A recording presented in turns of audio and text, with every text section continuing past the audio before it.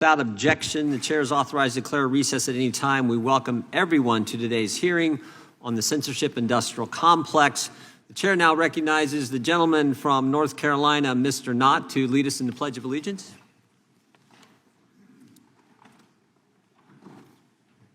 I pledge allegiance to the flag of the United States of America and to the republic for which it stands, one nation, under God, indivisible, with liberty and justice for all.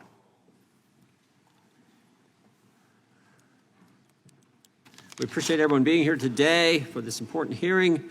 We'll start with opening statements. Chairs recognize what a difference a few years make. 4 years ago, President Trump was banned from all platforms, Twitter, Facebook, YouTube. Today, he has his own platform. He's back on all the others. And of course, he's President of the United States. 4 years ago, Democrat members of Congress sent a letter to telecommunication companies pressuring them to kick Fox and Newsmax off of a cable network. Today, both are still on. Both are doing fine. Fox has more viewers than MSNBC and CNN combined. 4 years ago, the White House was actively pressuring big tech to censor Americans. You don't have to take my word for it. Mark Zuckerberg wrote the committee a letter. Told us it was going on. He said, the Biden administration pressured us to censor. We did it. We're sorry. We ain't going to do it anymore. Today, they've changed their policies, got rid of the independent fact checkers, and actually embraced the First Amendment. Imagine that. And maybe the best example of what they were doing happened on the third day of the administration. Example we've highlighted many times in this committee in the last Congress. Third day of the Biden administration, there was an email sent from Clark Humphrey to Twitter. Email said, wanted to flag the below tweet, and we hope you can get moving on the process for having it removed ASAP. Take down this tweet as soon as possible. And who was the tweet by? Who did the tweet? The guy who's going to be named Secretary of Health and Human Services here sometime this week, Robert F. Kennedy, who just happened to be the guy who was going to run against the very people trying to take down the tweet. What did the tweet say? Hank Aaron's tragic death is part of a wave of suspicious death among elderly closely following administration of the vaccine. He received the vaccine on January 5th to inspire other Black Americans to get the vaccine. There is not one thing in that two-sentence tweet that's not true. Absolutely true. But the Biden administration was pressuring to take it down. That's when the term, actually it's Mr. Schellenberg's term, the Censorship-Industrial Complex, that's what it is right there, front and center, and it's much broader than that. By the way, the guy who authored this tweet, who's going to be voted by the United States Senate to be the next Secretary of Health and Human Services, we had him as a witness in front of this committee 2 years ago. And when RFK Jr. came in to testify, Democrats made a motion to go to executive session. Executive session, kick everyone out, so that no one could hear what RFK Jr. was going to testify to in a hearing on censorship. You can't make this stuff up. 2 years ago, we learned that 51 former Intel officials lied to the country when they said the Hunter Biden laptop story had all the classic earmarks of a Russian information operation. Today, all 51 of those people have lost their security clearance. A few years ago, GARM, the misnamed Global Alliance for Responsible Media, was coordinating an effort with major advertisers to limit ads on conservative platforms and websites. Today, GARM is out of business. Climate Action 100 a few years ago coordinated an effort of financial institutions to pressure companies to reduce oil and gas emissions and production. Today, Climate Action 100 out of business. A few years ago, the Stanford Internet Observatory was working. Today, they're out of business. NZAM was doing the same thing a few years ago. Today, they've stopped operation. What a difference a few years can make. And so much of this change started in October of 2022 when Elon Musk purchased Twitter. I think he said something like, I didn't spend $44 billion to buy Twitter. I spent $44 billion to save the First Amendment. And of course, that effort began with the Twitter files. And two of the Twitter files authors are with us today as witnesses. Matt Taibbi wrote the very first Twitter file, and I think 11 or 12 others over the time that all that information was coming out. Mr. Schellenberger was also an author, and as I said earlier, he's the guy who coined the term the censorship-industrial complex. Big government working with big universities, working with other government agencies, the White House working in all this, pressuring big tech to censor Americans' speech. Both Democrats, both award-winning journalists, both Democrats at the time when they testified last Congress, both award-winning journalists, both testified multiple times in front of this committee last Congress. And what was their reward for coming forward and defending the First Amendment? They were attacked. They were referred to in this committee as so-called journalists, even though they won all kinds of awards and are best-selling authors. They were asked to disclose their sources in a hearing by Democrats in front of this committee. And they were named personally in a letter by the FTC chair, Lina Khan, when Ms. Khan asked Elon Musk, who were the journalists you were talking to? And of course, maybe most importantly, we all remember that at the very moment Mr. Taibbi was testifying in front of this committee, the IRS was knocking on his door. Just one big coincidence. Very time he's talking to this committee, testifying in front of this committee, the IRS was knocking on his door. Ms. Subramanya was targeted for covering the trucker blockade in Canada. She also testified last year in front of this committee, and she warned us. She was ahead of her time. She warned us about what was coming in Europe and around the world with the censorship efforts we're seeing in other Western nations. One of the things she said when she testified almost 2 years ago, she said, what is under threat is a core value of Western civilization. Never forget that. Powerful statement, and that's what's at stake here. So I appreciate the work you've all done, what we've been able to uncover. Appreciate the work of the president and Mr. Musk and what he's started with the Twitter files, and then what we were able to do with all these other platforms, and the dramatic change we have seen. But I am nervous about what's happening in Europe because it's the Digital Services Act they are using to pressure tech companies to censor globally, which impacts Americans as well. And this is something the committee is going to look into as we move forward. But I want to thank you all for being here today. And with that, I would recognize the ranking member for his opening statement. Thank you very much, Mr. Chairman, and thanks to all of our witnesses today. The wrecking ball of right-wing authoritarianism is swinging right through Congress and coming directly at the freedoms of the press and the people right now. The self-appointed CEO of this operation is the unelected bureaucrat and aspiring techno-dictator Elon Musk, who Steve Bannon calls a truly evil individual, trying to create a techno-state in which he's king and most of us are reduced to the status of serfs. Break things and break things fast, Steve Bannon says, is Musk's M.O. De facto President Musk and his nocturnal Doge Muscovite Youth Brigade have now taken control of dozens of federal computer databases in order to dismantle entire federal agencies and programs that we in Congress created and funded with appropriations to keep our people safe and secure and healthy. Just this week, the Consumer Financial Protection Bureau, the agency that lowered overdraft fees from $38 to $5 and cut credit card late fees from an average of $32 to $8 for American consumers, saving us billions of dollars. An agency that has actually stopped corporate ripoff artists from stealing $21 billion from us, got a stop work order from Elon Musk. The billionaire plutocrats want to dismantle the EPA, which protects our air and water, and the NIH, which promotes life-saving scientific and medical research. Yesterday, Donald Trump banned the Associated Press, a 179-year-old newspaper organization, from the White House because it declines to call the Gulf of Mexico the Gulf of America.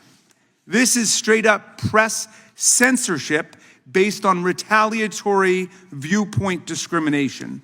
Trump's DOD kicked out 8 news groups that had space in the Pentagon, but which asked skeptical questions of the new secretary, including the New York Times, NBC News, and the Washington Post, all ousted in favor of outlets willing to faithfully advance the party line of the state, like Breitbart and One American News Network.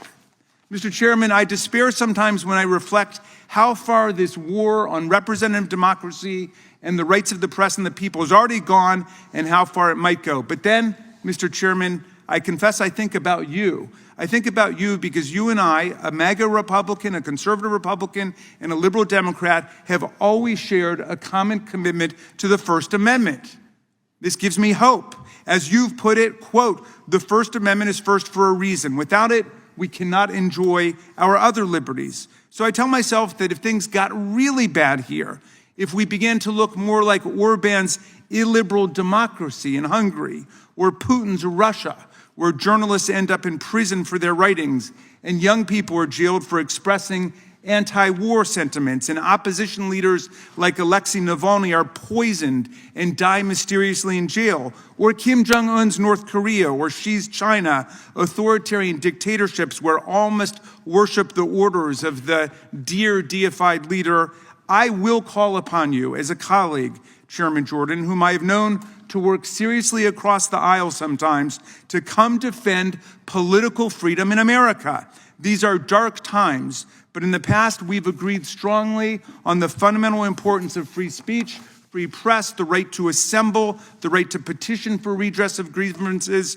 free exercise of religion, and no establishment of a state religion. I'm proud that you and I worked together to move the Press Act, which passed this committee unanimously and the House by voice vote last Congress, to protect reporters against compulsory disclosure of their sources and their notes. And you supported my resolution against blasphemy laws around the world used to torment Christians, Hindus, Muslims, and free thinkers everywhere. We have clashed vigorously, and we no doubt will continue to do so through this very difficult period.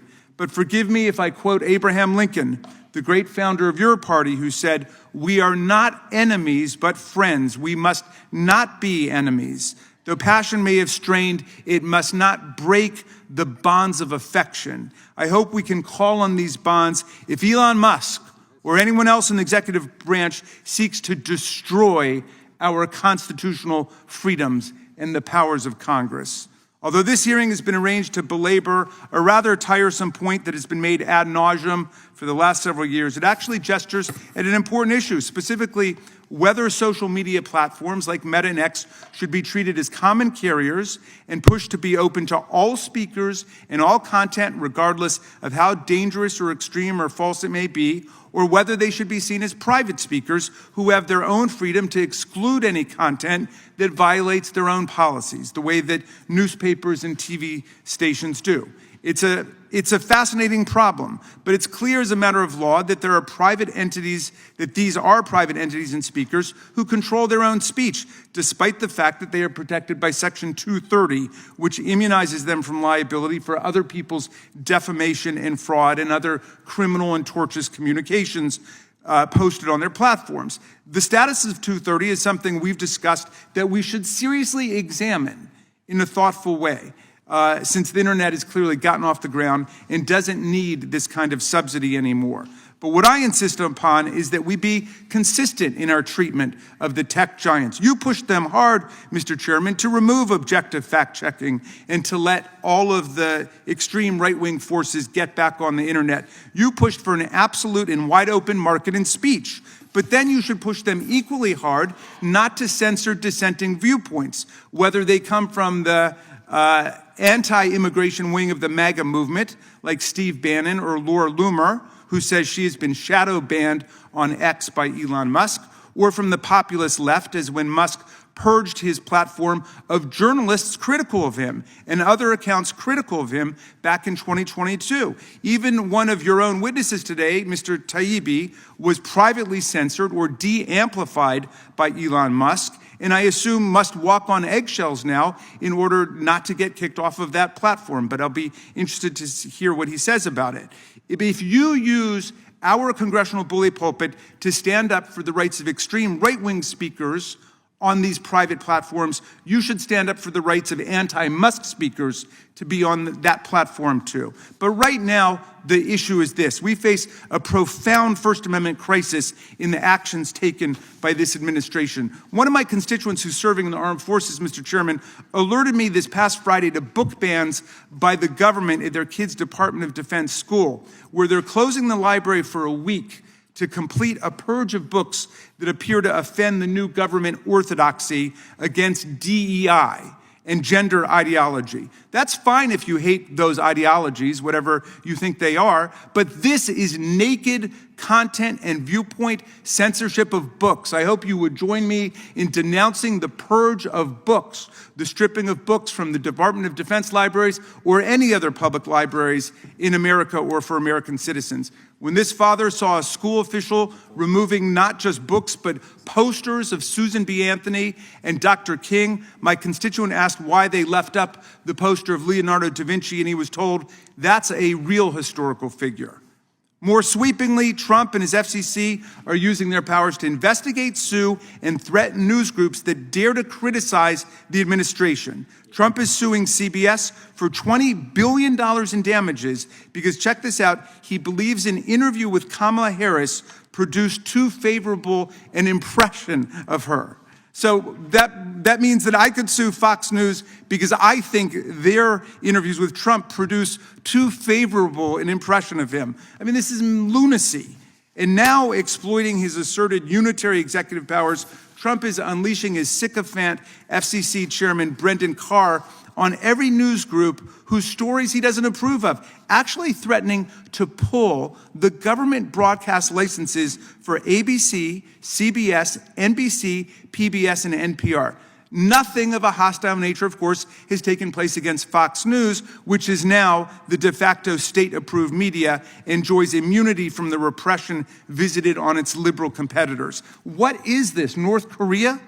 It reminds me of the treatment of Michael Cohen, Donald Trump's former private lawyer, who worked for Trump for more than a decade and became deputy finance chairman of the RNC. He went to jail for Donald Trump for, among other things, lying to Congress and making unlawful corporate contributions in the Stormy Daniels cover-up affair. When Cohen was released from prison during COVID to home arrest and probation with an ankle bracelet, he was abruptly rearrested and taken back to prison when he refused to sign a statement saying he would not speak to the media or publish a book about Donald Trump. Everybody's got to hear this. He was thrown into solitary confinement where he remained until a United States District Court judge found this to be a clear First Amendment violation and an outrage and freed him immediately. What is this? Castro's Cuba? Putin's Russia? The free speech violations taking place now against Department of Justice prosecutors and FBI agents are equally astounding. The First Amendment forbids reprisal and punishment against professional government employees for political reasons. Yet Trump has fired and demoted dozens of federal prosecutors, many of whom he had appointed during his first administration simply for doing their jobs, including prosecuting January 6 violators. Trump's subordinates also asked for a roundup of information about more than 6,000 hardworking FBI agents who were assigned to work the January 6 probe, a dangerous, blatantly unconstitutional order which was enjoined by a U.S. District Court in a case brought by the Association of FBI Agents. The administration is attempting to do its work. I'm about to finish up, Mr. Chairman. Thank you. I see a lot of pages there. I was just wondering. Yeah, I'm going to speak fast like you. Watch me do it, all right? Look, this is happening in secret. They're keeping the press, the Congress, and people in the dark. I know you feel strongly about government transparency, as you do about free speech. The administration's illegally fired 17 inspectors general, totally violating the statute which says they've got to come to Congress first 30 days before they fire them and set forth the specific explanation for why that's happening. Now, finally, you and I are both fierce advocates for the First Amendment and government transparency.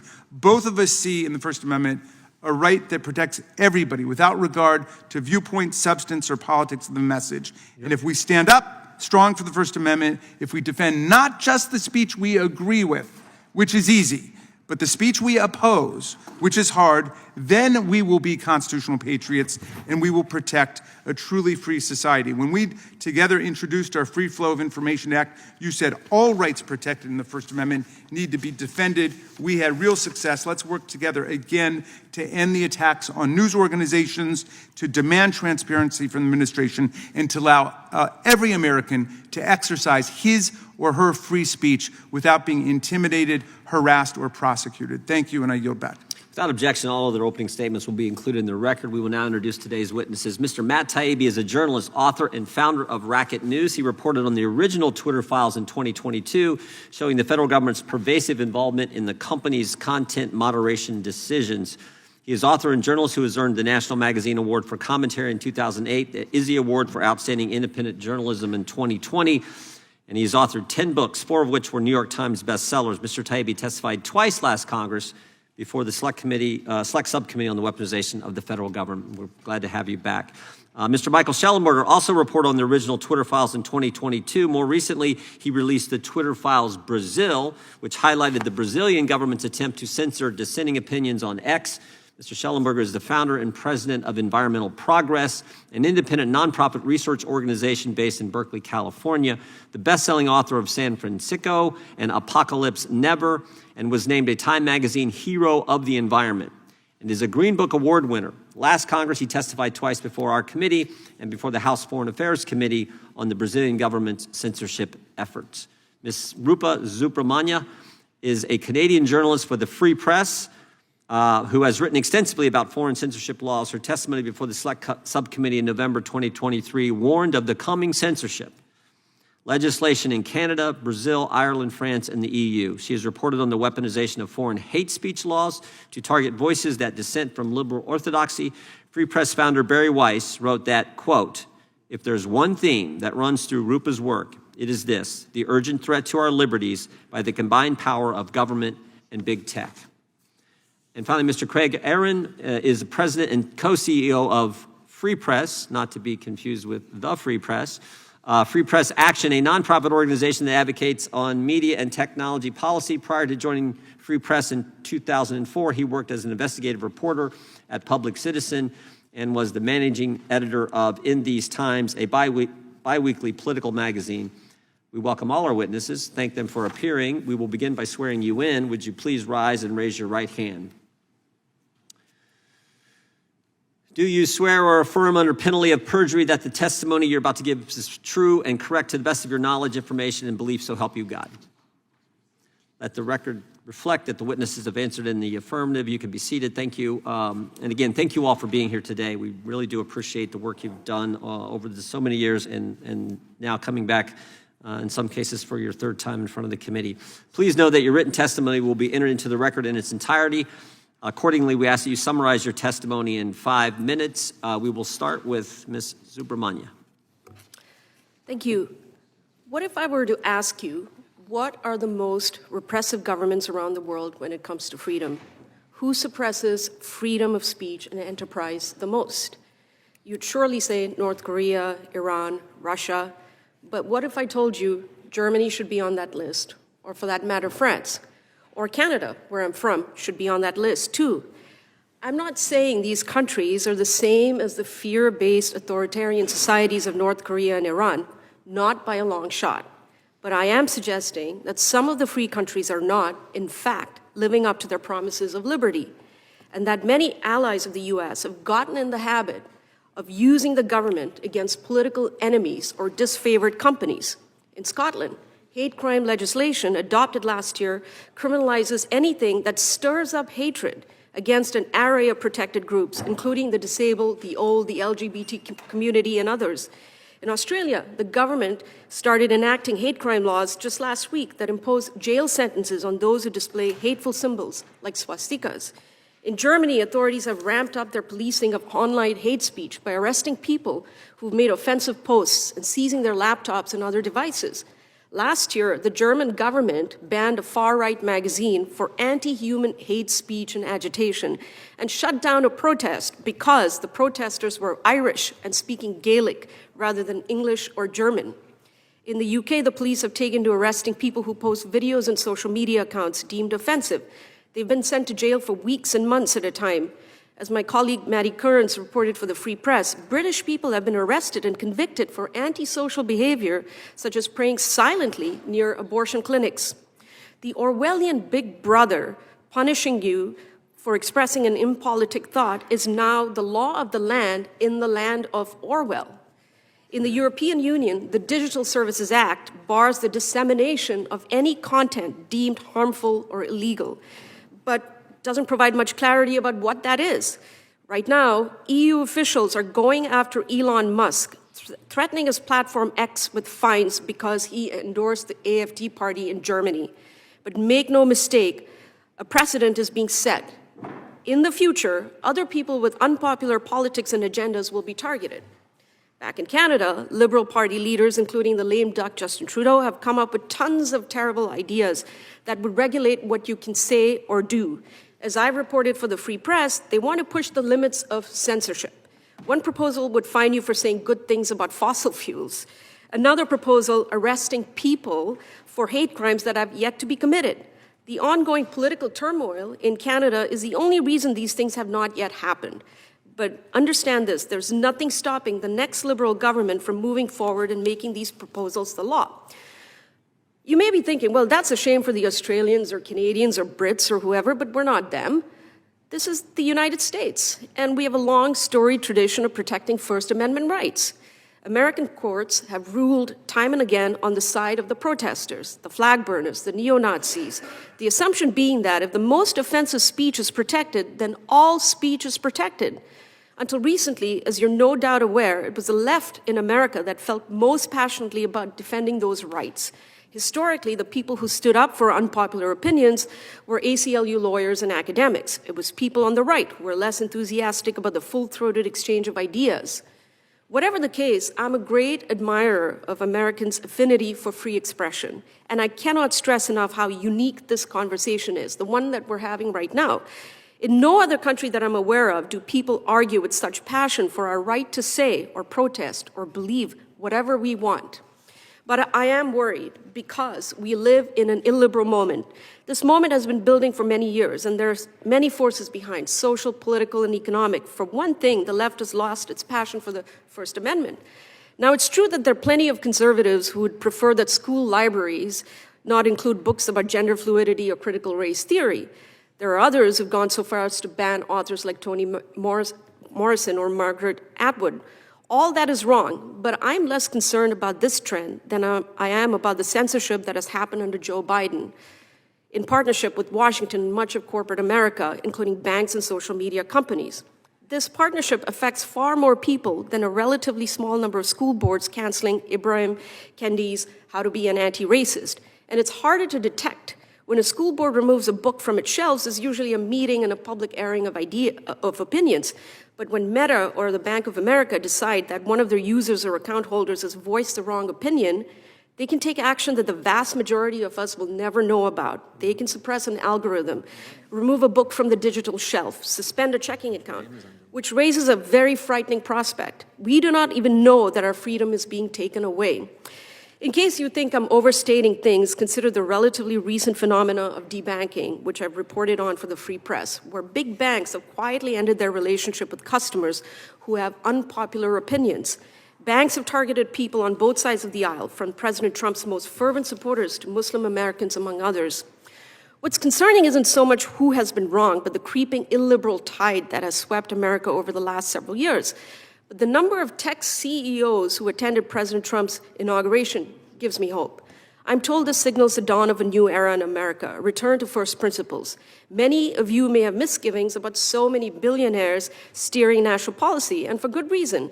But if the billionaires coming around to President Trump means they're coming back to their Silicon Valley roots and their belief in an unfettered marketplace of ideas, if this means that the shadow bannings and mysterious manipulations on social media will stop, if this means that we can speak more freely now, then, well, that is a great thing. And that is the most important thing, because, as you know, all freedom stems from this freedom. I'll leave you with this thought. The city on a hill that is America, with its abiding faith in people's right to speak freely and think freely, is as important today as it has ever been, maybe more. At a time when we're told over and over that we're suffering through late-stage capitalism or that Western liberal values are wrong-headed, I want to emphasize that there's nothing wrong-headed about standing up for the liberties that you, the Americans, have so valiantly defended for so long. Liberties that other peoples and governments are too cowardly to stand up for. In some places, this commitment to liberty ebbs and flows. It has more to do with prevailing opinion or what's trending.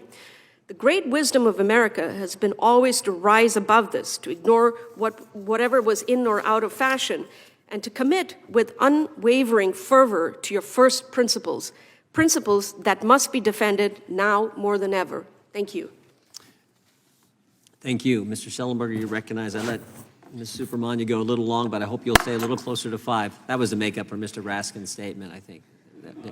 Go right ahead. Chairman Jordan, Ranking Member Raskin, and members of the committee, thank you for inviting my testimony. Nearly 2 years ago, I testified and provided evidence to a subcommittee of this committee about the existence of a censorship-industrial complex, a network of government agencies, including the Department of Homeland Security, government contractors, including the Stanford Internet Observatory, and big tech social media platforms that conspired to censor ordinary Americans and elected officials alike for holding disfavored views. Today, the censorship-industrial complex is on the defensive. On January 20th, 2025, just hours after his inauguration, President Donald Trump signed an executive order on restoring freedom of speech and ending federal censorship. 1 week earlier, Meta CEO Mark Zuckerberg announced, "We're going to dramatically reduce the amount of censorship on our platform." Zuckerberg announced that he and Meta would follow the lead of Elon Musk at X and create crowdsourced fact-checking known as community notes to replace much of the fact-checking the company had outsourced to others. And thanks in large measure to the work of this committee's subcommittee on the weaponization of government last year, as well as to the investigative reporting by those of us here today, we were able to shine sunlight on some of the worst actors in the censorship-industrial complex, such as the Stanford Internet Observatory, which I singled out in my testimony 2 years ago. In June of last year, the observatory shut down in response to our collective exposés. Unfortunately, the censorship-industrial complex remains almost entirely intact in Europe, Australia, Britain, Brazil, and other nations in the West continue to seek new forms of censorship and information control, including digital identification tied to social media.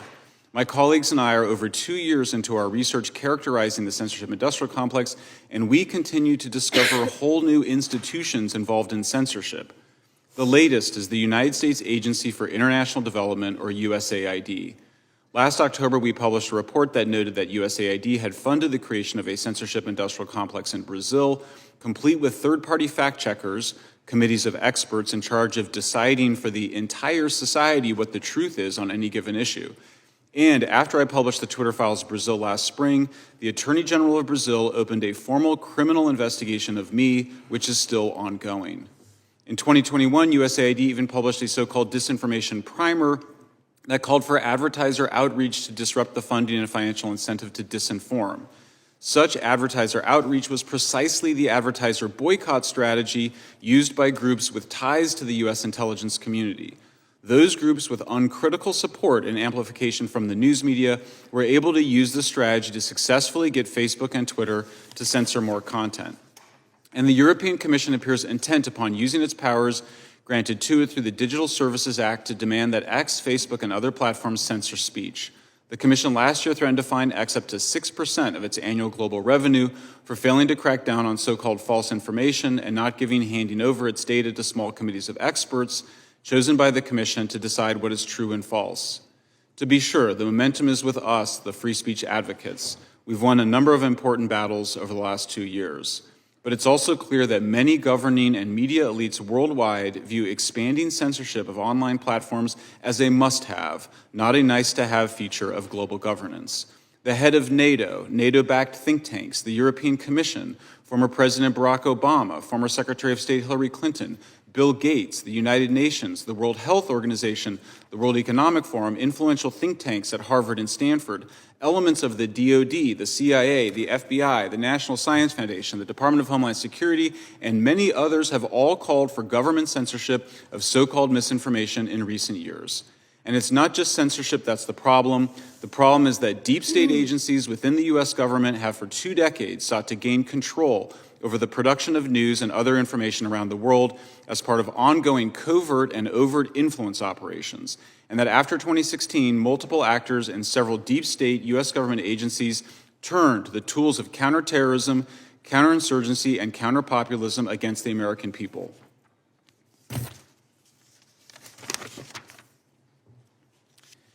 I strongly urge Congress to defund the censorship-industrial complex and seek a proper accounting of the various efforts to fund it, including secretly through pass-through organizations and shell organizations like the ones employed by USAID to fund groups like OCCCRP and hide U.S. government funding and control. I further urge Congress to seek other ways to reduce the exposure of American social media users and companies to the threat of censorship from Europe, Britain, Brazil, and other nations. We should respect national sovereignty, but Vice President Vance makes a good point when he asks why Americans should be spending our wealth and putting our lives on the line for Western European NATO members who are actively demanding censorship by American companies of our speech. Thank you very much. Thank you. Mr. Taibbi, you're recognized for 5 minutes. Thank you, Mr. Chairman. Hit your microphone. Hit your microphone there. Thank you, Mr. Chairman. Is it on? 2 years ago, when Michael and I first testified before your Weaponization of Government Subcommittee, Democratic members called us so-called journalists, suggested we were bought-off scribes, and questioned our ethics and our loyalties. When we tried to answer, we were told to shut up, take off our tinfoil hats, and remember 2 things. 1, there is no digital censorship, and 2, if there is digital censorship, it's for our own good. I was shocked. I thought the whole thing had to be a mistake. There was no way the party that I gave votes to my whole life was now pro-censorship.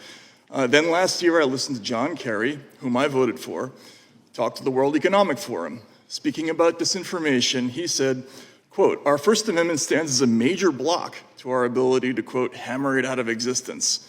He complained that it's really hard to govern because people self-select where they go for their news, which makes it, quote, much harder to build consensus. Now, I defended John Kerry when people said he looks French, but Marie Antoinette would have been embarrassed by this speech. He was essentially complaining that the peasants are self-selecting their own sources of media. What's next, letting them make up their own minds? Lastly, building consensus may be a politician's job, but it's not mine as a citizen or as a journalist. In fact, making it hard to govern is exactly the media's job. The failure to understand this is why we have a censorship problem. This is an Alamo moment for the First Amendment. Most of America's closest allies, as both Rupa and Michael have pointed out, have already adopted draconian speech laws. We are surrounded. The EU's new Digital Services Act is the most comprehensive censorship law ever instituted in a Western democratic society. Ranking Member Raskin, you don't have to go as far as Russia or China to find people jailed for speech. Our allies in England now have an online safety act which empowers the government to jail people for nebulous offenses like false communication or causing psychological harm. Germany, France, Australia, Canada, and other nations have implemented similar ideas. These laws are totally incompatible with our system. Some of our own citizens have been harassed or even arrested in some of these countries, but our government has not stood up for them. Why? Because many of our bureaucrats believe in these laws. Take USAID. Many Americans are now in an uproar because they learned about over $400 million going to an organization called Internews, whose chief, Jeannie Bourgeau, boasted to Congress about training hundreds of thousands of people in journalism, but her views are almost identical to Kerry's. She gave a talk once about building trust and combating misinformation in India during the pandemic. She said that after months of a really beautifully unified COVID-19 message, vaccine enthusiasm rose to 87%. But when, quote, mixed information on vaccine efficacy got out, hesitancy ensued. We're paying this person to train journalists, and she doesn't know that the press does not exist to promote unity or political goals like vaccine enthusiasm. That's propaganda, not journalism. Bourgeau also once said that to fight bad content, we need to work really hard on exclusion lists or inclusion lists and, quote, really need to focus our ad dollars toward what she called the good news. Again, If you don't know, the fastest way to erode trust in media is by having government sponsor exclusion lists. You shouldn't be getting $1 in taxpayer money, let alone 476 million of it. And USAID is just a tiny piece of the censorship machine Michael and I saw across that long list of agencies. Collectively, they've bought up every part of the news production line: sources, think tanks, research, fact-checking, anti-disinformation, commercial media scoring, and when all else fails, straight-up censorship. It is a giant closed messaging loop whose purpose is to transform the free press into exactly that consensus machine. There is no way to remove this rot surgically. The whole mechanism has to go. Is there right-wing misinformation? Hell yes. It exists in every direction. But I grew up a Democrat and don't remember being afraid of it. At the time, we figured we didn't need censorship because we thought we had the better argument. Obviously, many of you lack the same confidence. You took billions of dollars from taxpayers and you blew it on programs whose entire purpose was to tell them they're wrong about things they can see with their own eyes. You sold us out. And until these rather tiresome questions are answered, this problem is not fixed. Thank you. Thank you, Mr. Taibbi. Mr. Aaron, you're recognized for 5 minutes. Good morning, and thank you for inviting me to testify today. To my understanding, this hearing is motivated by concerns over free speech, censorship, government interference with private companies, and the influence of billionaires who control our media system. And I share these concerns. I worry about government censorship, which is what the First Amendment protects us against. I worry about collusion between government officials and powerful tech executives. I worry about algorithmic discrimination used to push partisan agendas or spread hate. I worry about independent journalists and whistleblowers being attacked, harassed, doxxed, or muzzled for asking hard questions or simply reporting facts. And I think we should all be worried right now because we are facing a true free speech emergency. Elon Musk, the owner of X and one of the richest men in the world, is now embedded inside the federal government, unelected and apparently unaccountable to anyone. He's a special government employee with all the privileges of a high-ranking official, but no regard for transparency or the laws of this Congress. Musk also has shocking conflicts of interest and a giant social media megaphone that he uses to threaten and retaliate against his critics. With his power to distort narratives and spread falsehoods, he's fueling a constitutional crisis. Inside the government, Musk is attempting to tear down vital institutions, sabotage essential programs, carry out personal vendettas, and terrify civil servants. He sent a gang of hackers to breach core government systems, giving him unfettered and unprecedented access to our most sensitive information. Yet members of this committee tasked with oversight have been blocked from even entering federal government buildings to investigate. Journalists trying to tell the public about the so-called Department of Government Efficiency are being harassed at Musk's instigation or threatened with prosecution by the U.S. Attorney. These government employees are actively trying to suppress speech about government activities. This is a free speech emergency, and it's not the only one. Brendan Carr, the chairman of the FCC, wants to revoke broadcast licenses because he doesn't like the viewpoints he sees on TV. That's censorship. The FCC has also threatened news organizations over editorial decision-making, reporting on law enforcement, and basic fact-checking. The FCC is now threatening to block a merger sought by CBS at the same time that President Trump is suing the company for $20 billion because he didn't like how 60 Minutes edited an interview with the former vice president. Big media and tech companies, Disney, ABC, Meta, maybe now CBS, are paying tens of millions of dollars to settle specious lawsuits. They appear to be paying off the president to shield themselves from reprisal or to gain regulatory favors. Social media companies, too, are making drastic changes to content in response to the new administration. Meta, for example, went from promising to step away from politics to actively pushing the president's agenda after Mr. Trump threatened Mark Zuckerberg with life in prison. If you were concerned about low-level officials sending emails to social media staffers 5 years ago, then you should actually be worried when all the billionaire owners of these companies line up on the dais at the president's inauguration, clutching million-dollar checks to show their loyalty. The Trump administration is using the power of the government to shake down the media and quash dissent. This country was founded on the premise that our public sphere and our free press should be protected against government manipulation or retribution, including from the president or from special government employees. I'm a former journalist. I'm sitting here on a panel with journalists, and I may not agree with them, but I will defend their right to speak and write without fear of intimidation and harassment by government officials, without fear of unlawful government surveillance for simply speaking to their sources, without fear of unconstitutional retaliation. I hope we can agree on that. I hope we can set aside our differences and speak out against true government censorship, no matter who is in power. Free speech is not reserved for certain viewpoints. Free speech isn't meant to just protect the rich and powerful. Free speech isn't just for billionaires. The First Amendment protects everyone's freedom and free expression, and we must defend it. Thank you. Thank you, Mr. Aaron. We'll now move to 5-minute questions, under the 5-minute rule, I should say, and the gentleman from California, Mr. Issa, is recognized. Thank you, Mr. Chairman. Mr. Taibbi, Mr. Aaron went on for 5 minutes, and the feel and the fact was he said multiple times that if you're a billionaire, you're not qualified to do what has made you a billionaire. If you're a billionaire, you're corrupt. Now, he was particularly assaulting Elon Musk. Let me just go through a couple of quick questions. One, Elon Musk, would you say that he's best known as rich or successful? Probably both, depends on who you ask.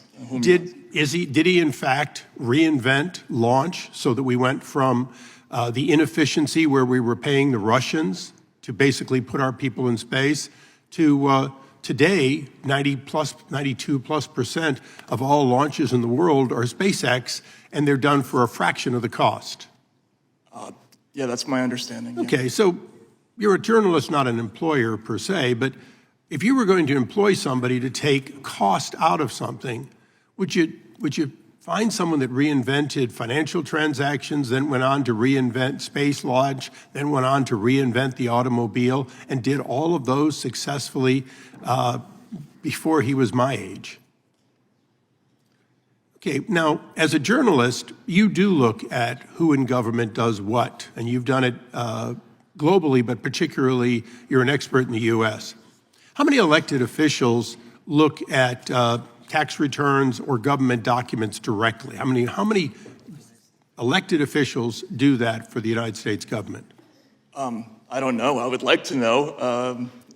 Well, officially, the number is 0. Oh, is it? Okay. Yeah, it's 100% done by career bureaucrats. Mm-hmm. In fact, nobody elected does the basic work of searching databases and doing that. It just isn't part of the system. The reality is that almost all of the dives are either done by career people or people like Deloitte or PricewaterhouseCoopers. The fact is, looking for government inefficiency, we have spent billions of dollars inefficiently looking for government inefficiency for decades. Isn't that true? Yeah, I did a story on the failed audit of the DOD that concluded, yeah, we had spent a ton of money on those audits to no effect. Right. So we've paid outside auditors, including some of the world's best, and they've basically thrown in the towel as far as actually making a permanent change.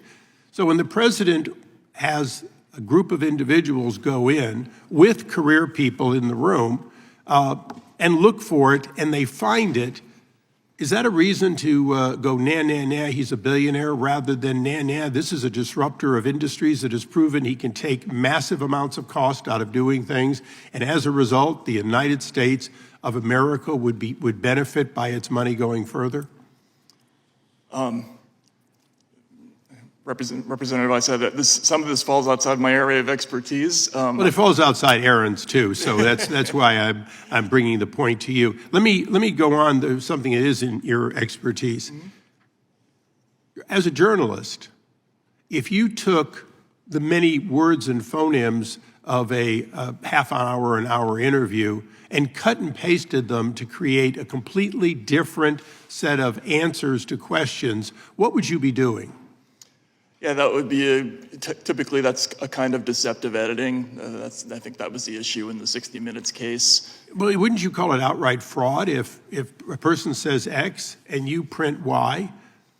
Wouldn't you be sued for it if you maliciously and deliberately change the outcome in order to affect an election potentially on behalf of a candidate? It kind of depends on the situation, but I think most news organizations would be embarrassed to be caught doing that kind of thing. And wasn't 60 Minutes and CBS embarrassed when they got caught? Well, they settled in the case apparently, so I think that speaks to that, yes. So in other words, they were embarrassed. It would seem that way from the outside. Well, I'm glad you're here today, and I just want to note for the record and ask it to be placed in the record. Last week, we put another piece of legislation in with Rep. Salazar, Baumgardner, and Gill that, in fact, specifically it provides for foreign government officials who engage in censorship of American speech to be inadmissible or deported.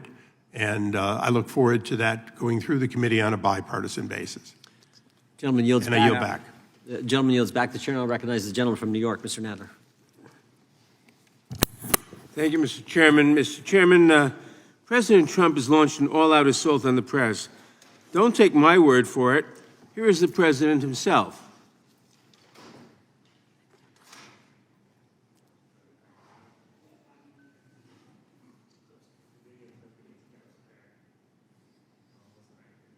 Trump publicly attacking ABC News, going so far as to suggest it should lose its federal broadcast license. They've discussed issuing subpoenas for news organizations, prosecuting journalists and their sources, and cutting funding for public media. I think you have to do it. I'm going to be bringing one against the people in Iowa, their newspaper. We're filing one on 60 Minutes, a big part of CBS News, against Bob Woodward. And we have one, very interestingly, on Pulitzer. We have to straighten out the press. The president says we have to, quote, straighten out the press. That should be chilling to anyone who believes in the First Amendment. The Trump administration is already targeting media outlets that refuse to praise the president. Yesterday, the White House barred the Associated Press from the Oval Office because the news organization simply declined to change its style guide to call the Gulf of Mexico the Gulf of America. Trump himself has made it abundantly clear that he thinks any journalist who dares to criticize him is a, quote, enemy of the people. He has even threatened to revoke the broadcast licenses, we just saw that, of news organizations that criticize his administration. This assault on free speech is being orchestrated by Trump's pick for FCC chair, Brendan Carr, a right-wing co-author of Project 2025. Carr is using his position to punish the news outlets that diverge from the White House's approved narrative. Acting in violation of the Constitution, federal law, and the ICC's own mission, Chairman Carr has decided to use the agency to harass and intimidate news organizations that stray from the White House's talking points. One of Carr's first actions was to revive 3 complaints made to the FCC by a conservative group, the Center for American Rights, against ABC, CBS, and NBC for their critical coverage of President Trump. For the record, there was a complaint that Carr didn't revive. Of course, it was a claim made against Fox News, a news organization that agreed to pay an $800 million settlement to a private company, Dominion Voting System, and admitted to promoting false claims of fraud during the 2020 election related to the company's voting machines.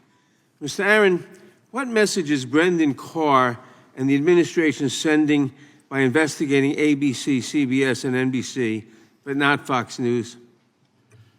Thank you, Congressman, for the question. I think this is, a blatant abuse of power from Commissioner Carr. He's saying, we're coming for you. At the same time, the president is literally negotiating a multi-billion-dollar lawsuit settlement, and he has pulled out all the stops. He said, I might not approve your merger. He said, I want to see the transcripts. He's come back again and again and again. I just imagine when a Democratic FCC chair thought about, like, hey, could we do an independent local study? Everyone was up in arms. Here we have the chairman of the FCC saying, I'm going to use the power of my office to squeeze these news organizations either to settle or change or transform their coverage simply because the president and Mr. Carr don't like it. That's textbook government censorship. Thank you, Mr. Aaron. The former chair of the FCC, Mr. Carr's predecessor, Jessica Rosenworcel, said these complaints, quote, seek to weaponize the licensing authority of the FCC in a way that is fundamentally at odds with the First Amendment. To do so would set a dangerous precedent, close quote. She also warned that the agency, quote, should not be the president's speech police. When Mr. Carr was before the Oversight Committee last Congress, he was asked a very simple question. If the president directed the FCC to revoke ABC or NBC's broadcast license because he felt they were being unfair to him, would you comply? The answer should have been a simple and resounding no, yet Mr. Carr repeatedly refused to answer. Mr. Aaron, what do you see as some of the most dangerous actions this administration is currently taking to attack the freedom of the press and to silence critics of this administration? Well, Mr. Nadler, I appreciate your lifting up the FCC because this is an agency that people don't necessarily know a lot about, but it has an incredible amount of power over the public airwaves, over the wires that bring us our cable television. And so far, in his short time in office, Chairman Carr has used that position to go after journalists, to file these very threatening letters questioning how individual reporters are covering stories of national importance, to really abuse this power in ways that we've never seen before. The FCC usually talks about licenses on very narrow terms. If an owner has committed major crimes, maybe there'll be an investigation in their license. The idea that a news organization could be threatened because they asked a tough question of the president, because they tried to fact check him during a debate, because they edited their own news content before putting it out over the airwaves is preposterous and it's dangerous. And I think it does really warrant the attention of this committee because it's quickly getting out of hand. He's expanding this. He's started to go after cable companies to investigate their internal corporate practices. This is all happening and it only seems to be speeding up. Thank you, Mr. Chairman. I yield back. Gentleman yields back. Mr. Schellenberger, is the press afraid to attack President Trump? No. I mean, you can look at the front page of Politico. Every headline is an attack on President Trump, but that's what the ranking member of the subcommittee just said. Like, they're afraid. I mean, ridiculous argument. I yield to the gentleman. I recognize the gentleman from Arizona. Thank you, Mr. Chairman. 2 days ago, Senator Chuck Schumer created an online portal for federal employees to disclose wrongdoing and abuses of power. And in a way, I'm kind of glad he did this. He did this because I have been here for a while, and there's a plethora of abuses of power I've seen, particularly in the area of censorship. So at the top of my complaint list would probably be Joe Biden and his staff, because they continually pressured large social media platforms to change their content moderation policies, to have a built-in bias system against any speech, which even had a hint of criticism against the Biden administration. And we do know one thing. Censorship can occur through an agent, through a direct link to government contact, even though it's a private entity that's censoring. We know that from the case law that's come out. But here we have Facebook admitted that it started censoring posts about COVID originating from a Chinese lab and content critical of the vaccine after tense conversations with the Biden-Harris administration, in which they were told to do more to combat speech, which has since been verified as true. Facebook officials described one White House advisor as outraged that Facebook didn't remove a meme. It was a joke about COVID-19. That White House advisor was Andy Slavitt. He would go on my list of people that you complain against. President Biden himself said that Facebook was, quote, killing people, close quote, for not taking down this type of content, which caused Facebook to change its policies further. Facebook employees would later say that this decision, quote, stemmed from the continued criticism of our approach from the Biden administration, close quote. Mark Zuckerberg even told Joe Rogan that people from the Biden administration, quote, would call up our team and scream at them and curse to take down things that were true, close quote. The White House employed the same kind of pressure campaign with YouTube, Amazon, and other platforms. We could also include Anthony Fauci in this list since he perpetuated falsehoods about everything from the vaccine, social distancing, masks, and more. And he demanded that these social media companies clamp down on anyone, including qualified scientists, who dared say anything that was contradictory of him. Then there was CISA, headed by Jen Easterly, who went out of her way to report posts on platform which they thought were too much against the administration's narrative. Then there's the FBI, who ordered platforms to censor the New York Post story about Hunter Biden's laptop, despite knowing that the story was true because they had possession of the laptop. And we could go on and on. So, but I want to read.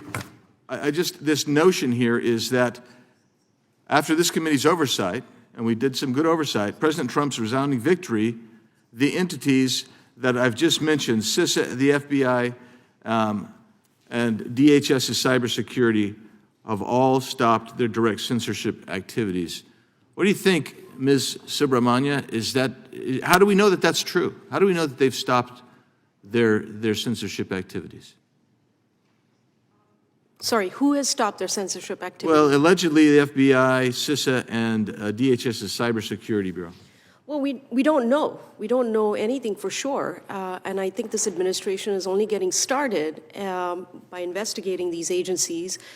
I think my own personal view on this is that it's essentially baked into the system right now.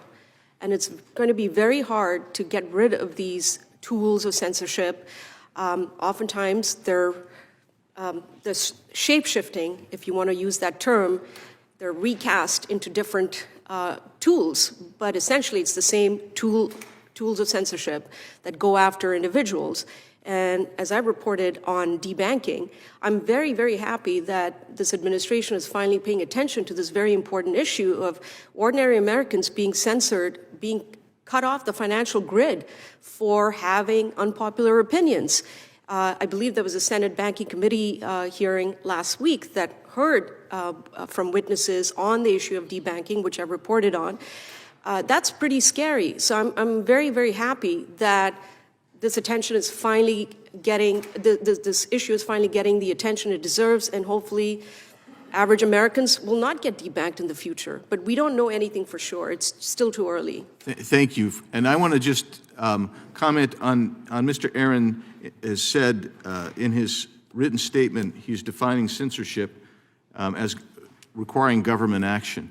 And yet, in order to get First Amendment protection, yet the Murphy v. Missouri case, which said that the plaintiffs did not get protection because they could not directly link the actions of government officials to their instances of censorship, that's very different than the Vallow case, NRA versus Vallow, where the courts, in a unanimous opinion, said because they could show a direct link. That's the critical issue here. And we know that the Biden administration, and we could show that direct link, that they were causing censorship. They were and this is the Vallow case relying on the 1963 case. They were using coercive tactics to get censorship, and that's the distinction, Mr. Aaron. Thank you, Mr. Chairman. Gentleman yields back. The gentleman recognizes the ranking member. And thank you, Mr. Chairman. Mr. Aaron, in November, your co-witness, Mr. Taibbi, went on Chris Cuomo's show and said one of his great concerns was, quote, there's going to be an enormous temptation within the Trump government to do things like going after media organizations they don't like, and they can't do that. If they end up doing that, it's going to be a disaster. Has the disaster arrived? I believe we're witnessing it right now. It's underway and speeding up. What's the evidence of that? Well, we talked already about the problems at the FCC. I think what we're seeing is incredibly powerful government officials using their power and their pulpit to go directly after news organizations. President Trump called for 60 Minutes to be, quote, terminated. Mr. Musk has gone after individual reporters who are trying to cover what Doge is doing. We don't know what Doge is doing. There's very little public information available, and yet reporters who dare to actually ask, who are these people? What are they doing? Why do they have access to our most important personal information. When that happens, here comes Mr. Musk, a government employee, but also the head of a social media company, coming after individual reporters. Those are some of the things that I'm incredibly concerned about. And there are many others who are saying they're going to come after journalists, including the nominee to head the FBI. I think all four witnesses have spoken about the dangers of state censorship, but also the dangers of big tech censorship. With Elon Musk now appointed a special government employee, although he's not filled out his ethics forms or gotten a conflict of interest waiver, I hope, Mr. Chairman, we'll get a chance to work on that. But do we believe now that the dangers of state censorship have merged with the dangers of big tech censorship? I'm obviously very concerned because it's one thing for the government to express its viewpoints and say, we wish you would do this or we wish you would do that.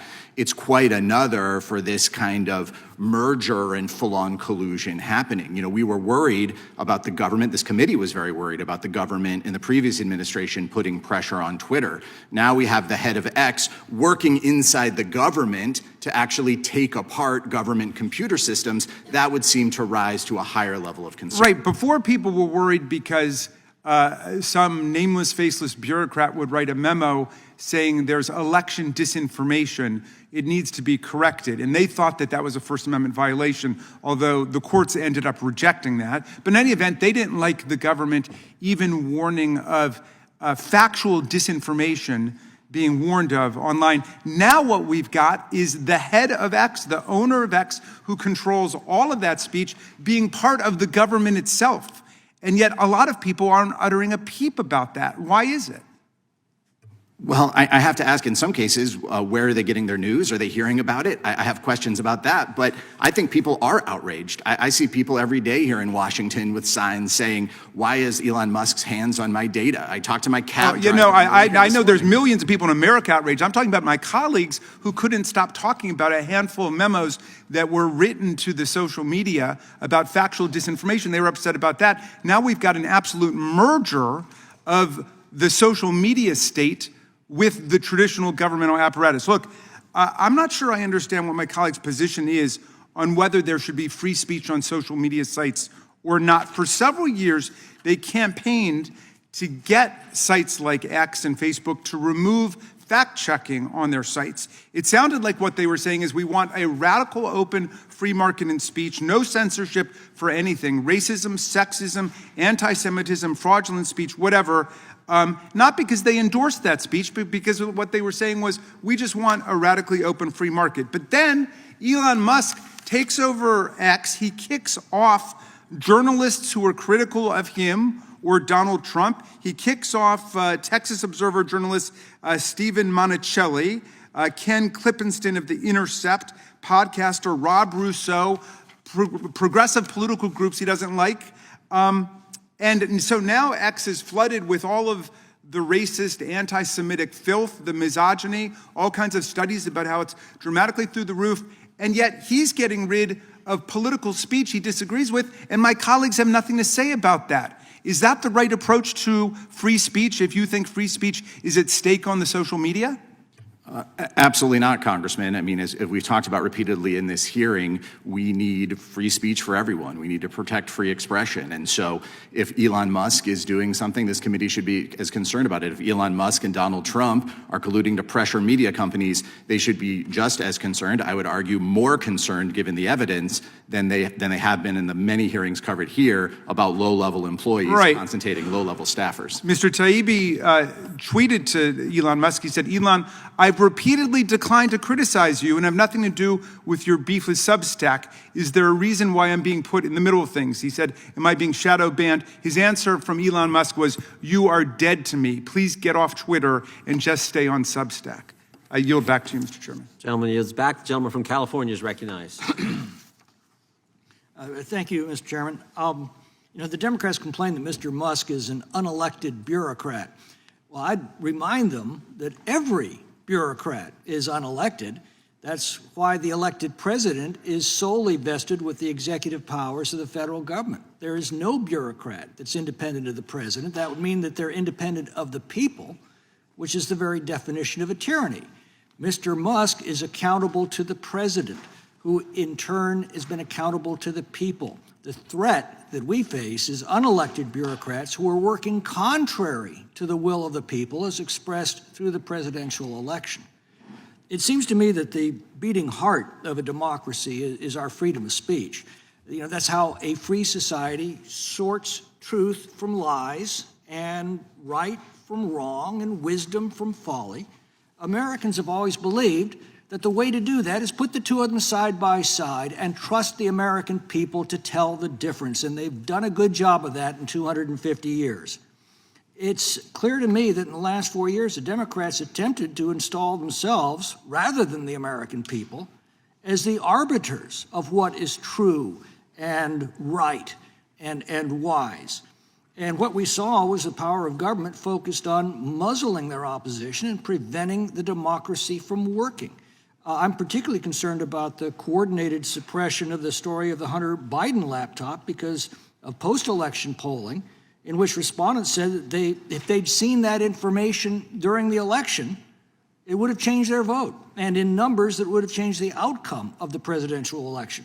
That's election interference on a historic scale and about as clear a threat to democracy as it gets.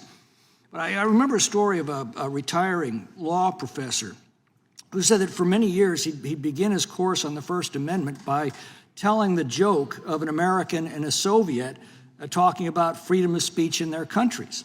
The American said, well, we have the right to say whatever we want about our government officials. And the Soviet replied, well, so do we, except the officials don't let us lie about them. He said that always got a big laugh in his classrooms until the last few years. And that's what I find very shocking about what has occurred in our society. I agree with the Democrats that we need to be just as vigilant in defending speech we disagree with. That's absolutely true. It was something that they were unwilling to do themselves during the last 4 years that they held power. Now, Mr. Taibbi, you've talked about this before. I've often said we must never allow the left to become our teachers. But you saw this transition firsthand, and you've spoken out about the importance of freedom of speech on all sides. Would you care to elaborate?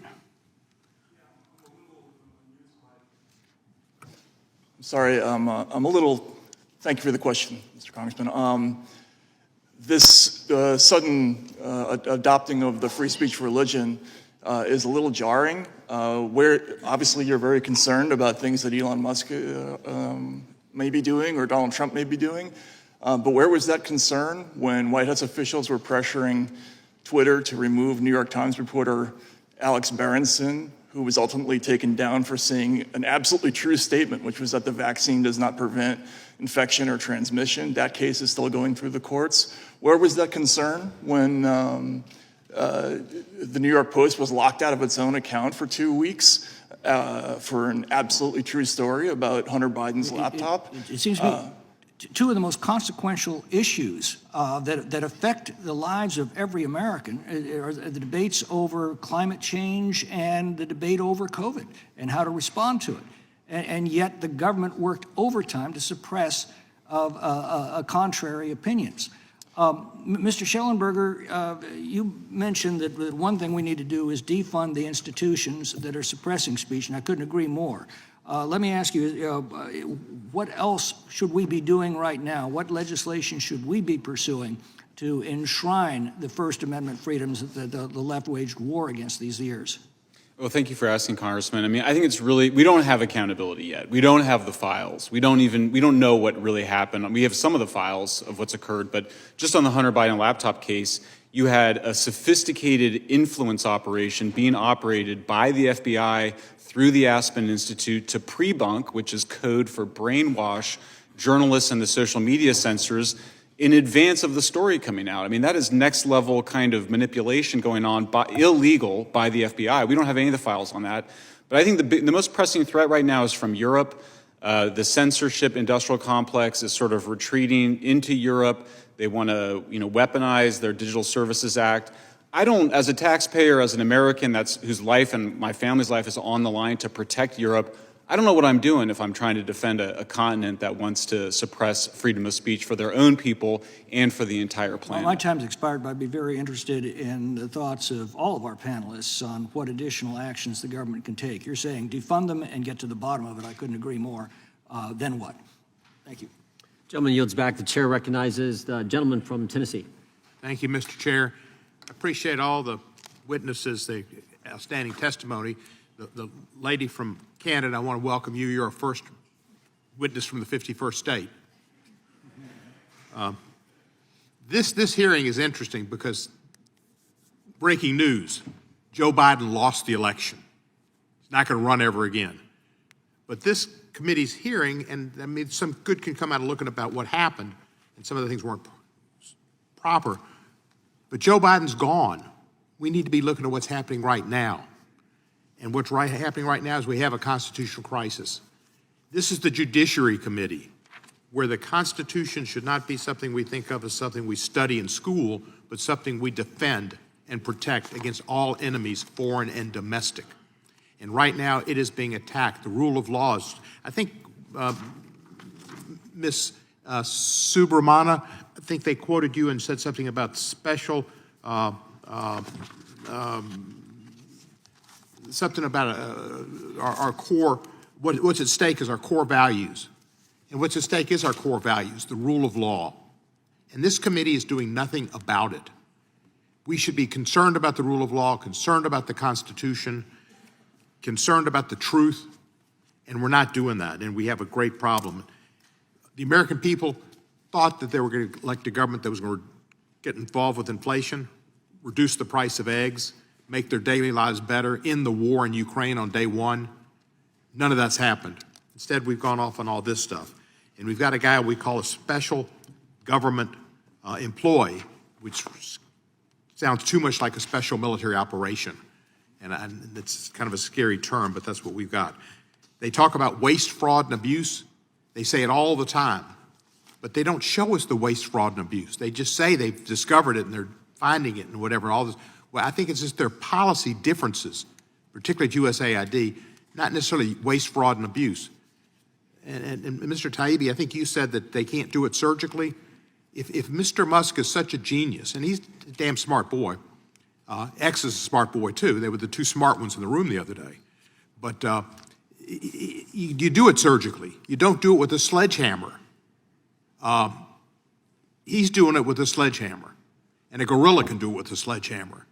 A genius has to be surgical. And you could save USAID's programs that are humanitarian purposes and medical purposes and providing food, working against hunger and all kind of problems we see in Africa with HIV, AIDS, and PEPFAR. You can keep those programs, which is the abundance and majority of USAID.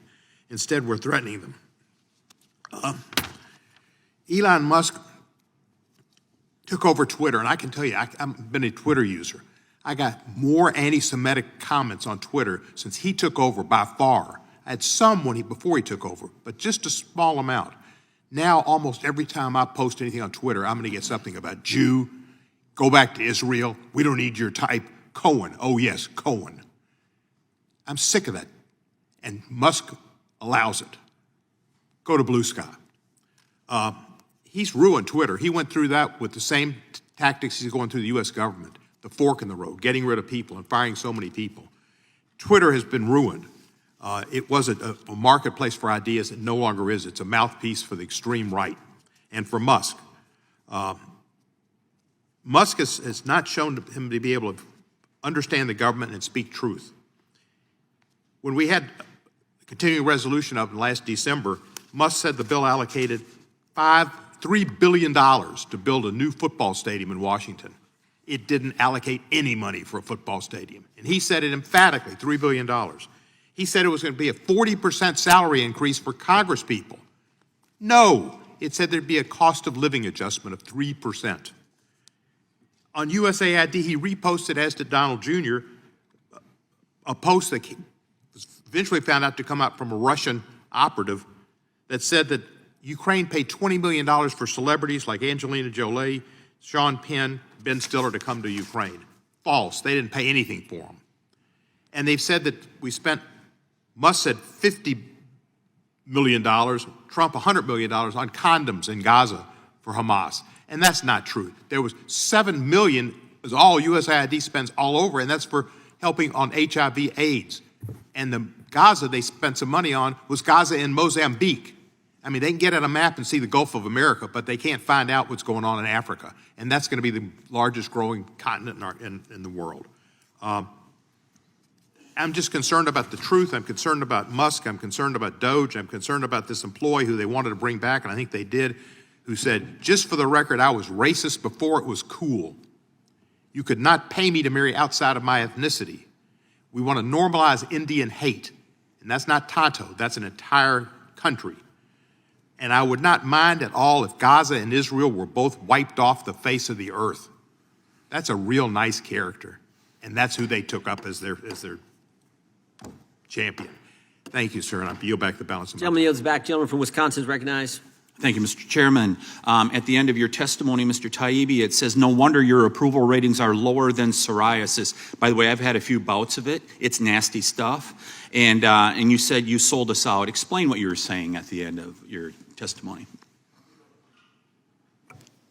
Many of the programs, thank you for the question, Mr. Congressman. Many of the programs that Michael and I reported on in the Twitter files, these are taxpayer-funded programs that are being spent to remove the speech of the taxpayers themselves or to encourage platforms to take down content of the taxpayers. And I think most people would disagree with that allocation of resources. I'm hearing a lot about Elon Musk.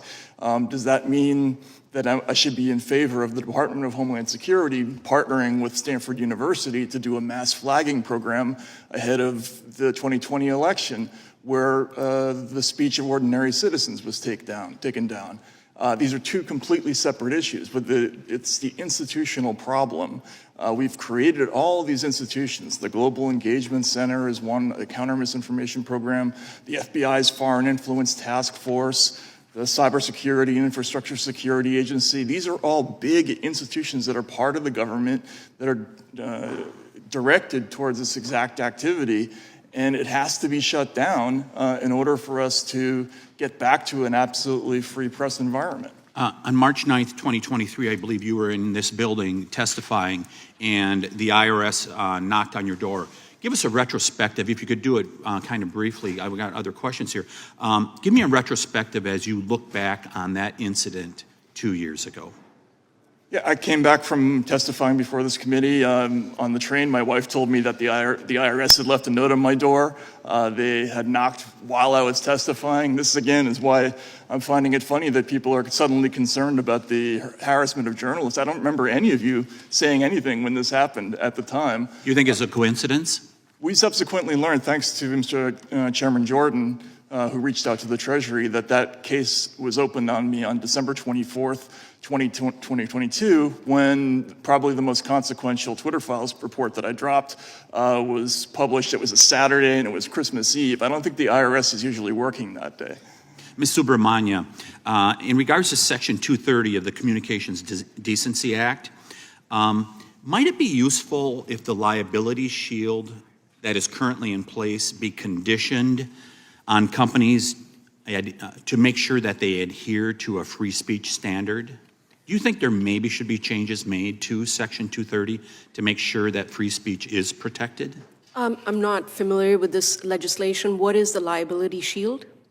Mr. Schellenberger, would you like to take that question? Sure, and I've testified in front of the Senate and written a white paper on this issue. I think that Section 230 should be reformed if you're going to offer this sweeping liability protection. Then I think that adult users of social media platforms should be able to choose and filter their own legal content.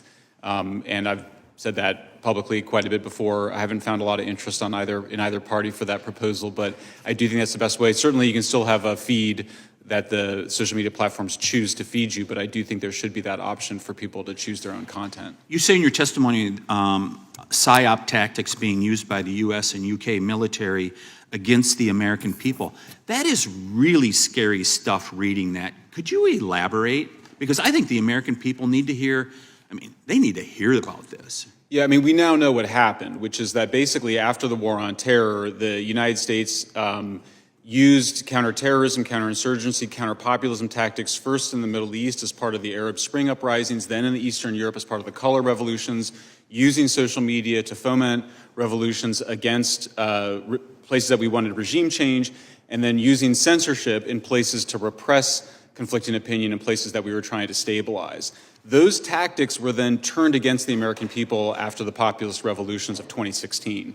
First, you saw Russiagate, the idea, this wild conspiracy theory that President Trump was somehow controlled through a sex blackmail operation by the Russians.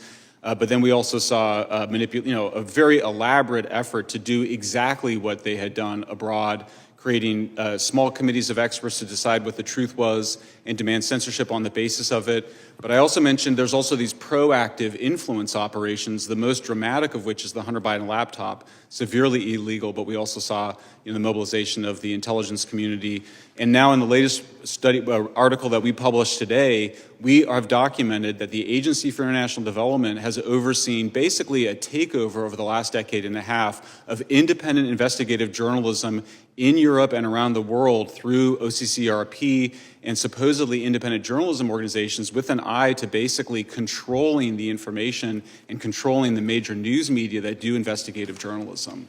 Thank you, Mr. Chairman. And Mr. Chairman, thank you so much for the work that you have done over the last couple Congresses on this issue. We appreciate it. Gentleman yields back. I think, gentleman, the gentlelady from California is recognized. Thank you, Mr. Chairman. Donald Trump is a litigious individual. He's quick to sue news organizations that try and hold him to account, but he's also the commander-in-chief who appears to be using every weapon in the federal government's arsenal to go after those same news organizations.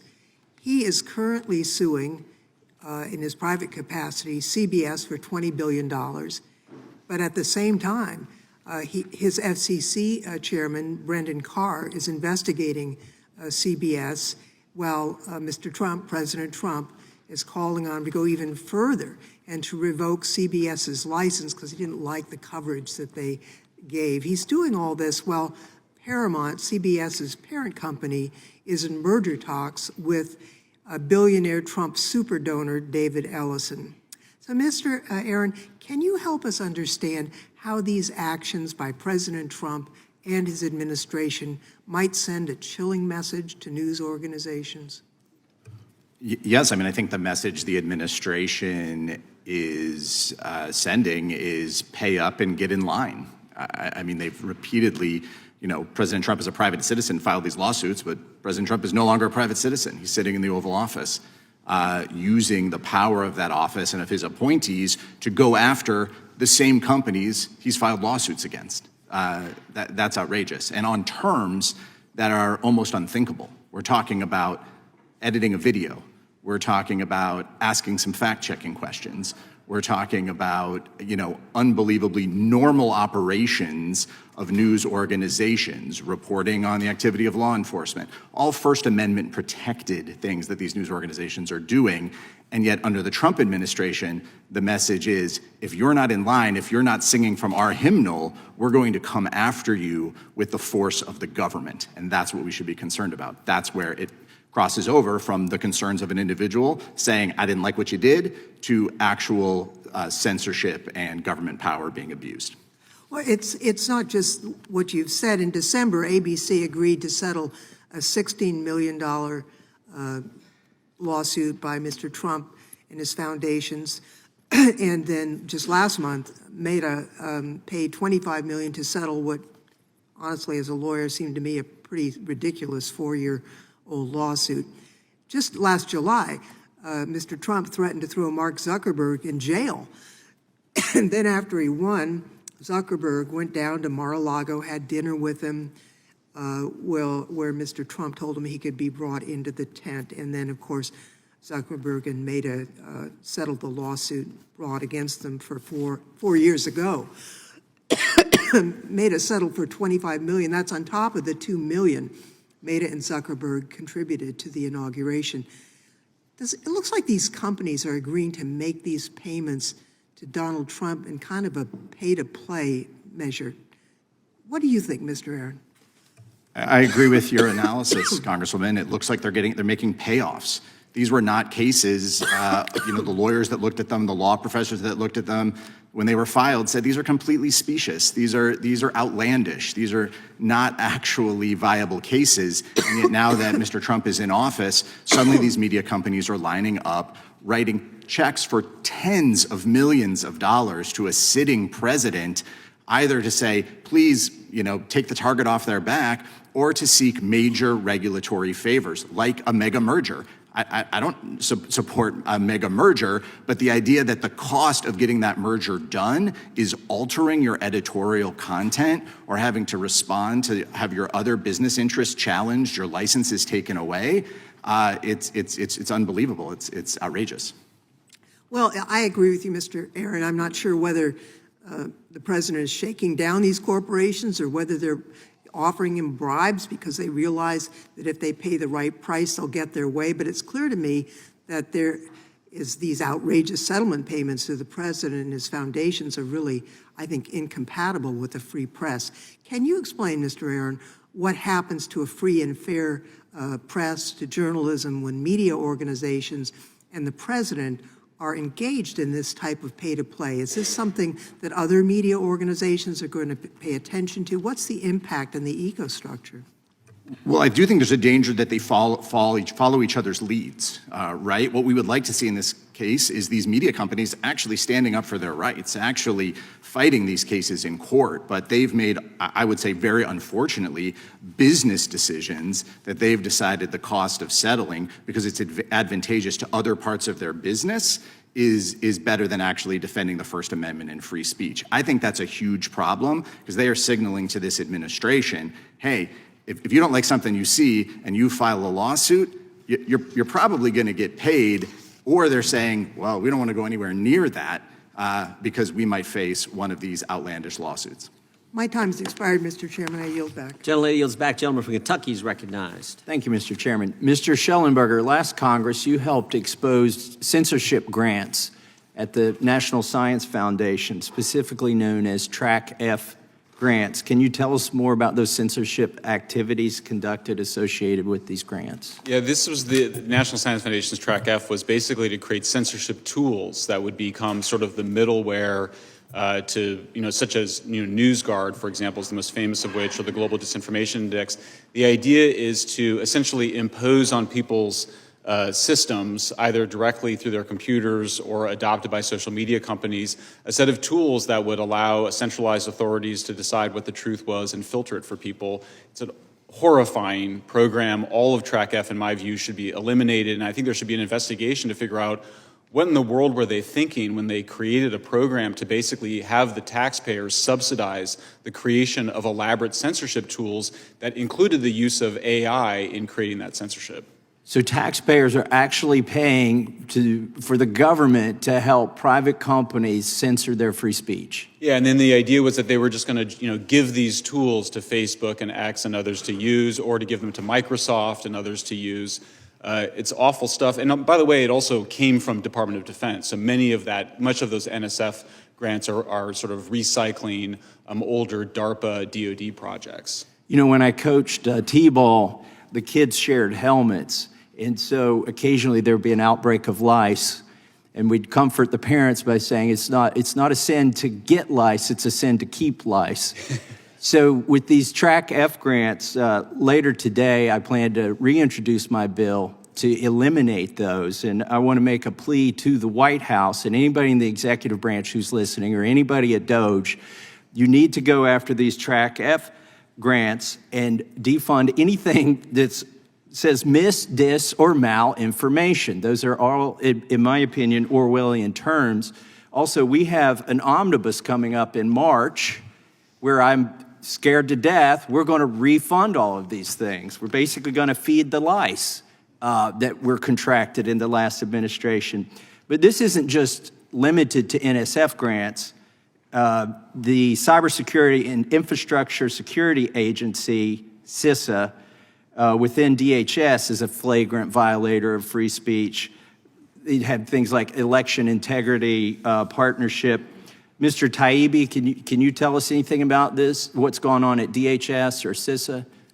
Yeah, so CISA was as we've found in the Twitter files, the Election Integrity Partnership was run by Stanford. They had 4 partners, including the Center for an Informed Public, University of Washington, Graphica, the Atlantic Council's Digital Forensic Research Labs, but they partnered with CISA and the Global Engagement Center at the State Department, and we found in the Twitter files, and also Chairman Jordan also found some emails basically saying that this EIP project was founded at the behest of DHS. This essentially EIP was a CISA-created project, or it was a CISA sort of sponsored project. And it was, it's essentially a content moderation removal operation that was sponsored by the American taxpayer.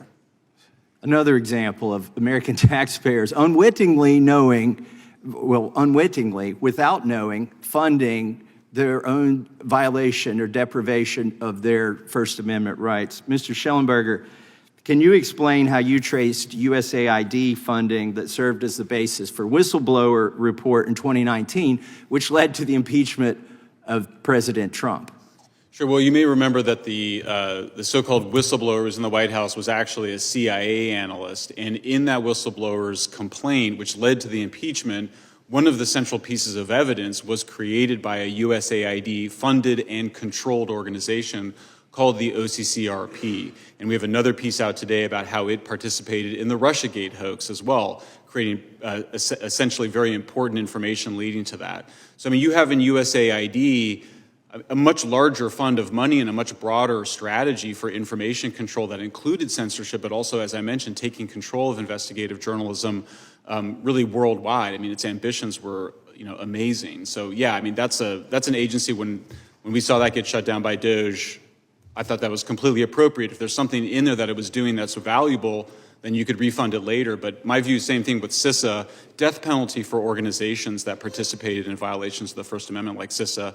Cybersecurity is an extremely important function. It shouldn't be contaminated and undermined by censorship activities. Well, I think it's always been known that our government has funded the change in administrations, if we can say it politely, of other governments. But isn't it borderline treason when the taxpayer when organizations entrusted with protecting our country are now undermining our own government?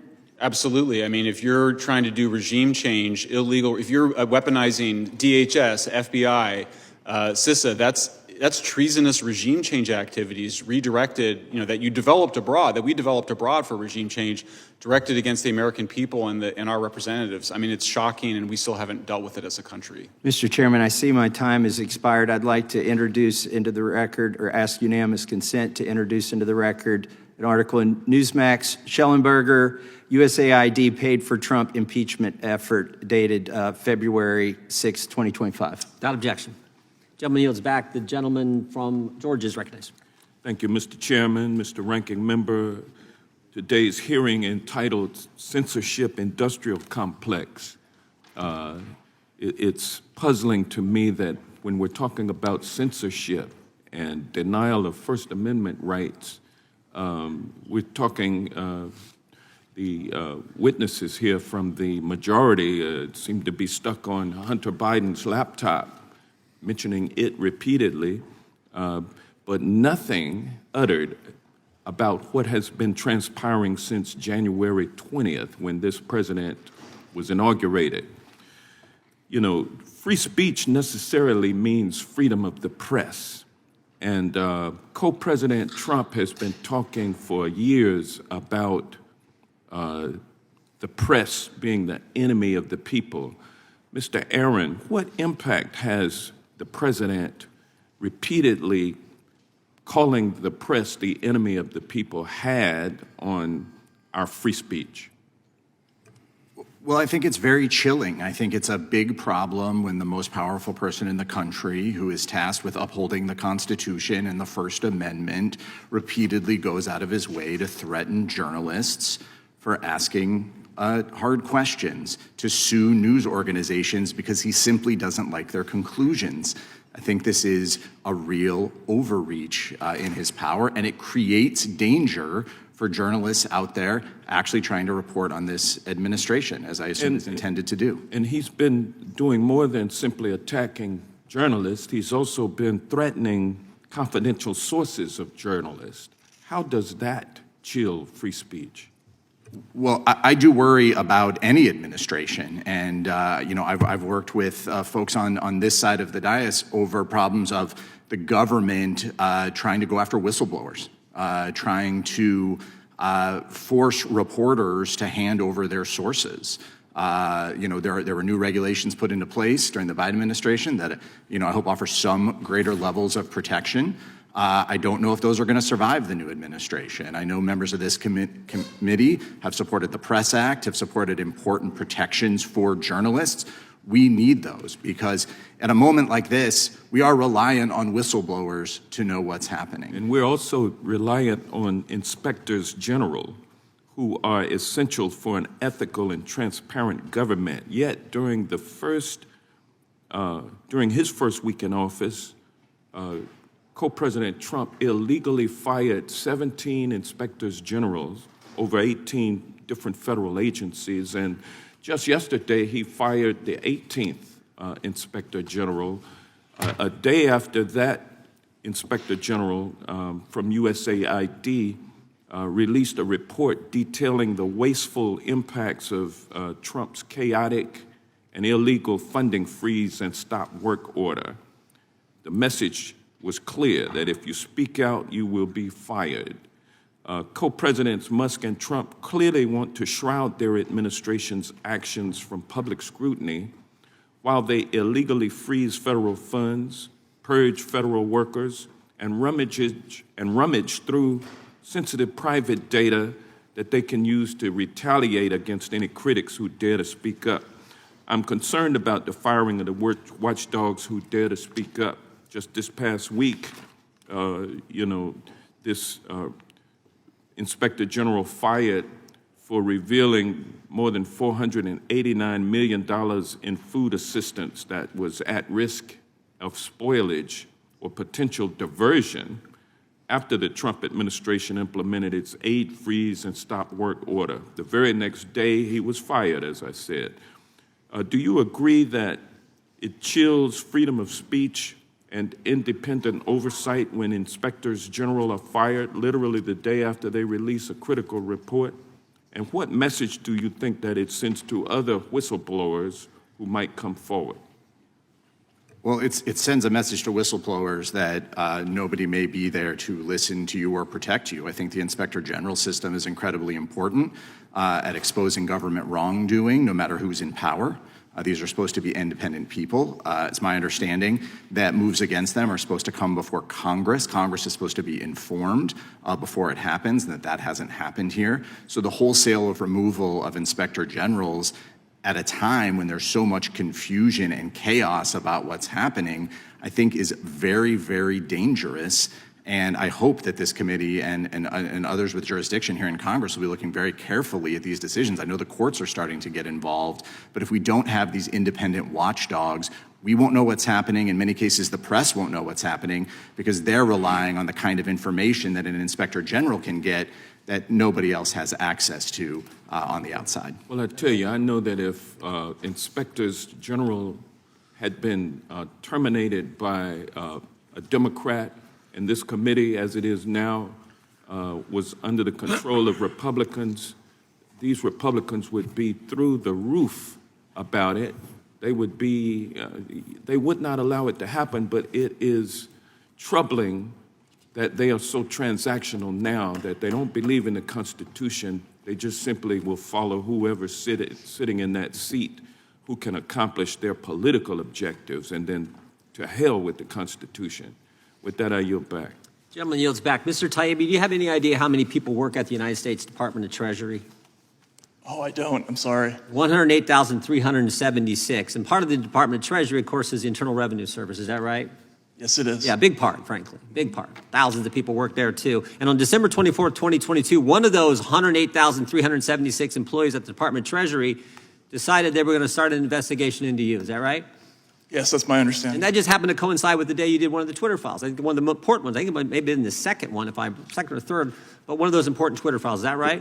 Yes, it was. It was. And then a few months later, you're sitting in that same seat testifying in front of this committee, and the very time you're testifying, another one of those 108,376 people knock on your door. Unannounced visit to your home, which, by the way, they've discontinued because of this issue and a bunch of other crazy things they were doing. Is that right?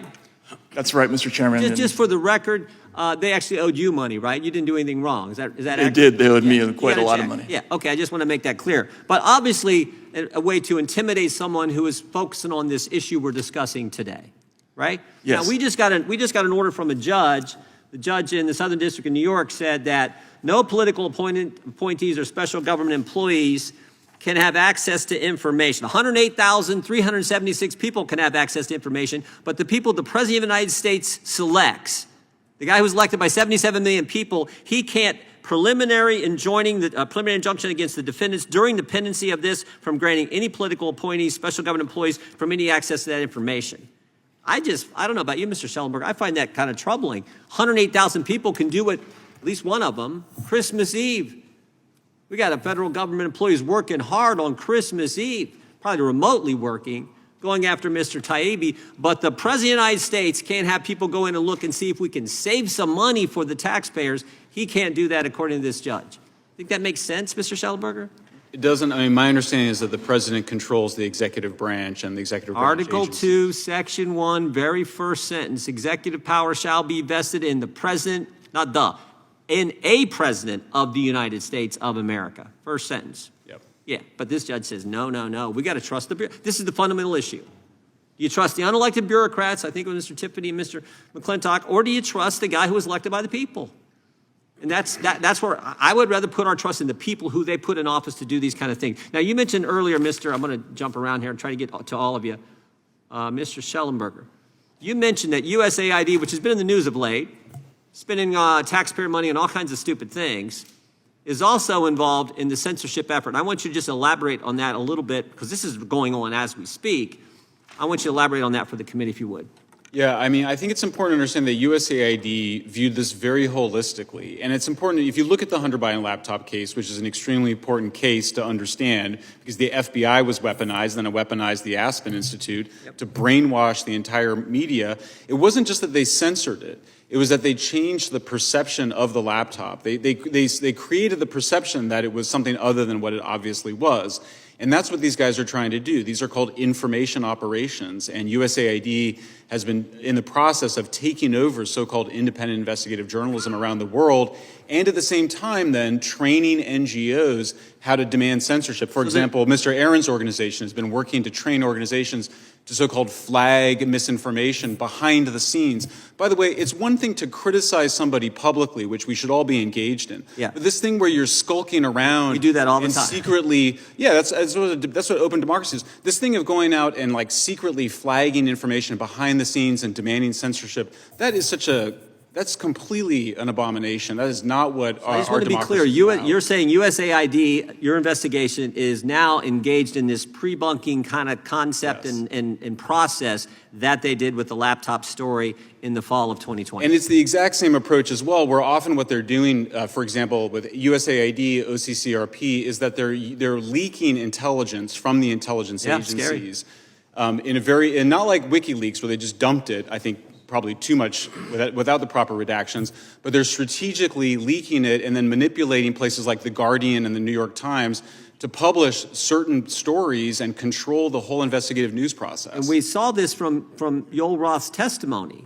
He testified during these weekly meetings that federal law enforcement communicated to us there was going to be hack and leak operations before the presidential election, likely in October. We had these so that what's going to happen, when it's going to happen, and then they said here who it's going to involve, that there were rumors that the hack and leak operation would involve Hunter Biden. So they set them all up. And then Shazam, they set them all up because they had the laptop and they knew what was coming. And when it happens, everyone buys into what the 51 former intel officials say. That's right. Mr. Subramanian, I want to give you the last word. RFK, I just want you to appreciate the historical perspective you brought when you testified last Congress, but one of the statements that stuck with this last Congress was actually a statement made by RFK Jr. when he said, when you look at history, it is never the good guys who are for censorship. And that's what we're trying to keep in mind and stop it from both sides, from all sides. We want the First Amendment. I'll give you the last 30 seconds here to respond. Absolutely. I mean, as you mentioned earlier, and when I was here the last time, I think it was a throwaway comment to a representative. It was not even part of my testimony. I don't think so. And I said, the values of Western civilization are worth fighting for, going back to the Enlightenment and the Reformation. That is what gave us free speech. That's what distinguishes us from the rest of the world. And the First Amendment in America distinguishes America from the rest of the world. I come from India originally. I live in Canada. I'm from Canada. But I've lived in India. I've lived in the Middle East. I've lived in places where just speaking your mind can send you to prison. You cannot criticize anything that goes against the government or certain religions for that matter. And when I came to the West, it was, refreshing to finally be able to express myself. And unfortunately, what I left behind has come to me in Canada, has followed me to Canada. And I'm seeing that happening in the United States. And it's very worrying because it's happened so quickly, and I don't know where this is going to lead us to. Yeah, if we can't settle our disputes with debate, the alternative is frightening, and we never want to get there. So I appreciate all of you. I appreciate from both sides. I mean, we want to embrace the First Amendment. Unfortunately, I have to run, Mr. Raskin and I have to run to the House Administration Committee to talk about the budget for this committee. And if you need, I should have said this at the outset, if any of you need a break, or we'll take it, but just let us know, just communicate with one of our staffers and we'll give you a break. If not, we're going to keep going. And I think it is the gentleman from California is recognized for 5 minutes. For the last 3 years, Donald Trump campaigned on lowering your costs. Do they feel lower? Does anything about this hearing get us to lower costs? You were promised cheap eggs, and today you're getting cheap shots. And there's probably no better natural remedy for insomnia than a congressional hearing on anti-censorship. But, Mr. Taibbi, you're here. And would you agree that censorship is the suppression of ideas, words, images, and something that can be conducted by the government? Yeah, it can also not be by the government, but yes. And you would then agree that it's censorship for any government, democratic or authoritarian, run by a Democrat or a Republican, to bar the press from covering the government when the press reports something the government doesn't like? Bar in what way? Take away their credentials? Take away their access? So, as a long time, I started my career as an independent journalist. Journalists who whine about not being credentialed should recognize that being on the outside is part of what being in the press is. I'm not terribly sympathetic to people who complain about that issue. So if you report something that a government doesn't like and they take away access that others have, that's not censorship? You can still cover it. That's not censorship. Okay. And banning books, is that censorship? Banning books is censorship. Yep. So this topic is more complicated than the hearing title would suggest. And I would argue the difference between a democratic approach and democratic activists on this issue and Republicans is that as Democrats seek to attack mis- and disinformation, it's because their perception of information is that it is a means to the truth.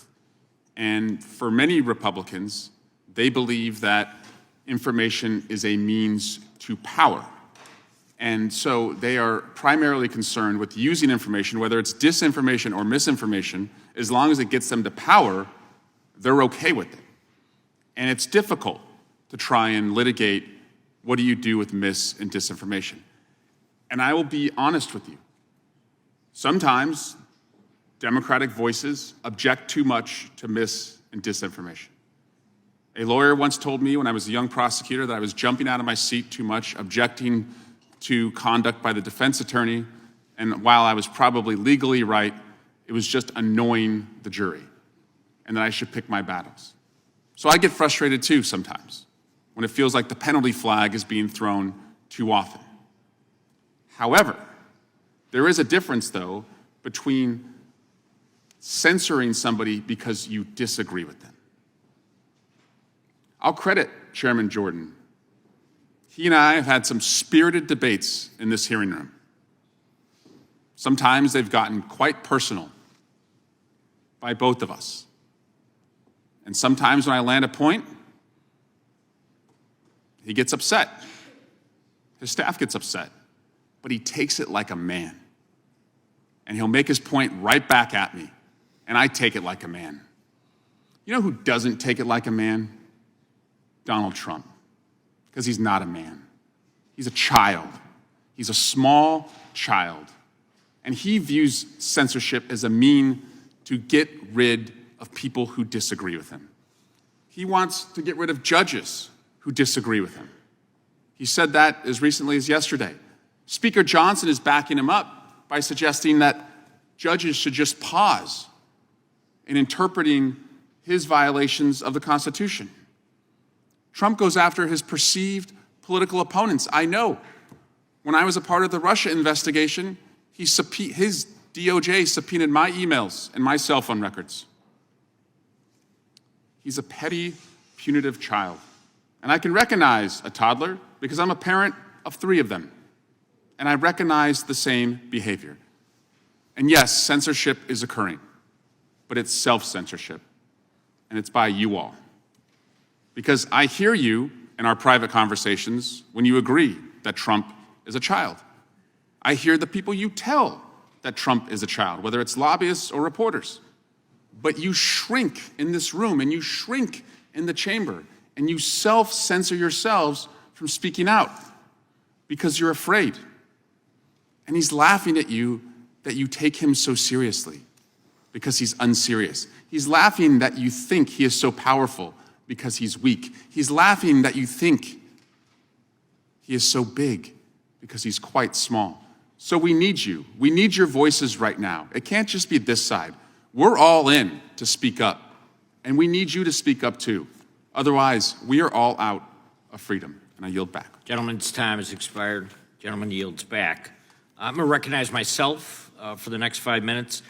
Mr. Taibbi, the Twitter files showed how the State Department's Global Engagement Center, and I know you've done some reporting on this, initially created to counter the foreign disinformation campaigns, ended up censoring American speech directly and by proxy. You know, it was established in 2016, $61 million, 120 employees. And what we found now through further reporting is that at the exit of the Biden administration, they kind of shifted things around to make sure that it was still viable and still could operate. Can you just explain kind of in general what your reporting discovered and what you've seen since then? Sure. Thank you, Mr. Congressman. The Global Engagement Center, which was an organization that was unknown to us when we started the Twitter files, and it started off as a counterterrorist organization. A source that I spoke to that had worked there described the transformation of their mission as CT to CP, counterterrorism to counterpopulism. We found Global Engagement Center reports on a variety of topics within the Twitter files. They also worked with the Stanford Internet Observatory and the Election Integrity Partnership.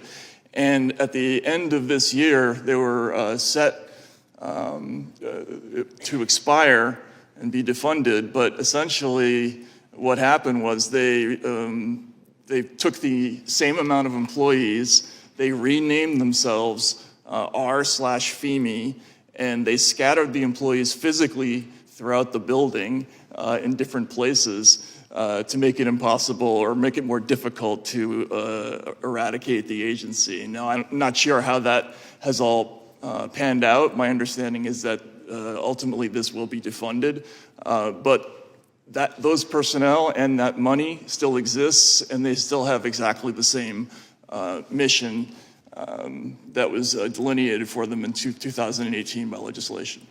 And it was the way that they utilized what was called bad speech and good speech, right? Can you describe how they kind of manipulated things that was presented to the American public? And a lot of this was initiated during COVID, right?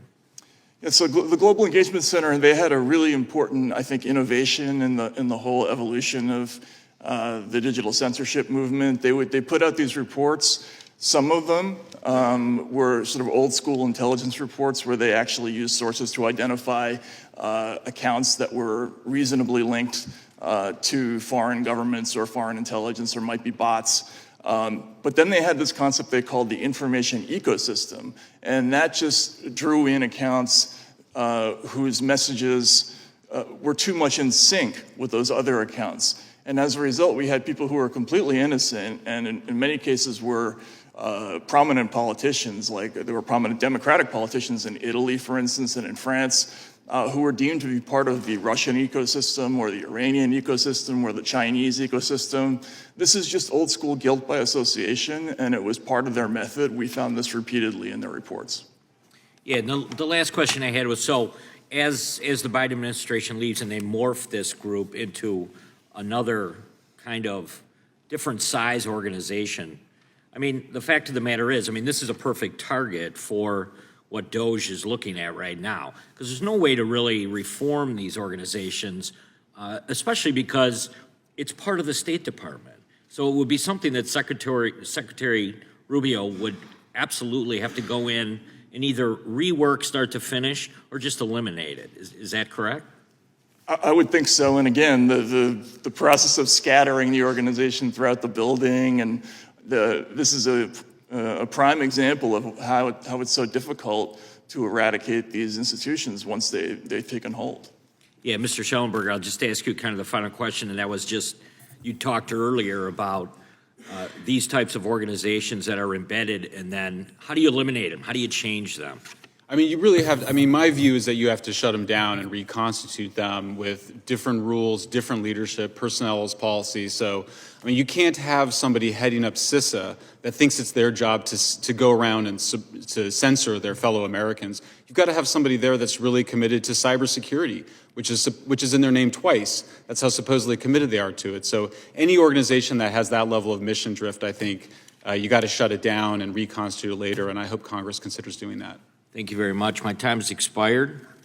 Mr. Chair, I have a unanimous consent request. Yeah, Ms. Crockett. We have heard over and over today that the government was coercing social media companies to take down specific content, mainly targeting conservatives. You and I both know this is not true because not one of the dozens of witnesses. Point of order. What is the Ms. Crockett, what is the what's the UC request, Ms. Crockett? UC request? For the record, I would like to introduce excerpts from transcripts of interviews with witnesses from the social media companies who this committee interviewed last Congress. They all testified that there was no direct coercion. You just need to put the document in. Point of order, doesn't she just need to put the document in to the record? No, I need to. I don't believe that she needs to include any explanation. Ms. Crockett, go ahead and finish your UC request. It's May 16th, 2023, transcribed interview with a Meta security policy employee who confirmed that Meta's hack and leak policy Again, was point not of order, mandated. isn't it just the document that goes in? Without objection. Without objection. The second one Without is. it will be, we don't need any further description of the document. We have multiple Without transcripts. objection. Without objection. So all of We my have- transcripts are in. Without objection. Okay. I'll go to the gentleman from California who's recognized for 5 minutes. Thank you, Mr. Chair. The Trump administration issued a series of executive orders that are brazenly illegal and unconstitutional, and that's why federal judges appointed by Ronald Reagan, George Bush, and Donald Trump himself have halted a number of these orders. And none of these orders are designed to lower inflation or lower your costs. Donald Trump campaigned on lowering prices. He lied to you. Congressional Republicans have also done nothing to lower prices. And this hearing is a prime example. This Republican-controlled Judiciary Committee could hold a hearing on price gouging. The Republicans could hold a hearing on antitrust and how monopolies are using their monopolistic power to raise your prices. But no, we're holding a hearing on Twitter and Facebook, about Twitter and Facebook. Are you kidding me? I'm going to show you a video now of what is at the top of Americans' minds, which is inflation and grocery prices, and specifically the high cost of eggs. Tonight, shell shock with the price of eggs continuing to soar. The average price for a dozen now more than $5. Eateries coast to coast also feeling the pinch and passing their cost increase to customers. Waffle House diners now paying 50 cents more per egg, a surcharge the company says will be short-lived. We cannot predict how long this shortage will last. What about you personally? Me personally, I'll just stop eating eggs here. And since that NBC News report came out, egg prices have increased again. Fox News just recently reported the wholesale price of eggs is now an average of $8. And Donald Trump's indiscriminate tariffs that he's already leveled and threatened to level are making things worse. I'm going to show you a video now of what Donald Trump's tariffs are doing to shoppers at Costco.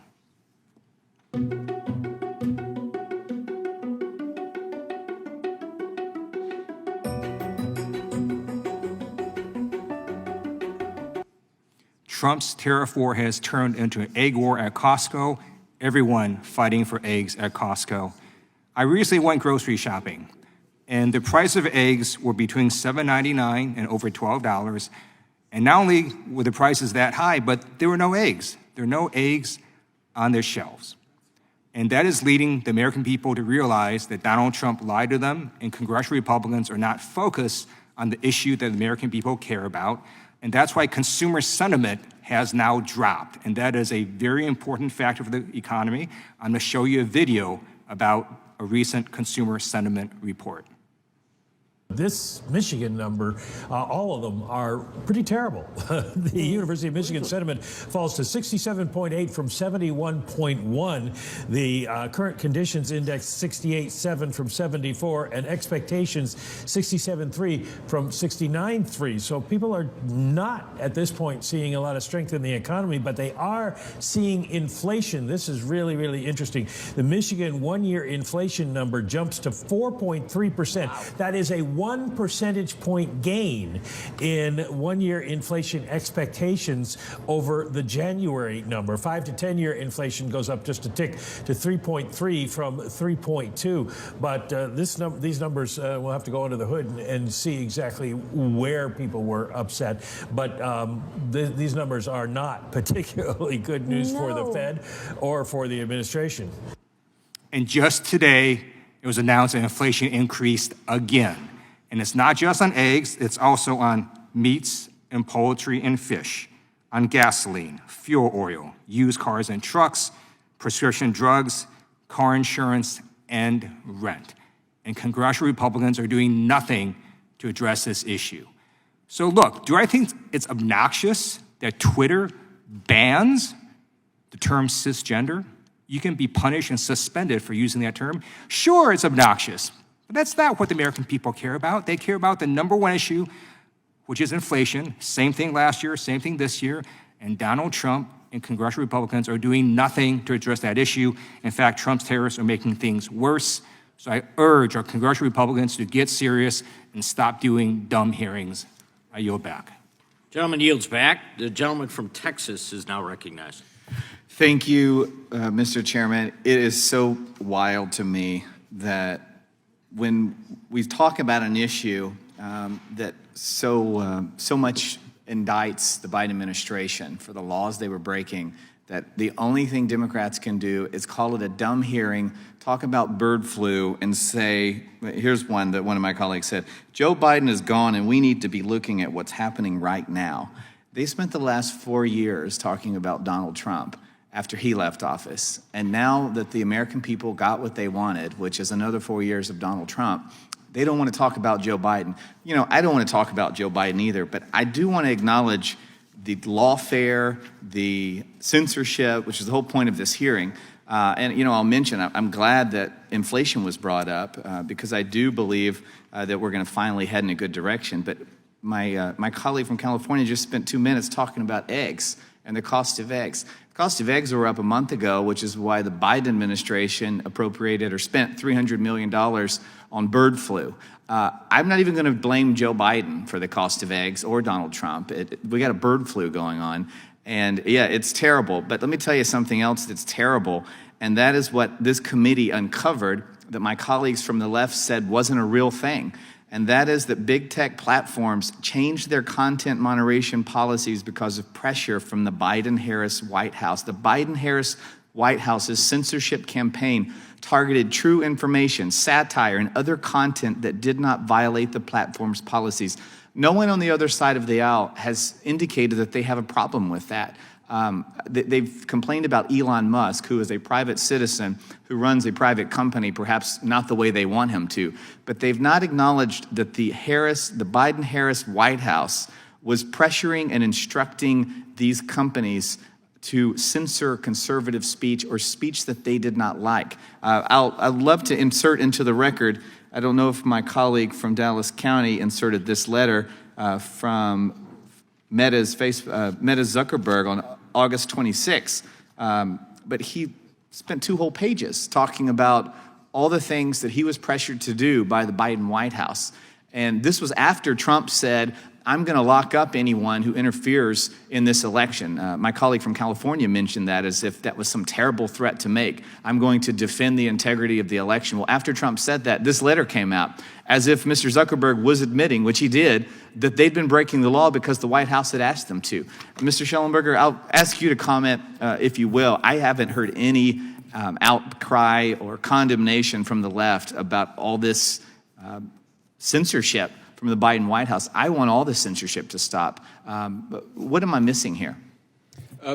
You're not missing anything. I mean, look, the whole censorship-industrial complex was created by Democrats. I mean, it's really quite disturbing and depressing when you think about it. I mean, I was raised on the radical left, and what we had in common with the liberal left was that we supported the Brandenburg ruling. We supported Skokie. We Democrats were supposed to believe in supporting allowing Nazis to march through neighborhoods of Holocaust survivors. That's what the Supreme Court has upheld. That's how radical America's commitment to free speech is. So when I hear members of Congress complaining that people said something racist online and they weren't censored, I'm offended as an American by that. I mean, free speech is we do a lot of things badly in the United States. The one thing we do well and have done well for 250 years is protecting free speech. So when you see an entire political party get behind weaponizing government to put their main political rival in prison, create an elaborate censorship industrial complex, run lawfare, run information operations against their fellow Americans, it's very disturbing. And so I think that the fact that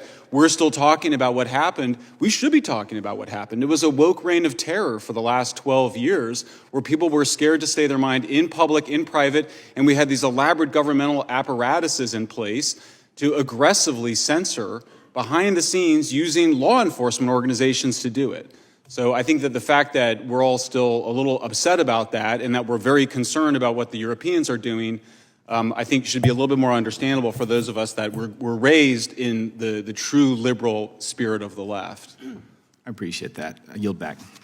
Mr. Chairman, I have a unanimous yields consent. back. Mr. Chairman, a unanimous consent Gentleman's request. recognized. I ask unanimous consent to enter into the record the Supreme Court's opinion in Murphy versus Missouri, especially footnote 4, which states that the factual findings about alleged government censorship on social media, quote, Point of appear order. to be Doesn't the clearly document erroneous. just go in?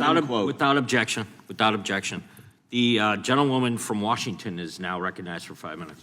Thank you, Mr. Chairman. There are many issues in this committee's jurisdiction that are top of mind for the American people, like the constitutional crisis that we face when the Vice President suggests that we don't need to listen to the judicial branch, or when the administration takes repeated actions to undermine the Article I powers of Congress. Or how about if we use this hearing to take on the giant profiteering corporations that use monopolistic practices to raise prices and drive out competition? Remember when candidate Trump said that he was vowing to reduce prices on day one? Well, here we are, almost 1 month into the Trump presidency, and not only have Republicans done absolutely nothing to lower prices, but their policies are actually driving up prices, as today's financial data showed. But instead of dealing with that, we're here wasting time on repeatedly debunked accusations of censorship, even as the real censorship is happening right before our eyes. Donald Trump's assault on free speech rights through a series of executive orders that dictate terms of allowable expression and identities, demand political loyalty from all civil servants, and punish anyone who dissents. One of the executive orders requires federal government agencies to, quote, remove all statements, policies, regulations, forms, communications, or other internal and external messages that promote or otherwise inculcate gender ideology, and to cease issuing such statements, policies, regulations, forms, communications, or other messages. This executive order has now been used by the Centers for Disease Control and Prevention to send out guidance prohibiting the use of terms like gender, transgender, pregnant person, transsexual, and non-binary. Mr. Aaron, how does this lead to direct or indirect censorship of employees in their role as private citizens? Well, I think it's very concerning, Congresswoman, the idea that in order to receive government funding to do scientific research, to provide health care, to provide community services, that you have to read from an approved list of words, or if you use one of the words that's on the banned list, you could lose your entire funding. You could have to fire your staff. You could have to get rid of essential programs simply to push, speaking of ideology, an ideological agenda. I think that's very, very worrisome and so unnecessarily cruel on top of it. Transgender individuals constitute a small but important minority of the federal workforce. They serve in public health, economic, and national security positions alongside thousands of non-transgender coworkers. What impact, Mr. Aaron, does censorship of transgender employees have on the broader federal workforce and its ability to serve the American people? Well, it forces government employees to essentially go into hiding, to have to hide who they are and what their identity is, to feel that they're being watched by their colleagues, to essentially ask their colleagues to erase their existence, whether that's from government websites or from the ability to simply meet with other people in the government who may share their identity. I think it's a massive overreach that's really an attack on all of us. It's an attack on all of us. Another executive order directs the termination of all diversity, equity, and inclusion programs in the federal government. As a result, staff at the National Science Foundation have been combing through thousands of active science research projects alongside a list of keywords to determine whether or not those grants should be halted. These keywords include words and phrases like activism, equal opportunity, institutional, underrepresented, and get this one, women.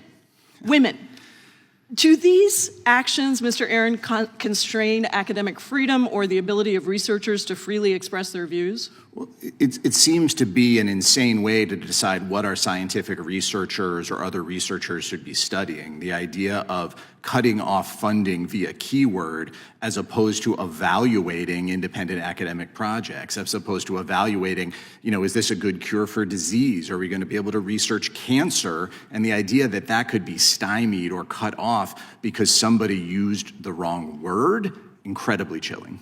The NSF funds about 25% of basic academic research in the United States, including critical research on medical devices, quantum physics, and artificial intelligence. What effect does mass censorship of NSF-funded research have on our ability as a country to advance scientific and technological development? The scientists need to be in charge of the science. I think that's what it comes down to. The idea that we are making decisions about what our research priorities should be by inserting AI to look for keywords. AI can barely handle your airline reservations and get it right, or your searches online. So I think it's a big problem. I thank the gentleman, and I yield back. Gentleman from New Jersey is now recognized. Thank you, Mr. Chair. First of all, it's humorous to me. President Trump's been in for 3 weeks. It's about 3 weeks, right? And you all are blaming him for the inflation engine that was created over the last 4 years. Come on. Seriously? Realistically? Come on. But let me get to the real issue here. And the real issue, Mr. Chairman, is the censorship that happened at so many levels of our government, at so many levels of our institution, in our media. It penetrated every single level of our society. Let's just look at a little bit of what this committee did over the last few years. Look at social media. The Biden White House colluded with Facebook to silence American citizens. They censored satire. They censored dissent. They censored facts they didn't like. It was censorship, and this committee exposed it. And now even Mark Zuckerberg has to say, in August 2024, he said he publicly regretted, he apologized for what had happened because of the compliance that they had with the Biden administration that used the executive branch inappropriately. But let's talk about more. Let's talk about education. Let's talk about our students and our professors. And they came before this committee too, and they told us how they were punished for holding conservative views, different views than the mainstream. And it could happen to you all. It could happen to somebody with a progressive view or a liberal view. It just isn't right. Every view should be accepted, tolerated, and encouraged in education. They were disinvited, they were deplatformed, they were chased off of campuses by angry mobs. At the University of Buffalo, conservative students were physically attacked. At Cornell, a student called for stabbing and raping Jewish women while professors continued to push blatant anti-Israel objectives. Mr. Aaron, I never heard you say a word about any of this. At Tulane, Jewish students were beaten in a protest while administrators stood by. And at Berkeley Law, and these are just a few examples, student groups created Jew-free zones, banning anyone who supported Israel from speaking. Because that's what it was about, censorship, because our free speech is the most powerful tool that Americans have. This is all censorship. The committee exposed it. Let's talk about health care. Doctors were silenced. Scientists were blacklisted.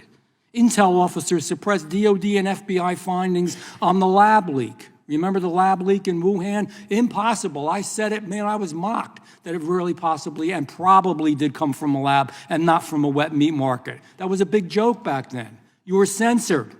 You were censored if you had a different opinion. The CDC and the FDA withheld data on vaccine side effects. It was censorship. And this committee, again, exposed it. The FBI, the Department of Justice, remember that stuff? Spying on conservatives, spying on Catholic churches that were going to, spying on concerned parents and labeling parents who were concerned about their kids and going to school board meetings as domestic terrorists. They were trying to censor them and using FISA, worst of all, to go after millions of Americans inappropriately. It was censorship, and we exposed it. The ultimate censorship? The media, the legacy media, which pretended none of it was happening. Most folks never got to hear about it, didn't even know. There's still a lot of Americans that don't know. It was all censorship. And now I hear the other side lecture us about the abuse of power. Really? Seriously? After what happened after the last 4 years? You gotta be kidding me. It's unbelievable. You know, I was talking to a reporter outside before. They said, you know, what's the one thing you regret? They were doing a little bio on me in your years in politics and government. You know what I regret is that every single American didn't have to sit here in these judiciary meetings and hear what's going on to their country. I wish they knew, and they don't, because the legacy media doesn't let it out, barely covers it, covers a tiny fraction of it. I'm surprised we've survived it all with free speech. Hour after hour, hearing after hearing, case after case. I wish they were here. We fought back. We won for now, but we're in trouble around the world. Our country's in trouble. We still are. We could really be losing our freedom. We could be going into a dark age. Mr. Schellenberger, I have questions for you real quick. I don't have much time. Please, just yes or no. Sorry to do this to you. Has President Trump, to the best of your knowledge, ever pressured Facebook or Twitter to censor true information? Yes or no? You know, I think you looked into this, right? I never saw the. Got to do this quick. I'm running out of time. We didn't see the request. Okay. Did President Trump ever, last question, I can't get through them all, I'll ask that they'll be put in the record. Did President Trump ever direct intelligence agencies to work with social media companies to suppress damaging news stories before an election? Not to my knowledge. Did President Trump ever label parents as domestic terrorists? No. Did President Trump ever spy on Catholic churches? No. Did President Trump's DOJ ever pressure big tech to silence political opponents? Not to my knowledge. Did President Trump have done any of these things? Wouldn't the media say he was abusing power if he had done it? I'm sorry? If President Trump had done any of those things, would the media say he abused his power? Absolutely. Thank you. I yield back. Gentleman from California. Thank you, Mr. Chairman. I want to thank you and the ranking member for holding this very important hearing on the First Amendment and, of course, censorship. Thank you also for all the panelists for being here. Appreciate your recommendations and contributions. Mr. Aaron, I want to turn to you first. I want to talk about Main Street, back home. We're talking a lot about theories, discussions, but back home, people care about bread and butter issues. Over the past 2 weeks, more than 8,000 web pages on over a dozen government websites were taken down, including over 3,000 pages containing healthcare information, CDC. They were taken down until yesterday when the federal judge actually ordered the public health pages put back up. Some of those pages, information, guidance on vaccinations, on autism. That's what people care about back home. So, Mr. Aaron, we have vaccine mandates, controversial, but regardless of where people stand, how do people react to a situation like this when the information they probably rely on, paid for by federal taxpayer dollars, research on these pages is no longer available to them? I share your concern, Congressman. I think that we have a big problem, again, with taking the sledgehammer to all of these things. Censorship. And is this censorship? Is that the question, sir? It is. Well, I want to be clear. The government, does have the ability to say, this is what we're going to put on our websites to a point. They have the ability to say, these are our new priorities, all of these things, right? The problem we have is when that is extended out to stripping away the most basic information that people need for their health. When you're talking about doctors suddenly unable to inform their patients about what's happening, we have a more serious problem. I think that's why the courts have intervened here, because of the misalignment between... Let me cut you off real quick. I'm just looking at the cdc.gov website. Vaccines and immunizations. There's a little statement here. CDC's website is being modified to comply with President Trump's executive orders. What would a parent say if they saw that?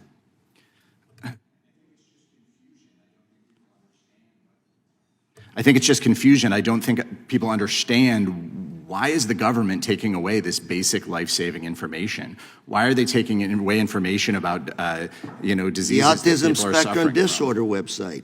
CDC's website is being modified to comply with President Trump's executive order. This disclaimer is everywhere. What's a doctor supposed to do when he reads this? I share your concern, Congressman, that the idea that we're taking away basic health information, basic scientific information, making it harder for people to just know what's going on, especially when they're dealing with serious disease, serious health problems. It's very unclear to me why this would be a priority for this administration, why they would be trying to take away life-saving information that people rely on. Is there a chilling effect here on academic research? No question. No question. There is a chilling effect. Anytime someone has to say, before I can do my job, am I using the wrong words? Anybody who's going to say, if I make the wrong choice in what I say as an independent scientist, does that mean my funding's going to disappear? 17 inspector generals fired. How does that affect academic research, people working in these agencies? Where is the accountability going to come from? I think that's the question. When you get rid of the inspector generals, where is the independent voice when there is a problem, when people's research is being interfered with, when government processes are broken or ignored? Mr. Aaron, for people watching this back home on TV, what's an inspector general? Well, as I understand it, Congressman, the inspector general, right, is an independent office within a government agency tasked with making sure that that agency is following the law, ethics laws, other laws, and the procedures of that agency. So they have investigatory power within an agency to be able to investigate and publicize to address fraud, waste, and abuse. to address fraud, waste, and abuse? Absolutely. And so 17 of them were fired. The only reason to get rid of all the inspector generals en masse is if you don't want them conducting investigations. Thank you very much, Mr. Aaron. Run out of time, Mr. Chairman. Thank you very much. Gentleman yields back. If it's okay with our witnesses, we'll finish the top row here, and then we'll give you a quick 5-minute break, and then we'll be back at it. So the gentleman from Virginia is recognized. Thank you, Mr. Chairman. I want to echo your comments from your introduction. What a difference several years makes. And while the censorship-industrial complex is on the run, it is not gone. And to that, I just say, thank God for Donald Trump. Thank God for Elon Musk. Thank God for Doge, because we're uncovering that just where the tax dollars are going to fund the censorship-industrial complex. Mr. Schellenberger, the UN finances initiatives related to misinformation management or supports government funding and third-party development of censorship tools and technologies, correct? Yes. And you're aware that U.S. taxpayer dollars have been used by the UN to develop and implement an AI-assisted fact-checking tool to label speech as misinformation, disinformation, and malinformation, toxic or hate speech, correct? Yes, sir. Very disturbing. In fact, in 2021, the U.S. gave the UN Development Program $190 million in taxpayer dollars. And I-Verify, what they've developed, has been tested in 5 countries: Kenya, Honduras, Liberia, Sierra Leone, and Zambia. And it's intended to expand to more countries. Does that concern you? Extremely. The UN has also partnered with other players in the censorship industrial complex, including CrowdTangle, a Facebook meta-connected fact-checking tool. Meaden got $250,000 from the National Science Foundation for identifying and countering misinformation on closed messaging platforms. An international fact-checking network, IFCN, a grant and fellowship-making organization to help fact-checkers, solution providers, and other eligible organizations launch new and innovative fact-checking programs and initiatives. Do you see I-Verify as part of a larger global trend towards centralized control over information? Yeah, and we didn't have a chance to get to it, but USAID has been pushing digital IDs that would tie people's bank accounts to their social media profiles. I mean, it's out of Black Mirror. I mean, the idea would be that they'd be able to police and potentially debank you for something that you said online. It's extremely disturbing, and I was just kind of shaking my head because after 2 years of this, we just keep discovering more censorship initiatives hidden away in different agencies, the UN, USAID. I mean, it's madness. It's terrifying. You agree. Programs like E-Verify and the one I-Verify, the one you just mentioned as well, could be weaponized by authoritarian governments to silence dissent. And you've seen by our government this as well. And yeah. well, of course, by our government as well. And Ms. Subramania, you've seen this as well. Absolutely. I've seen the weaponization of government to go after innocent people in my own country, in Canada. The truckers' protest of 2022 was a great example of that, where people who protested, they were debanked. So if you were a grandmother somewhere donating $50 to the protest, you were frozen out of the financial system.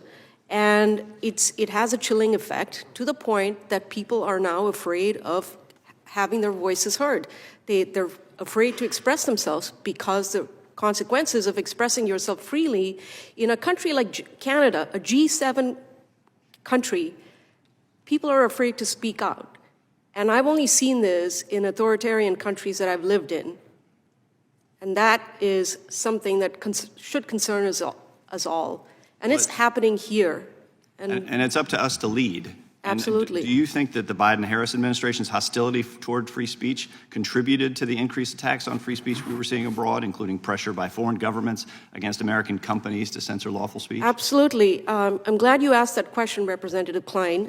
When Elon Musk's free speech rights were being attacked, and they're still being attacked by the EU under the Digital Services Act, there was silence from the Biden administration. You know what that did? That sent a strong message to the rest of the world that the administration could not be relied on to retaliate against governments that suppress the free speech rights of Americans. That's a powerful message, and that's not good. Absolutely. We have to continue to lead. I'm glad President Trump's leading. I'm glad Elon Musk is leading. I've got a bill in to end I-Verify. It's called the End UN Censorship Act. I hope we pass it in this committee and can pass it on the floor. With that, Mr. Chairman, I yield back. Gentleman yields back. We'll take a 5-minute break. We have refreshments back there if you need them. And then we'll try to get back at it as quick as we can. Committee stands in recess. Sorry about that.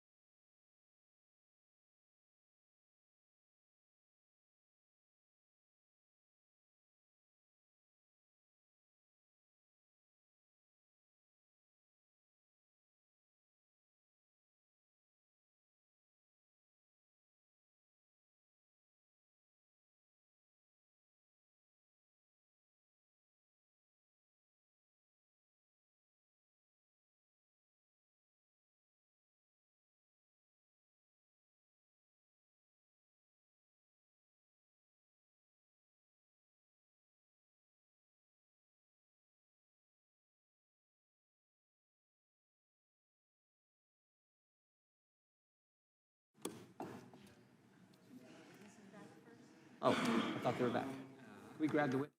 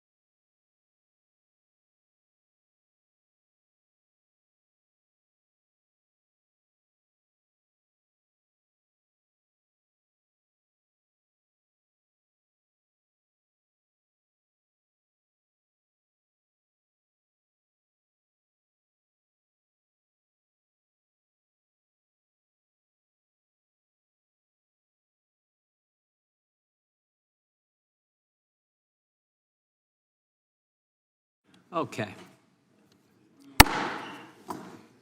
Committee will come to order. The gentlelady from Pennsylvania is recognized. Oh, we got to wait for your witness. I just saw him here, I thought.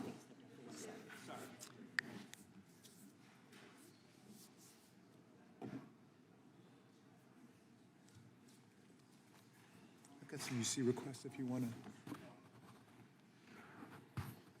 Ranking member is recognized. Thanks, Mr. Chairman. I just wanted to ask for 4 unanimous consent requests in answer to some of the things that just came up. One, an article entitled "Trump Tried to Suppress Free Speech on Twitter," published by the Washington Examiner, February 9, 2023. An article titled "Twitter Kept Entire Database of Republican Requests to Censor Posts," Rolling Stone, February 8, 2023. The Trump administration told Facebook and Twitter to remove posts that called for tearing down Confederate statues, Business Insider, June 26, 2020. And finally, an article entitled, "Yes, the Trump White House demanded Twitter remove Chrissy Teigen's tweet calling Trump a PAB," Vanity Fair, on February 8th, 2023. Without objection, the gentlelady from Pennsylvania is recognized for 5 minutes. Thank you, Mr. Chairman, and thank you to our witnesses for being here today. With all of the crises that the Trump-Musk tag team has created in the past 3 weeks, it's disappointing, but perhaps not surprising, that the chairman decided to waste everyone's time today by rehashing for the 3rd or 4th time a second-rate conspiracy theory that has been repeatedly exposed, debunked, and thrown out of court. And while we're wasting this time, the country is barreling toward yet another budget crisis as Republicans squabble among themselves. And the president has turned the federal government over to the author of Project 2025 and an unsupervised billionaire, where they're generating a constitutional crisis per minute. Their actions are imperiling both our national security and Americans' health, safety, and economic security. So pardon our frustration, that this committee is failing to address the very real and serious issues that are confronting our constitutional republic. Now, this hearing is supposed to address government censorship of free speech. The First Amendment, which protects free speech and a free press, is the bedrock of our democracy. And a democracy only works when its citizens are properly informed. But right now, both free speech and a free press are under attack by this administration and Mr. Trump's billionaire buddy, Elon Musk. In the past 3 weeks, we've seen the Trump administration use the power of the government and its big tech allies not just to promote their own views and lies about what they're doing, but to punish or silence those who disagree. We've seen the FCC reinstate complaints made by Mr. Trump and his allies against ABC, NBC, and CBS that had already been dismissed as being contrary to the First Amendment, and seen the FCC open new investigations into other news outlets that have aired coverage with which the president disagrees. The White House has gone on a firing spree to silence the independent watchdogs who've exposed alleged corruption and misconduct by, you guessed it, Mr. Musk and the president. Reporters have been evicted from Pentagon office spaces to make room for right-wing media. And just yesterday, the White House barred an AP reporter from the Oval Office because AP made an editorial decision to refer to the Gulf of Mexico by the name by which it's been known for over 400 years. And we've seen books, websites, employees, research, and whole federal departments being purged of speech, information, and work, ranging from healthcare to civil rights to consumer finance, if they don't align with the Trump Project 2025 manifesto. So I agree with Ranking Member Raskin that our country is actually in a First Amendment crisis as a result of the actions taken by the Trump administration and its agents. Mr. Aaron, I wanted to inquire further about the concern raised by you and Mr. Raskin about collusion between the government and powerful tech executives, particularly in the case of White House special government employee Mr. Musk. Mr. Musk has a long history of silencing his critics, but what's different now is that Mr. Musk is a member of the Trump administration, and he's in charge of the extremely destructive rapid, unscheduled disassembly of congressionally authorized and funded government departments. So not only is he an unelected bureaucrat, but as with the rest of this administration, he's resisting all oversight, whether by independent watchdogs, members of Congress who have not abdicated their constitutional duties, or the press. Just last week, as national concerns were mounting about the White House encouraging Mr. Musk to root around in Americans' private, financial, and national security data, a Wall Street Journal investigative reporter managed to uncover concerning information about members of Mr. Musk's shadow government team. Mr. Musk called for the journalist to be fired for reporting accurate information relevant to oversight of the work he's allegedly performing at the direction of the White House, basically for performing a core First Amendment function. So can you comment on the First Amendment implications of Mr. Musk's attacks on journalists, particularly given his new quasi-governmental status and the big tech megaphone that he controls? Thank you, Congresswoman. I do agree with you that this is really unprecedented, where we see someone with this much government power and this much media power combined together with really no oversight or accountability. So we're seeing, slashing funds that Congress has approved. We don't know what they are, but those trying to report on it, those trying to say who's going in with their laptops into the Treasury Department, into the Bureau of Fiscal Services, into all these places, downloading private information, inserting AI. Reporters are trying to get at that story. Those who did, including uncovering troubling information about some of the people who've been given this immense power and access inside the government, suddenly become targets themselves. And they become targets themselves because of Elon Musk's incredible social media megaphone, which he has used to put his tweets front and center and in front of everybody. So when Elon Musk says this person is a target, they very much become a target. That is what we should be concerned about, that kind of government overreach and censorship, because Elon Musk is no longer just the head of Twitter, the head of X. Elon Musk is a special government employee, meaning he not only combining his media power, but now his massive, massive governmental power, which he's claiming entitles him to cancel contracts and fire people and do away. And he points all of that at a reporter simply trying to do their job. That is government overreach. That is censorship and a violation of the First Amendment, I believe. Thank you. Mr. Chair, I would request unanimous consent to enter into the record yesterday's statement from the Associated Press, in which the outlet describes how the White House violated the First Amendment by blocking its reporters from the Oval Office. Without objection. Gentlelady yields back. Gentleman from Alabama is recognized. Thank you, Mr. Chairman. I appreciate the witnesses being here today. The Biden-Harris White House has censored campaigns, and certainly they've targeted information, satire like our friends at Babylon Bee and other content that did not necessarily violate the platform's policies. Mr. Taibbi and Mr. Schellenberger, I kind of want to dig in a little bit with you guys on the Twitter files and let y'all tell us a little bit about what you found. So, Matt, what was some of the really most revealing things you found as you were going through the Twitter files? And now, Elon Musk, I understand, was a Democrat. You're a Democrat. You've admitted being a Democrat. But now we're seeing a shift. So tell me, Mr. Taibbi, what is it that causes the shift, number one? And number two, what did you find that troubled you the most as you were going through that? And then, Mr. Schellenberger, I'll kind of want to pick your brain a little bit on that, too. Mr. Congressman, thank you for the question. I don't know the answer to that question of what caused the shift. It's a mystery that we've all been trying to look into for years now. I don't know why there's a sudden concern when Donald Trump or Elon Musk does something, but nobody stood up, even for Democrats, when they had their speech suppressed. In the Twitter files, we found requests from the FBI that Aaron Mate from the Gray Zone be removed at the behest of the Ukrainian Secret Services. Nothing. No major media organizations covered that. In terms of academic freedom, one of the first things that we found was that Dr. Jay Bhattacharya, who's in line to be the head of the NIH, that he was on a trends blacklist at Twitter. That was on the first day of the Twitter files we found that. Nothing. Nobody covered that. They called it a big nothing burger. Same thing with doctors like Harvard's Martin Kulldorff or the University of California's Aaron Kheriaty. When they criticized lockdowns, they were de-amplified and or removed. So academic freedom, suddenly it's a big concern. I agree it's a big concern, but it's a concern in both places. And so it's very frustrating to see that shift. Michael, do you have a...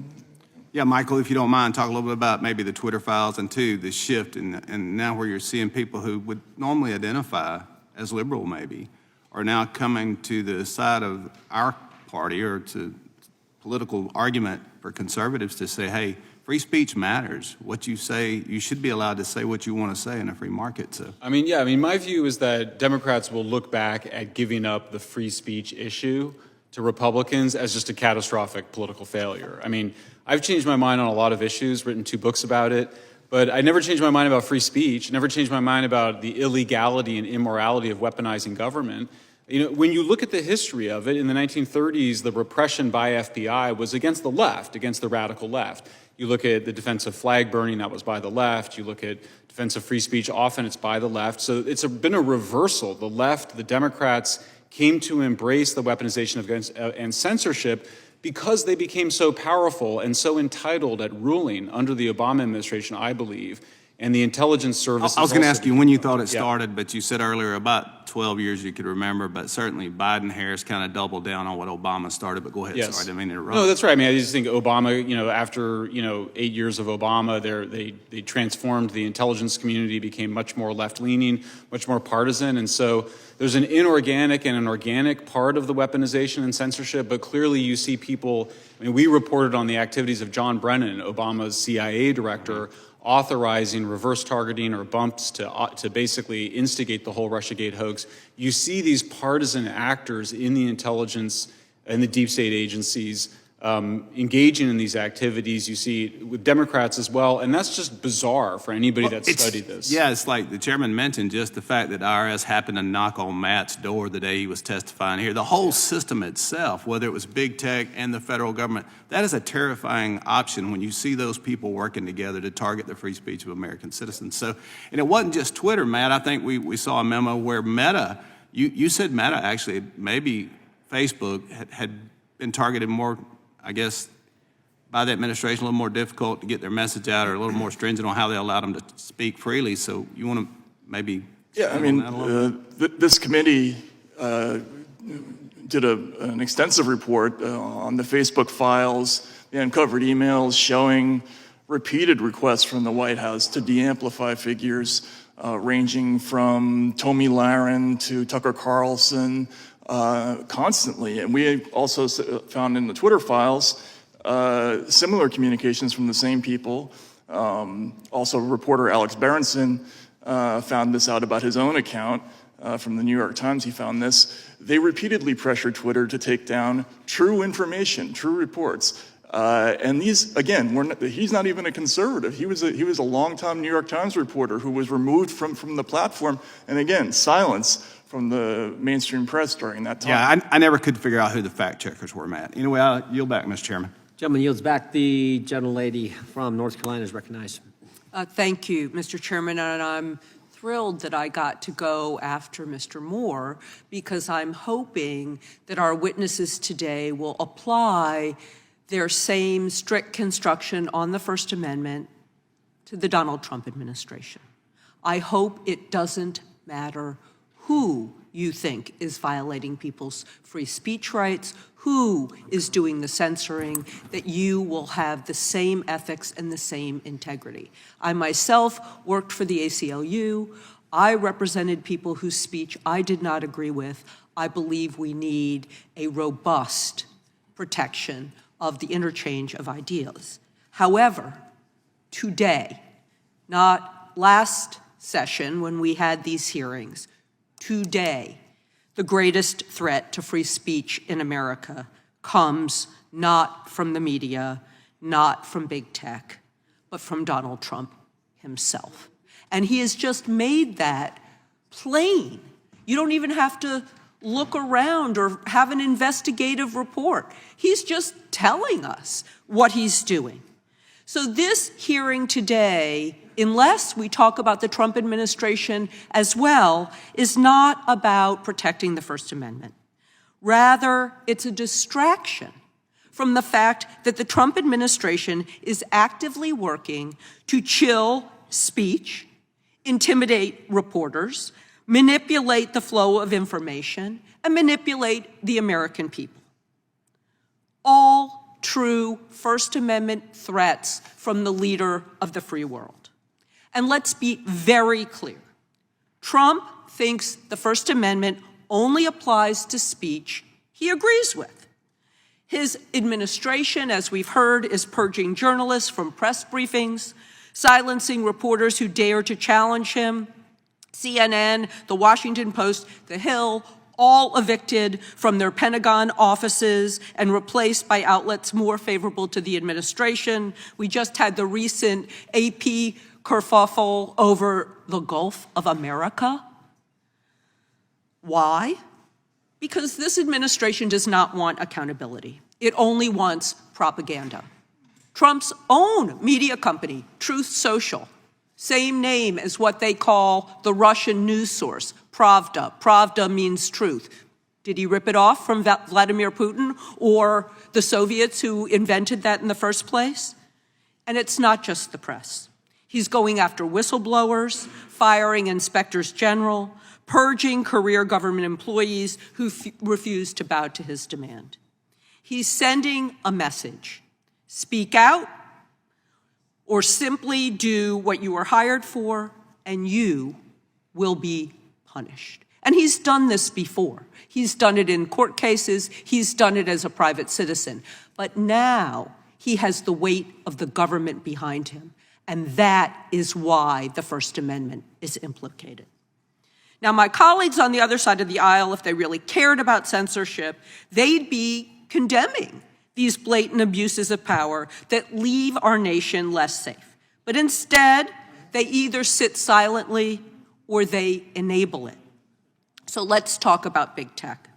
My Republican colleagues spent years attacking social media companies, claiming they were biased against conservatives, also starting their own, all because the Biden administration flagged certain posts, including one telling Americans to drink bleach during the height of the pandemic. But now, big tech, because it's in their financial interest, is cozying up to Trump. They're rolling back content moderation, allowing disinformation and even hate speech to spread unchecked. Reports show that Trump and his allies are pressuring tech companies, making sure their voices are amplified while dissenting voices are drowned out. If you didn't like it during the Biden administration, you have to condemn it during the Trump administration. Facebook, also known as Meta, has gutted their content moderation and safety teams, rolled back hate speech standards, and when Trump was asked if the decision by Meta was a direct response to Trump's threats to Mr. Zuckerberg in the past, he said, probably. Yeah, probably. So when we talk about the First Amendment, it has to apply across the board. I'm frankly glad we're having this hearing today so that we have the opportunity to raise these concerns so early in this very dangerous administration. Thank you, Mr. Chairman, and I yield back. Gentlelady yields. I now recognize Mr. Kiley for 5 minutes. Thank you, Mr. Chair. Today's hearing is an opportunity to acknowledge the jarring reality that for some years we did not have a functional First Amendment in this country. The vast powers of the federal government were mobilized to do the very thing that the First Amendment forbids, that is, abridge the freedom of speech of American citizens. And by using its influence over a few tech companies, its ability to pressure, to influence, to cajole, the government was able to conduct censorship at a scale and at a breadth that the founders could scarcely even have imagined, and took it to extremes that none of us previously would have imagined. It's now part of the history of this country. It's a chapter in our history that the sitting president of the United States was removed from all the leading social media platforms. The leader of one of the parties, of major parties in our country, was removed from the platforms. It's now part of the history of this country that damaging information about a presidential candidate was suppressed on the eve of the election. And then when it came to perhaps the most significant global event in a generation, COVID-19, the government assured that citizens were not even allowed to provide a truthful account as to how the pandemic began. You were not allowed to say 2 + 2 makes 4. And you also were severely restricted in your ability to provide your opinion on what the proper governmental response was. Folks had their posts deleted for even daring to suggest that a 2-year-old shouldn't be forced to wear a mask for hours on end each day. And of course, as the Supreme Court has repeatedly acknowledged, this has a chilling effect where folks then were forced to steer far clear of whatever that line of censorship might be. And so for every post that was censored, there were many, many other things that were suppressed as a result. I think this is also an opportunity to acknowledge how important the oversight of this committee was. In fact, it is likely some of the most important oversight, congressional oversight that has been done in the history of the United States Congress, is that by exposing what Mr. Schellenberger has called the Censorship-Industrial Complex, we were able to get tangible outcomes where censorship outfits were ended, specific tangible censorship operations were ended. You even had Mark Zuckerberg come out and detail exactly the governmental pressure that was brought to bear upon him. And he even went so far as to say that what Elon did for the Twitter files, Jim Jordan did for the entire industry. But beyond those specific results, I think that this oversight effort has also been successful in preventing censorship from becoming a norm in American life, which is, I think, a very important result. I mean, we forget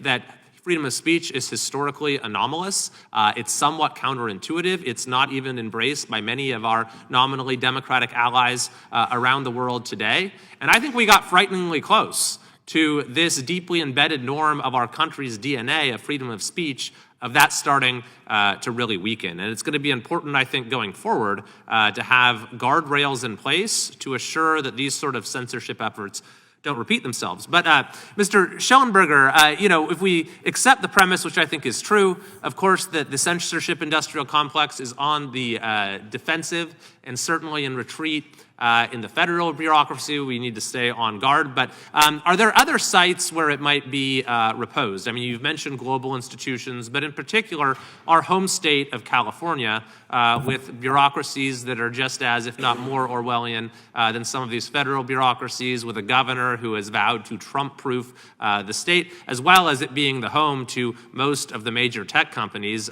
Do you see risks there, and how might we conduct oversight to make sure that doesn't happen? Yeah, absolutely. And in fact, our friend and colleague Andrew Lowenthal just published a report about efforts at the state level to promote censorship. And as you know, one of the big pieces of censorship that Governor Gavin Newsom promoted and others promoted was having doctors be censored for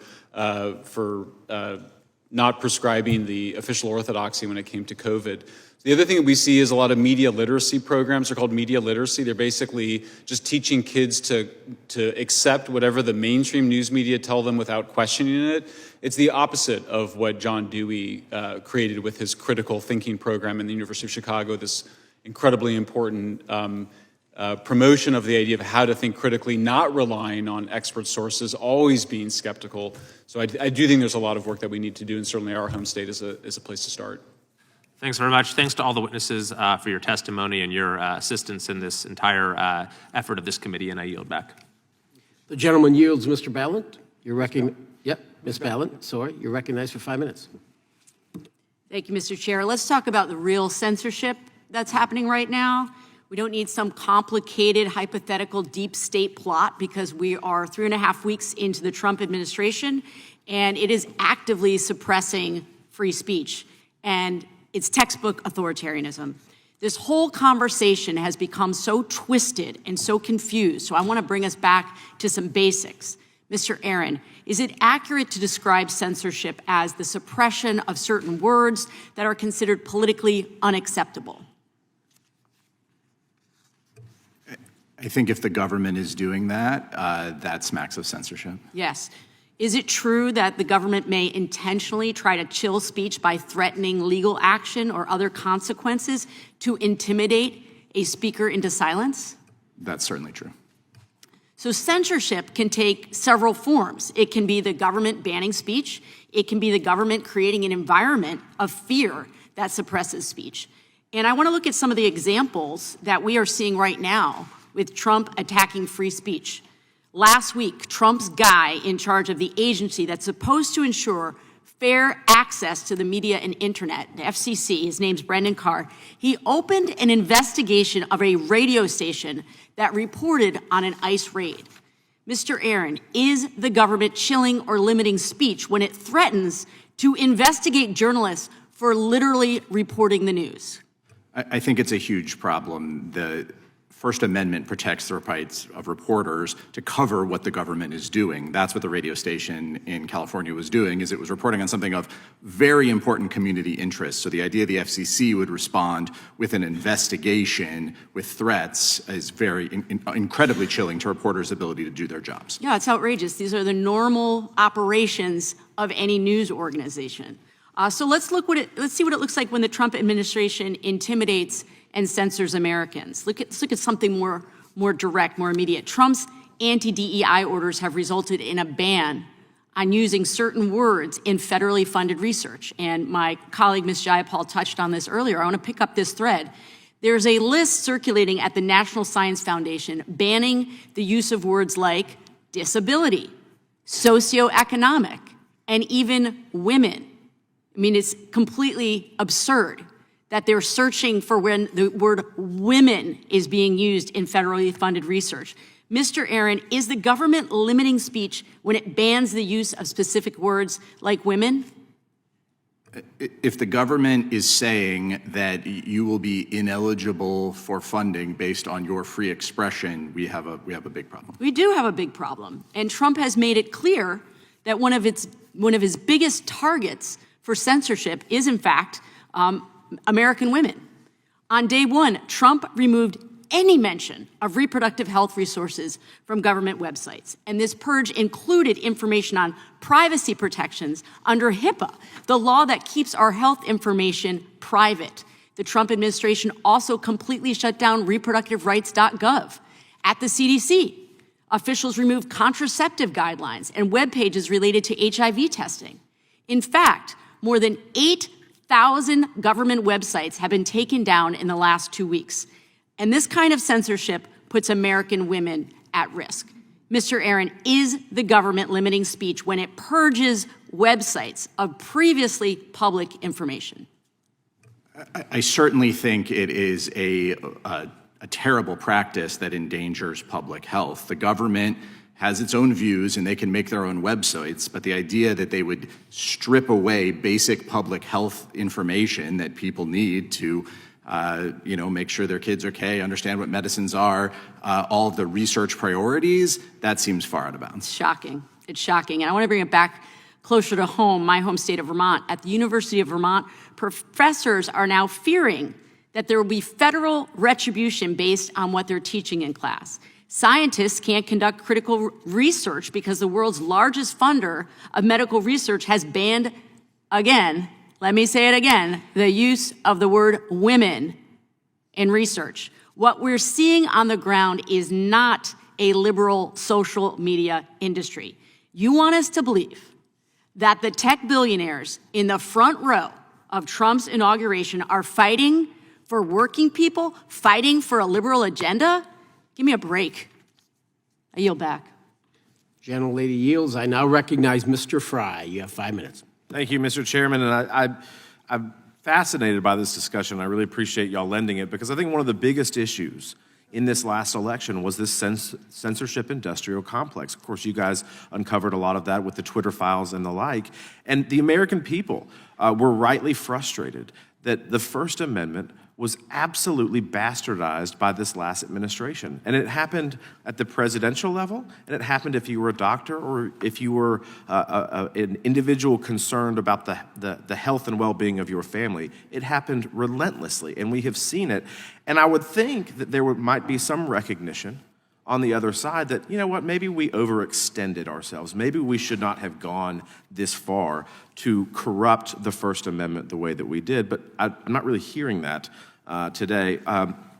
Congressman Fitzgerald briefly touched on the State Department's Global Engagement Center, and I'd like to continue that discussion on how the Biden-Harris administration used the GEC to demonetize domestic media outlets and conservative voices. Mr. Taibbi, the Washington Examiner journalist Gabe Kaminsky reported that after Republicans ended funding for the GEC, the Biden-Harris administration made a last-ditch effort to keep it afloat by realigning GEC staff under a new entity, the Counter Foreign Information Manipulation and Interference Hub. Would you say that this hub was just simply a rebranding of the GEC? Yes, Congressman, absolutely. It's a rebranding. Its mission statement is identical to the mission statement of the GEC as described in 2018 legislation. Is the rebranding of the GEC an attempt to continue censoring information then, particularly conservative voices that the former administration and its allies deemed to be bad information? That would be my impression. I think it's important to talk about what Gabe Kaminsky found when he did his series in the Washington Examiner, that the GEC was funding organizations like the Global Disinformation Index and the Institute for Strategic Dialogue, so American money, taxpayer money is sent overseas to foreign entities, which in turn are scoring domestic media outlets and sending that information to digital advertisers like Xandr and other companies. So we have upranking of the Washington Post, Politico, NPR, downranking of the Federalist, Washington Examiner, and other organizations. So we're picking winners and losers, and I say this not as a political conservative, but that's the facts of the situation, is that that's what that money was going for. Thank you for that. And what role do you think Congress should take to stop those practices from occurring in the future? I think that, the idea of preventing the spending of money on media scoring operations and picking winners and losers, it's not the government's job to try to help one media company succeed over another. That's one of the reasons why we have such terrible media, frankly, is because companies that do a terrible job reporting, they should be accountable to the market, and when they have artificial ability to survive thanks to these subterranean maneuvers, that's one of the reasons why we have such a bad press. Yeah, I'd agree with you on that. Following this committee's work last Congress, a group of advertisers actively colluded against conservative media shutdown. Mr. Schellenberger, what role should Congress, the FTC, the DOJ have in preventing the next GARM from resurfacing and colluding to the detriment of speech? Eternal vigilance. I mean, and God bless you all for what you did around GARM. I mean, it was incredible. You know, this was one of the stories that we uncovered. We had a whistleblower bring to us something called the Cyber Threat Intelligence League, which was an early censorship effort in 2019. And they were basically taking all of these military tactics developed abroad for counterinsurgency, repurposing them into a new manual, a new handbook for how to do it at home. And it included this advertiser pressure, which has been a key component of it. So you can see multiple things are going on. They're creating these supposed non-governmental organizations to then flag information to be censored, and they're putting pressure on the advertisers. They're trying to change the terms of service at the social media companies. I mean, one of the things that Matt just talked about is this group Internews, which we just discovered like 5 minutes ago, which has been spending hundreds of millions of dollars, and the head of it has been out there, World Economic Forum, advocating, pressuring advertisers. That's our taxpayer money going to an organization that's out there demanding pressure on advertisers to demand more censorship of social media platforms. And so by default, at least under the old regime, the American taxpayer is funding the demise of the First Amendment if we don't do anything about it. And the good news is that if you defund the thought police, there's not that many there's not many people out there that want to independently fund the thought police. And so if the government stops funding it, we do think it'll shrink quite a bit. Thank you for that. Mr. Chairman, I yield back. Gentleman yields. I now recognize Ms. McBath for 5 minutes. Thank you, Mr. Chairman, and thank each of you for being here today and giving us your witness testimony. I have read your testimonies. And I want to say we as Americans have fantastic opportunities endowed by our First Amendment protections. We're given the chance to be a better informed and more expressive society. But with such privileges comes a great deal of responsibility. Many of us get our information from the news, and yes, we're getting it from social media too. We share our musings or our special moments and photos of our meals. Many of our children are either or they will soon be on social media and will have a direct line to the world with all its information and misinformation. As online bullying grows in its prevalence, the role of regulation and responsibility of social media companies becomes substantially significant. In the same way you cannot believe everything that you hear and everything that you see, you cannot trust that people will be any more honest online behind the veil of the internet and a keyboard. On many of these social media sites, a 50-year-old man can pose as a 15-year-old girl, and a potential predator could pose as your child's very best friend. Sensitive information like personal details or photos are too often shared without the consent of those depicted, and we've begun to see the terrible impacts of bullying online and shaming. There are far too many stories of parents that are losing their children to self-harm because these companies either don't take action fast enough or downright fail to implement policies to keep our kids safe. We recently celebrated the passage of my bipartisan law to protect our kids from online exploitation and empower law enforcement to catch predators who have sensitive or explicit material. And I want to recognize those families of young people who have been lost to instances of online targeting for their courage and strength in sharing their stories. I know how difficult it can be, and we're grateful to have you with us in the fight to change our laws and hold these companies accountable. But let's be honest. Today's hearing is a distraction and undermines the very real pain and confusion that far too many families feel when some of the most powerful tech companies in the world fail to protect our children. Social media companies bear the responsibility of preventing harm and monitoring sensitive content that can endanger our loved ones and should not be intimidated by the powerful few when enforcing safety standards. Those of us on this side of the aisle, at least, are focused on the needs of American families over the needs of a wealthy few who attempt to control the flow of information online and in our media. We will hold them accountable. Mr. Aaron, my question is for you. If social media platforms are prohibited from enforcing their community safety standards and news media outlets are unable to carry out responsible journalism for fear of retaliation by extremely wealthy individuals, how are these platforms likely to change? Well, I do think we have a concern if, social media platforms aren't able to make their own decisions as private companies about and be responsive to the needs of their users who have asked for them to, address the kinds of threats and dangers that you're talking about. And we want them to be able to do that without fear of government retribution.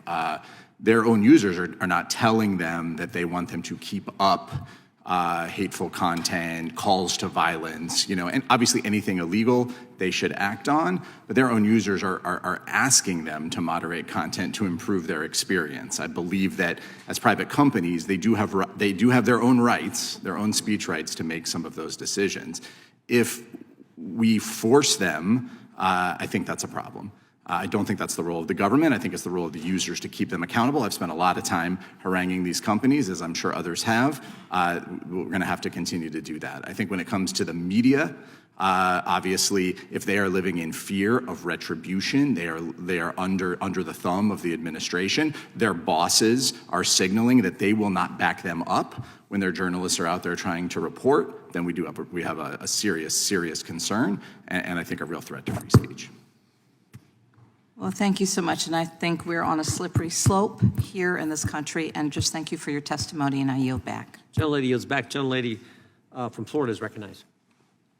Thank you, Mr. Chairman, and welcome to our witnesses. Today, we are here to discuss censorship. And one of the most alarming fronts in the battle against censorship is the left's early attempts to control and to overregulate artificial intelligence. Instead of fostering innovation and ensuring AI serves the American people, Democrats have rushed to impose sweeping limitations and restrictions. Restrictions that have silenced voices, that have distorted facts, and that have the potential to undermine our competitiveness in the global stage. There's growing evidence that artificial intelligence chatbots and models refuse to answer certain questions or can give skewed responses based on political bias. The Biden administration and blue states pushed heavy-handed regulations with an approach that wasn't protecting Americans from real harm, like China's AI-driven propaganda or deepfake fraud. Instead, it was about controlling speech. Some proposals even suggested that AI-generated content should be pre-approved by the government. That's not guardrails. That is a ministry of truth. America leads the world in technology because we champion free thought, open debate, and competition. If we overregulate AI and stifle free speech, we won't just lose those values, we lose our technological edge to nations who do not share our commitment to freedom. Mr. Taibbi, I would like to start with you. Do you think AI censorship has the potential to be more insidious than social media censorship because it's baked into underlying algorithms, making it harder to detect by the average user once it is there? Congresswoman, thank you for the question. I absolutely do think that. In fact, that was a critical reason I think that a lot of us were alarmed. When we worked on the Twitter files, we were very fortunate, thanks to the freak accident of an overcaffeinated billionaire deciding to dump all the stuff into the public. We got access to all these emails showing the decision processes that led to all these different people being flagged or censored or removed, on the left and the right, frankly. But AI has with that technology, there's the possibility that there would be no trace of anything. You could just give it some general guidelines and the entire process could be automated and it wouldn't leave that kind of a trace for us to sift through later on. That's why I think there was a significant alarm, from what I understand, talking to sources in Silicon Valley last spring, that after having some discussions with the Biden administration about their plans for AI going forward, that was one of the reasons why there was a sudden shift in the donations from Silicon Valley from one party to the other. And if AI models are programmed to reinforce one political perspective while shutting down another, What impact do you think that will have on the public discourse, most especially for our young people who are receiving a significant amount of information from chatbots and artificial intelligence? Well, I think it's very scary, because one of the things that we found, again, in the Twitter files is we were asking ourselves the question, well, how are they doing this? How are they picking which topics to look at or which posts to look at? And ultimately, we figured out that essentially they were pre-choosing narratives and then looking for posts that fell into the bucket of things that might constitute violations. So for instance, things that might have promoted vaccine hesitancy, even if it was true information, even if it was somebody who took the shot and died for an unrelated reason, or somebody who had an unpleasant experience getting vaccinated, that would fall into the bucket of something that would promote hesitancy. And AI would be far faster at doing the work of identifying narratives and identifying posts that fall into those narratives. Now, the thing that's offensive about this to me as a journalist, again, is that this has nothing to do with the accuracy of the underlying material. It's the narratives that are important in this entire world, and that's what's scary. What can Congress do, or perhaps more importantly, should Congress not do, to help support an information ecosystem that is fair, open, and unbiased? I think it's more in the direction of what they shouldn't do. Shouldn't get involved. I mean, I think the nightmare scenario is what we're already seeing play out in Europe with the Digital Services Act, where you have this gigantic sort of retinue of what they call trusted flaggers going through information and constantly deciding which narratives are acceptable, which ones aren't. That's what we can't have. We cannot allow that to exist either formally or informally, which is what we saw already happening. Thank you, Mr. Chairman. I yield back. Gentlelady yields back. Gentleman from Illinois is recognized. Thank you, Mr. Chairman, ranking member, to the witnesses here today. As my colleagues have said, the free press has played a fundamentally important role throughout American history. Investigative journalists have exposed corruption, exploitation, discrimination, and yes, government lies. So for all those reasons, I'm a little surprised that my colleagues from across the aisle, my Republican colleagues, would have chosen to revisit this topic. After all, it draws attention to the fact that Shadow President Musk, who's currently serving as a quote-unquote special government employee, is also using a social media platform that he owns and controls to circulate deceitful propaganda on behalf of the regime that he serves. Mr. Aaron, let me ask you a few questions. How do lies coming from someone designated as a government employee damage the flow of accurate information to the American people? Well, I think the American people have an expectation that their leaders should be doing everything they can to tell them the truth. So obviously, if they're being fed falsehoods, that's a huge problem, and it creates, obviously greater distrust in government, and often, obviously leads to things that government leaders don't want the public to know about. And have you seen those types of falsehoods on exhibit since the President Trump was inaugurated? Well, I imagine there's a long history in the government of some people not telling the truth. Certainly, President Trump has very often misled people, relied on falsehoods, exaggerations, and the like. And yes, I think it's very concerning. And what does it mean for a democracy when its richest citizen is using both major social media platform that he owns and his official status as a special government employee, what that title gives him to undermine the free press? Well, I think that the American public has a lot of people are questioning what power does that title give him? Where are the limits on Elon Musk's power? What is he being allowed to do?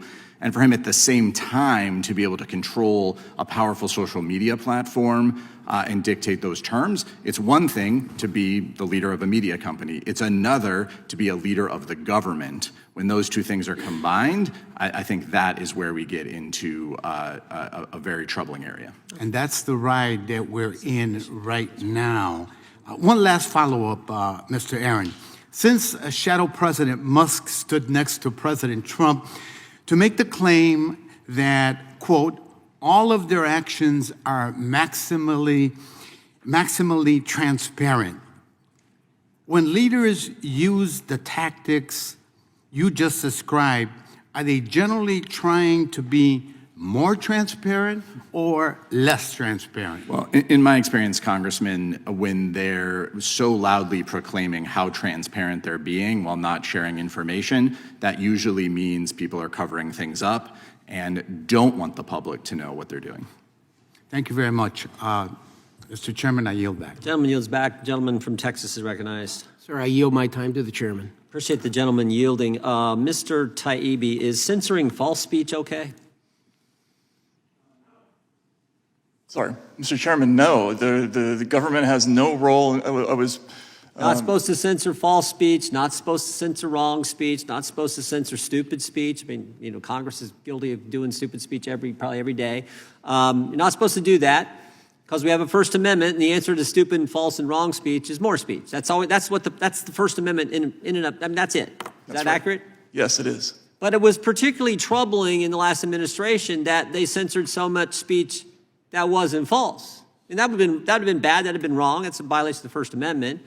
But they censored so much, and you've referenced it multiple times, whether it was Dr. Bhattacharya or Mr. Berenson, a journalist for the New York Times, things they said about COVID that actually turned out to be true, and that was censored. Right, that was censored, but the most dangerous misinformation of all is almost always comes from the government under the previous administration, and possibly even this one, who knows, but the Biden administration was consistently wrong in its COVID messaging. I think they were wrong about everything. Yeah. They told us that it didn't come from the lab.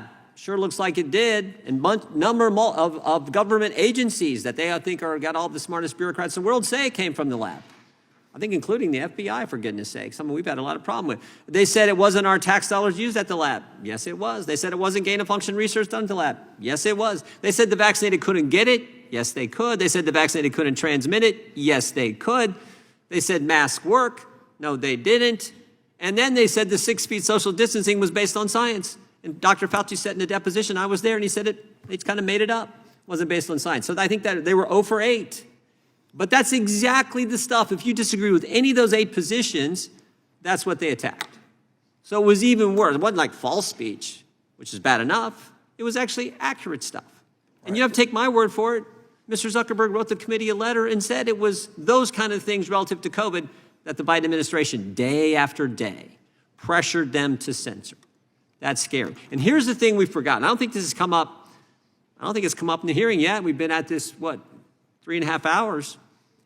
That administration actually tried to set up a commission to police speech. It was called the Disinformation Governance Board, as if a bunch of other bureaucrats could further tell us, no, you can't say that. They were going to do it. What was her name? Miss Jankowicz. Jankowicz was going to lead this thing. You're like, what? This is crazy. So, Miss Zuperman, we were pretty close to being as bad as all the other countries you've talked about. And frankly, your country, Canada, we were right there, but for the work of folks like you and others highlighting this. I'll let you finish up and talk about just how dangerously close the United States, with the Constitution, with the Bill of Rights, with the First Amendment, with free speech, how close we were to having a disinformation governance board, for goodness sake. Absolutely. Here was an unelected bureaucrat who was going to tell you what the truth was, and she was going to be the arbiter of the truth. And I think the United States came pretty close to the kind of situation that you see in Canada. I just want to say a quick thing about billionaires. You know, billionaires have come up in the conversation here quite a bit. But I don't recall anyone objecting to George Soros. I don't recall anyone objecting to Bill Gates. All these people were meeting politicians on the other side of the aisle and setting the agenda behind closed doors. What's different now, in my opinion, is the fact that we have transparency. It's only been a few weeks, but the fact of the matter is that Musk posts everything online. President Trump has been extremely transparent about what he's campaigned on, and he's carrying out that agenda. So I welcome the transparency. It's still early days. This administration should be criticized if they're crossing the line and where First Amendment rights are under threat. But, the transparency which we see right now is very welcome. And, so I just find that the hypocrisy of picking on one billionaire and leaving out the rest is a little jarring. Yeah, and he's maybe, when you talk about transparency, he's certainly willing to answer the press's question, probably more than any president certainly more than the last one. Certainly more than the last one. I yield back to the gentleman from Texas, and thank you for yielding. Mr. Chairman, I yield back. Gentleman yields back. The gentlelady from California is recognized. Mr. Chair, and thank you, Ranking Member, and I appreciate the witnesses for being here today. I just want to break some things down for us lay people. So, Mr. Taibbi, first, would you agree that Congress is part of the government? Yes. Okay, thank you. Well, and not the Mr. executive. Aaron, thank you. And Mr. Aaron, would you agree that the president, the executive branch, is part of the government? Yes or no? I would agree. Okay. Yes, the president is the government. Okay, so now I'd like to talk about what is a public figure. It is a person who has achieved fame, prominence, or notoriety through achievement, luck, action, or in some cases, through no purposeful action of their own. So members of Congress, many journalists, and some of you here are public figures. And yes, the President of these United States, by virtue of the position, is a public figure. And as a public figure, under well-established law, there is a higher threshold for defamation. You have to prove actual, purposeful malice, because as a public figure, you are open to criticism. We all are. So what is censorship? It is when the government dictates what you can and cannot say. Essentially tells you to shut up. It's the equivalent of a very loud shh. And so what happens when you don't shh? When you express yourself, when you share an opinion that doesn't square with someone's idea of truth or that they feel hurts them. Well, hello, defamation. It's lawsuit time. And so if you defame someone, they can sue you. And if you win, you can seek things like monetary damages, money, an injunction, precluding you from doing what you did again in the future, or a retraction. You better say sorry. My bad. But the ultimate result is to shut someone up and to make others rethink speaking up. Now, I don't think you all want to be told to shut up, or do you? Do you want to be made to shut up? I don't think so, because that's censorship, dictating, defining what someone can or cannot say. So since 2016, this president, now the government, has sued the Washington Post for defamation, seeking $3.78 billion in damages over something about porn and banking. He sued ABC News for defamation, and they agreed to pay him millions of dollars and say sorry. He sued a local Wisconsin TV station for defamation over a campaign ad. Talk about thin skin. Sued CBS News for deceptive, false, or misleading acts in commerce, seeking $10 billion over an interview. And then Meta got sued for the opposite, for actually taking down Trump's account after January 6th. When January 6th did happen, people killed a member of the Capitol Police. There were cop killers in that bunch who got pardoned. But I digress. And Meta agreed to pay $25 million, having some of the money go to the presidential library. Trump's friend got hired. They said no more fact-checking. So in my hood, that's what somebody would call a shakedown.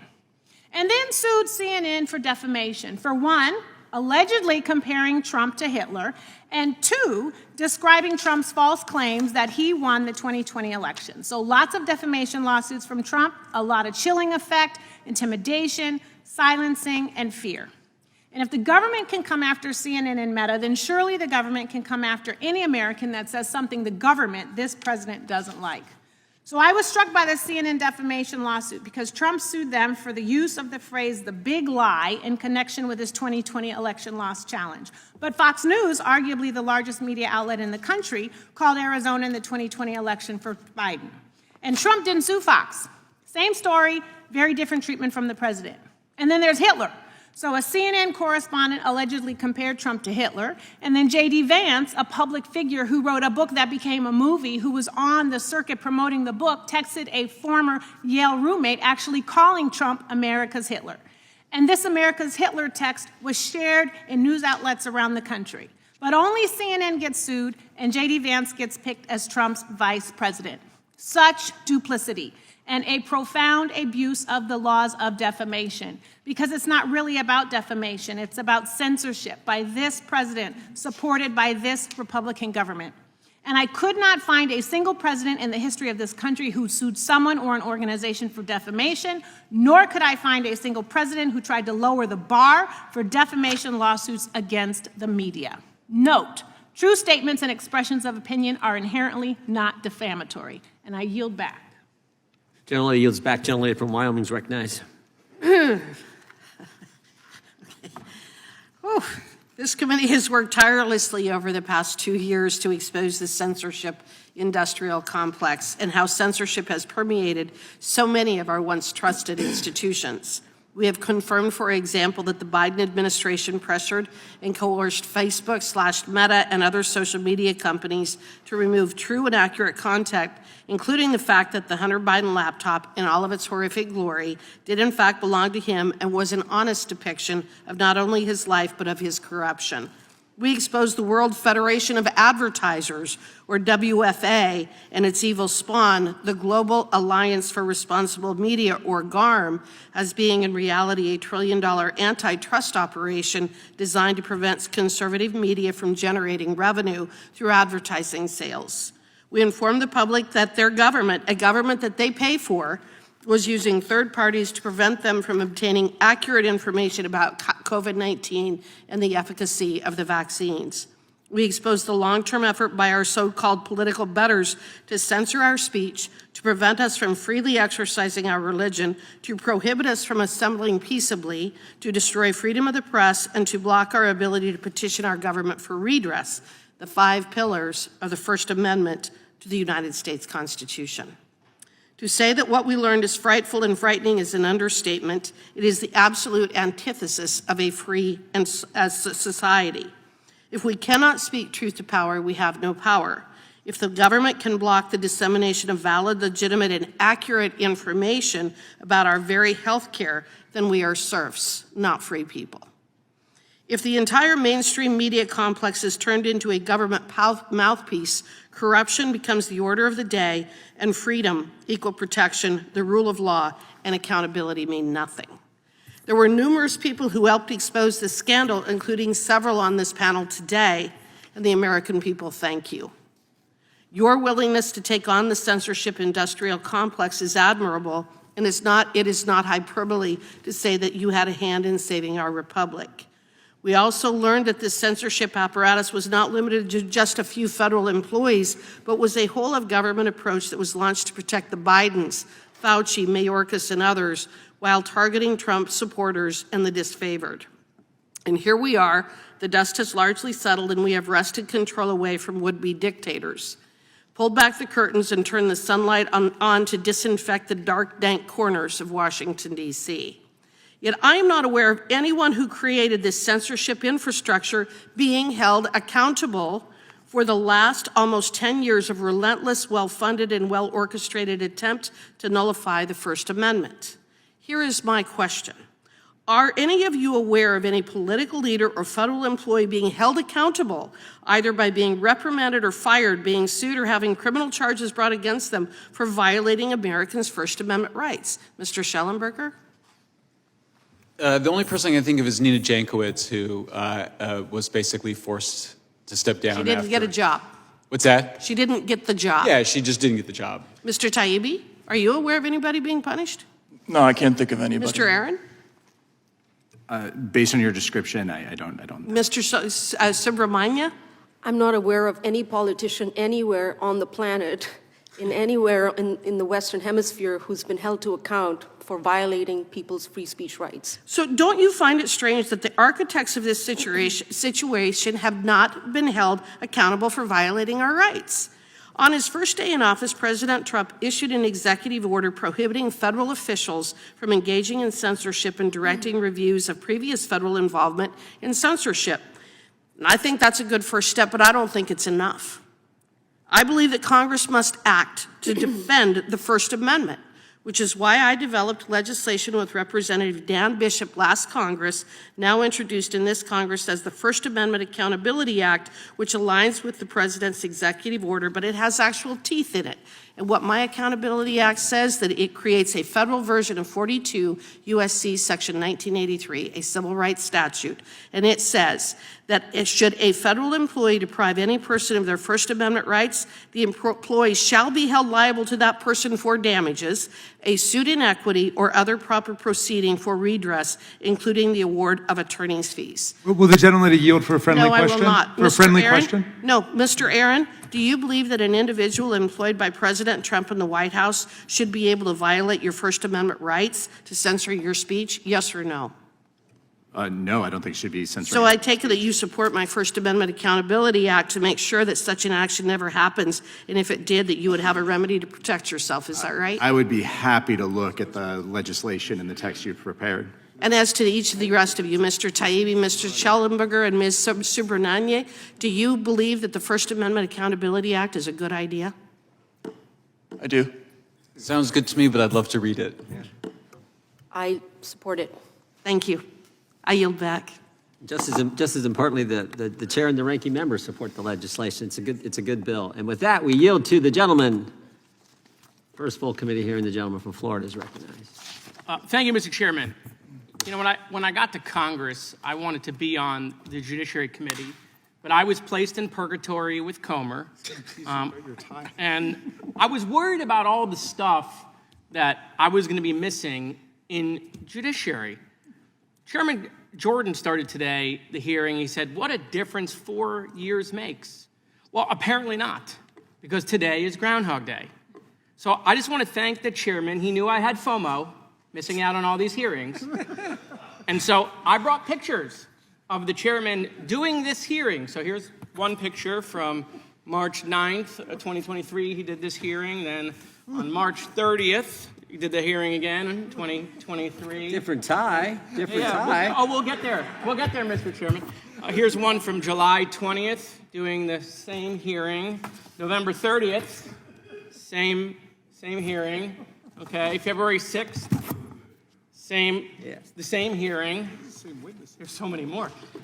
April 11th, identical hearing. And finally, May 1st, the same hearing. So by the way, anyone keeping score, the chairman wore a red tie, 4 of those hearings, a yellow tie 3 times.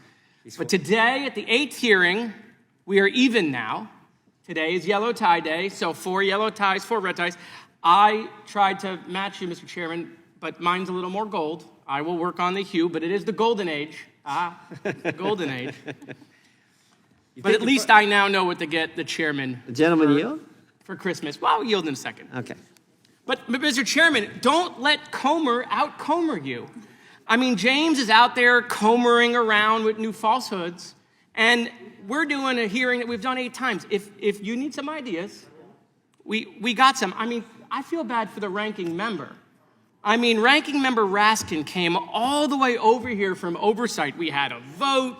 In fact, several of us came over here from oversight. So if you need some ideas from us, we'll gladly assist. But look, we're doing free speech, okay?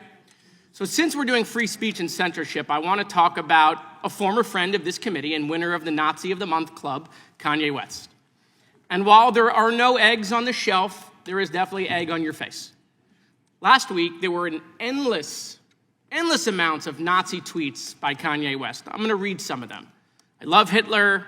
I'm a Nazi. Jews were better as slaves. Hitler was so fresh. I can say Hitler as much as I want. It went on for days. If that wasn't enough, He ran a commercial during the Super Bowl, directing people to his website. And the only thing the website was selling was a shirt with a swastika. So the marketplace of ideas. They say, oh, Jared, but it's the marketplace of ideas. Well, as we mainstream Nazis, what happens when Nazism becomes the marketplace? The chairman said he's worried about Europe. Maybe we should go to Europe. While we're there, maybe we should go to Auschwitz to see what happens when you mainstream Nazis. Mr. Schellenberger would say, but Jared, free speech is absolute. Don't be a censor. But actually, Kanye accidentally disproved that idea. He proved that free speech is not absolute.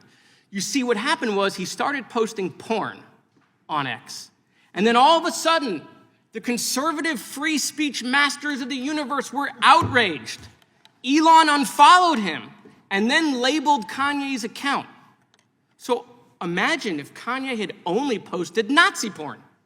Well, Mr. Schellenberger and other conservatives would be saying, well, the Nazi part is okay, as long as they keep their clothes on. So remember, if you're a Nazi, just keep your SS uniform on. Don't take it off, because that's when we're going to get to censorship. And so, look, this is a hearing about free speech. My colleague from Texas said nobody blamed Biden for the cost of eggs, and he has every right to say it because it's free speech. But that is total bullshit, okay? All of my colleagues were blaming Biden from eggs. Former President Trump blamed him on October 26th before the election, blaming him for the price of eggs.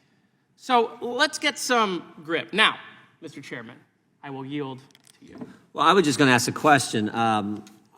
If we ask our witness, but I'll ask you since it's your time. If you're going to have 8 hearings on something, I can't think of something much better than protecting the fundamental liberty that makes this, as Ms. Subramanian said last Congress, that is the hallmark of Western civilization, the ability to debate and protect the most fundamental right we have. Because all the other rights in the First Amendment don't mean squat if you can't talk.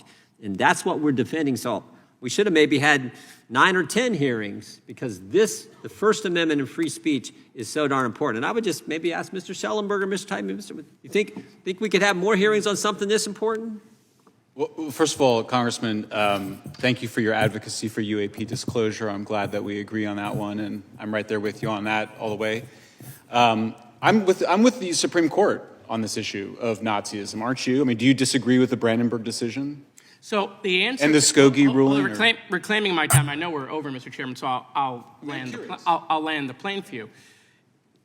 What you're describing is a time when 2 or 3 or a dozen Nazis could march in a neighborhood.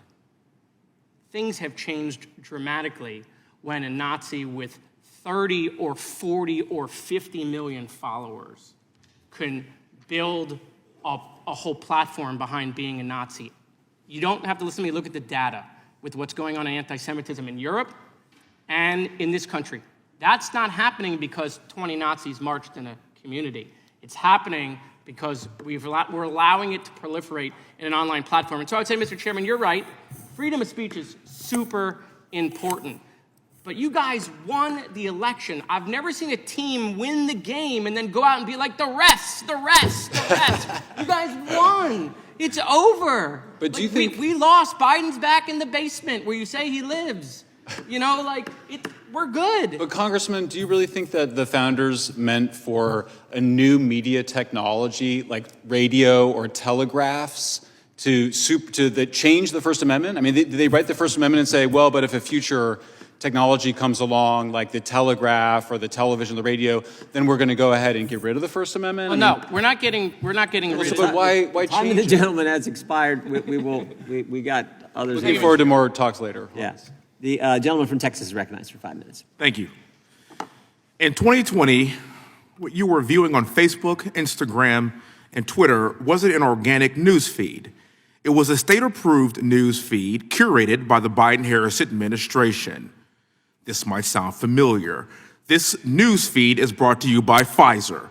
This news feed is brought to you by the Biden-Harris administration. This news feed is brought to you by the big Russia lie. And we know it's true because 51 intelligence officers said it was, right? Wrong. Republicans, conservatives, and America First patriots endured years of gaslighting, censoring, demonetization, suspension, debanking, collusion to deplatform, and every restriction of free speech imaginable, all under the Biden-Harris administration. In the past 7 years, we have witnessed the greatest assault on the First Amendment in American history. But remember, the Democrats are the party of preserving democracy, right? We expected this type of censorship from the Biden-Harris administration, but what we didn't know was how coordinated their efforts were with big tech companies like Meta, Amazon, and Twitter. What I want to talk about today are the groups responsible for this censorship. Now, Twitter has been saved thanks to Elon Musk, but Meta remains in the hands of the very people who worked with the Biden administration to silence our voices. I know that Meta recently changed their policies concerning censorship and free speech, but who's to say that those changes will be permanent? Let's talk about Meta's political content figure, which magically disappeared upon the new Trump administration.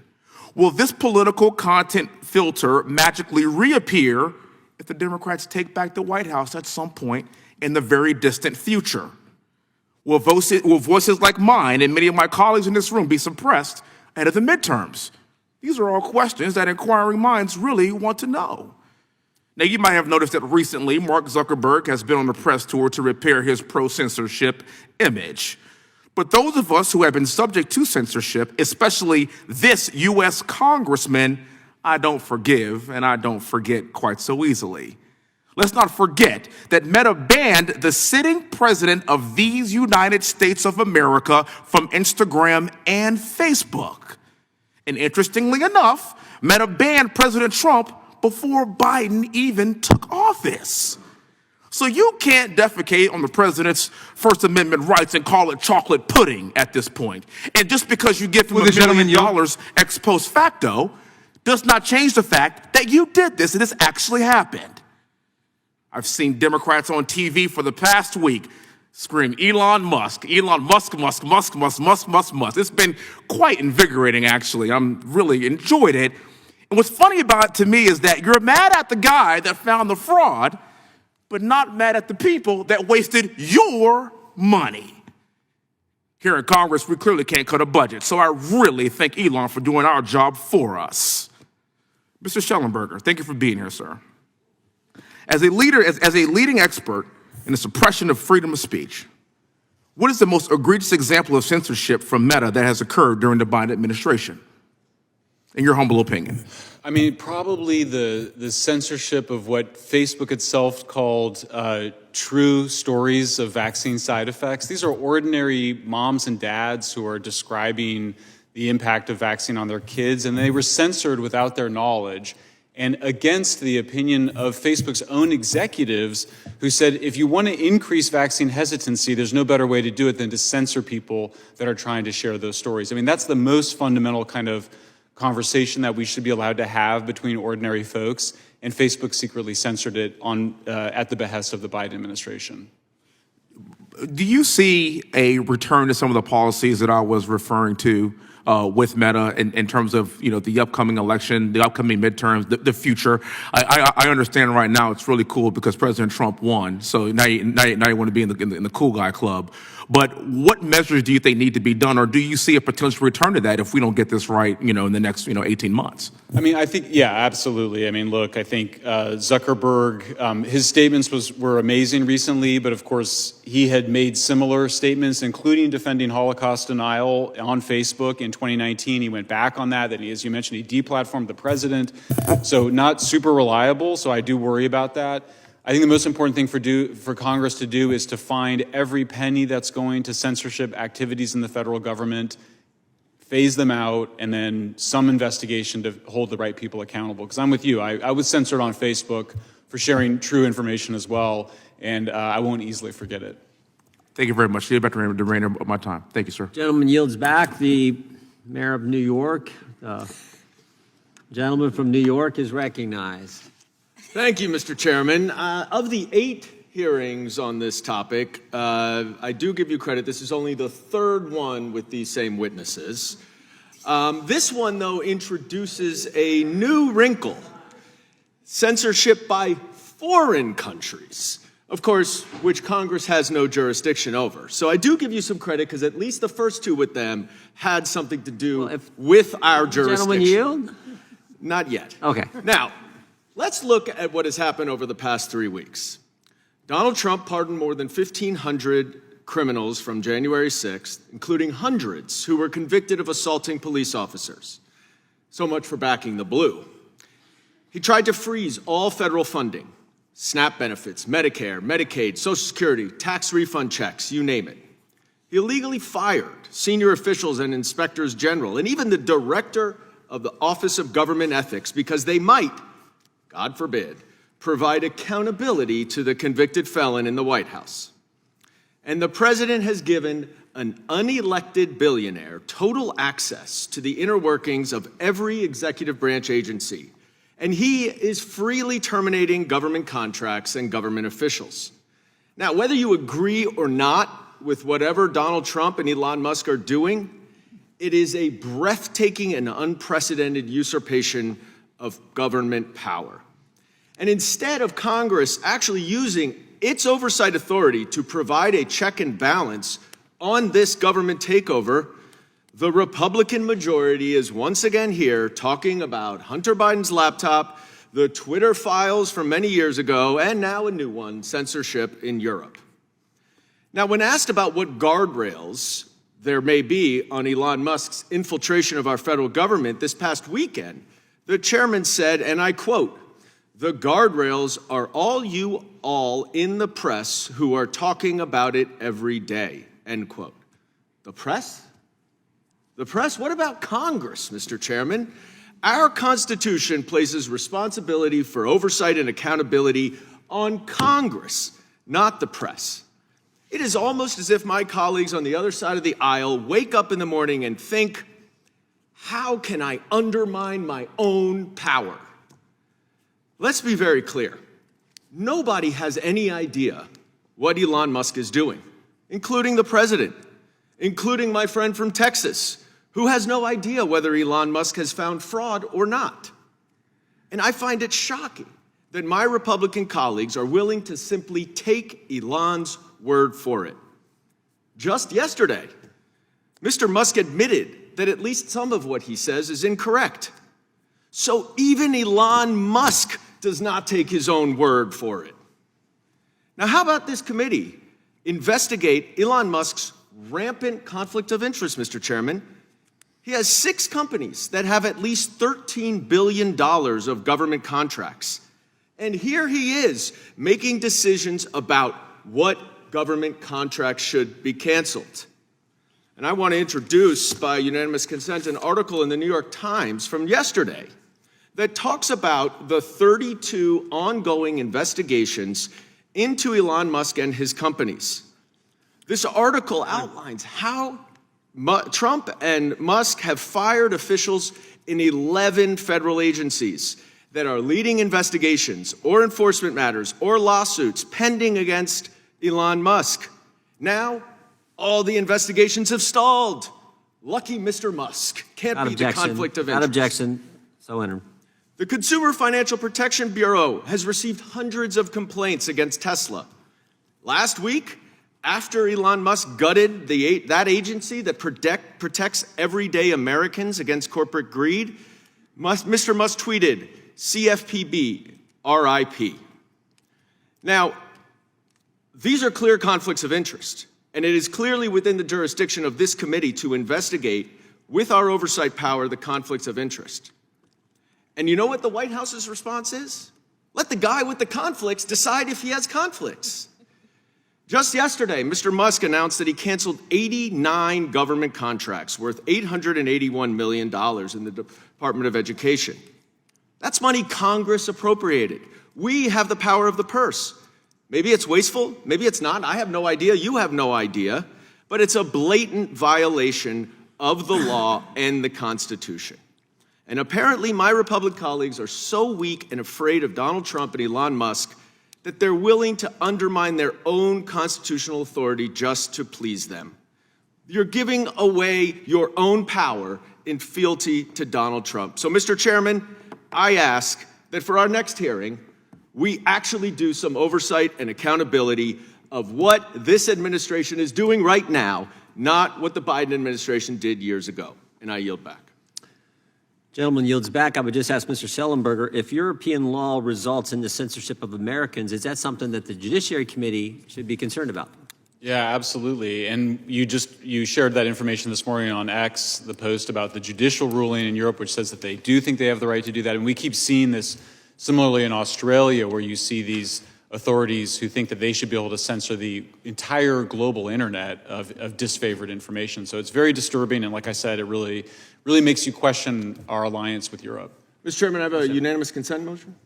Gentleman's recognized. I ask to introduce by unanimous consent a letter from 7 members of Congress, including myself, to Inspector General Michael Horowitz of the DOJ, asking him to investigate egregious conflicts of interest of Acting Deputy Attorney General Emile Beauvais and Acting United States Attorney for the District of Columbia, Ed Martin. You're asking to enter into a record a letter you sent to who? To the Department of Justice Inspector General Michael Horowitz, one of the very few who was not fired. Without objection. All right, that's fine. The gentleman from North Carolina is recognized for 5 minutes. Thank you, Mr. Chairman. To the committees who have been here for a marathon hearing, there's been a lot of talk about how many of these we've had. This is my first one, and I have been very appreciative about what I've heard from the role that each of you all have played in uncovering what is a truly horrific episode of censorship I saw as a private citizen. Unfortunately, I was not here to help uncover and to fight back against the censorship over the last 3 to 5 years. But nonetheless, I am deeply grateful to this committee and to all of you for your past and continued efforts to protect the First Amendment. I must say that I'm somewhat astounded that there has not been one colleague on the other side of the aisle that has brought themselves to acknowledge, much less criticize, the very obvious and blatant efforts of the Biden administration to suppress information in a very, very problematic anti-First Amendment, and I would argue illegal way. And part of this has been admitted by those who were censored. It's been admitted by those who are in the private industry who were bullied into removing content. But I want to talk more about what's going on right now. Mr. Schellenberger, I want to start with you. You mentioned that you are still within the crosshairs of the censorship-industrial complex, and it's a wide variety of actors, agency, contractors, private companies, even universities and so forth. What's the end goal of this censorship that we're seeing, not just here in the United States, but also in places like Brazil where you're being investigated? Yeah, thank you. Well, yeah, thank you for asking that question. Yeah, I mean, it's interesting to hear a lot of concerns about who gets to be in the limited space in the Defense Department. By the way, Huffington Post is a left-wing magazine that got in, and Rupa works for a centrist magazine that's in there. It's just not a censorship issue or changing the website. That's pretty ridiculous. I'm actually under criminal investigation in Brazil for expressing true facts on X. That's actually happening right now. Similarly, we see in Europe, very serious penalties for people that supposedly commit the act of misinformation. And then in Canada, there's actually life imprisonment as a potential punishment for what's the end of these laws and these efforts? Is it total political power? Is it just the easy eradication of dissent? What is the goal? Yeah, I mean, total information control is definitely the goal. They want to control the information and also shape how people understand it. That's why they talk about narrative control. And then the other part of it is they want to scare people. They just want people to be afraid to say things online. So that they can remain in power, Yeah, absolutely. And you see some of it just in the vanity of politicians demanding that posts about themselves be taken down. But obviously that's important for their political careers. And that's why in Brazil they've actually banned whole politicians from being online. And in your estimation, we've obviously heard about information that has been taken down and forcefully removed. But the narrative control also, it brings to mind narratives that are written and pushed into the public sphere.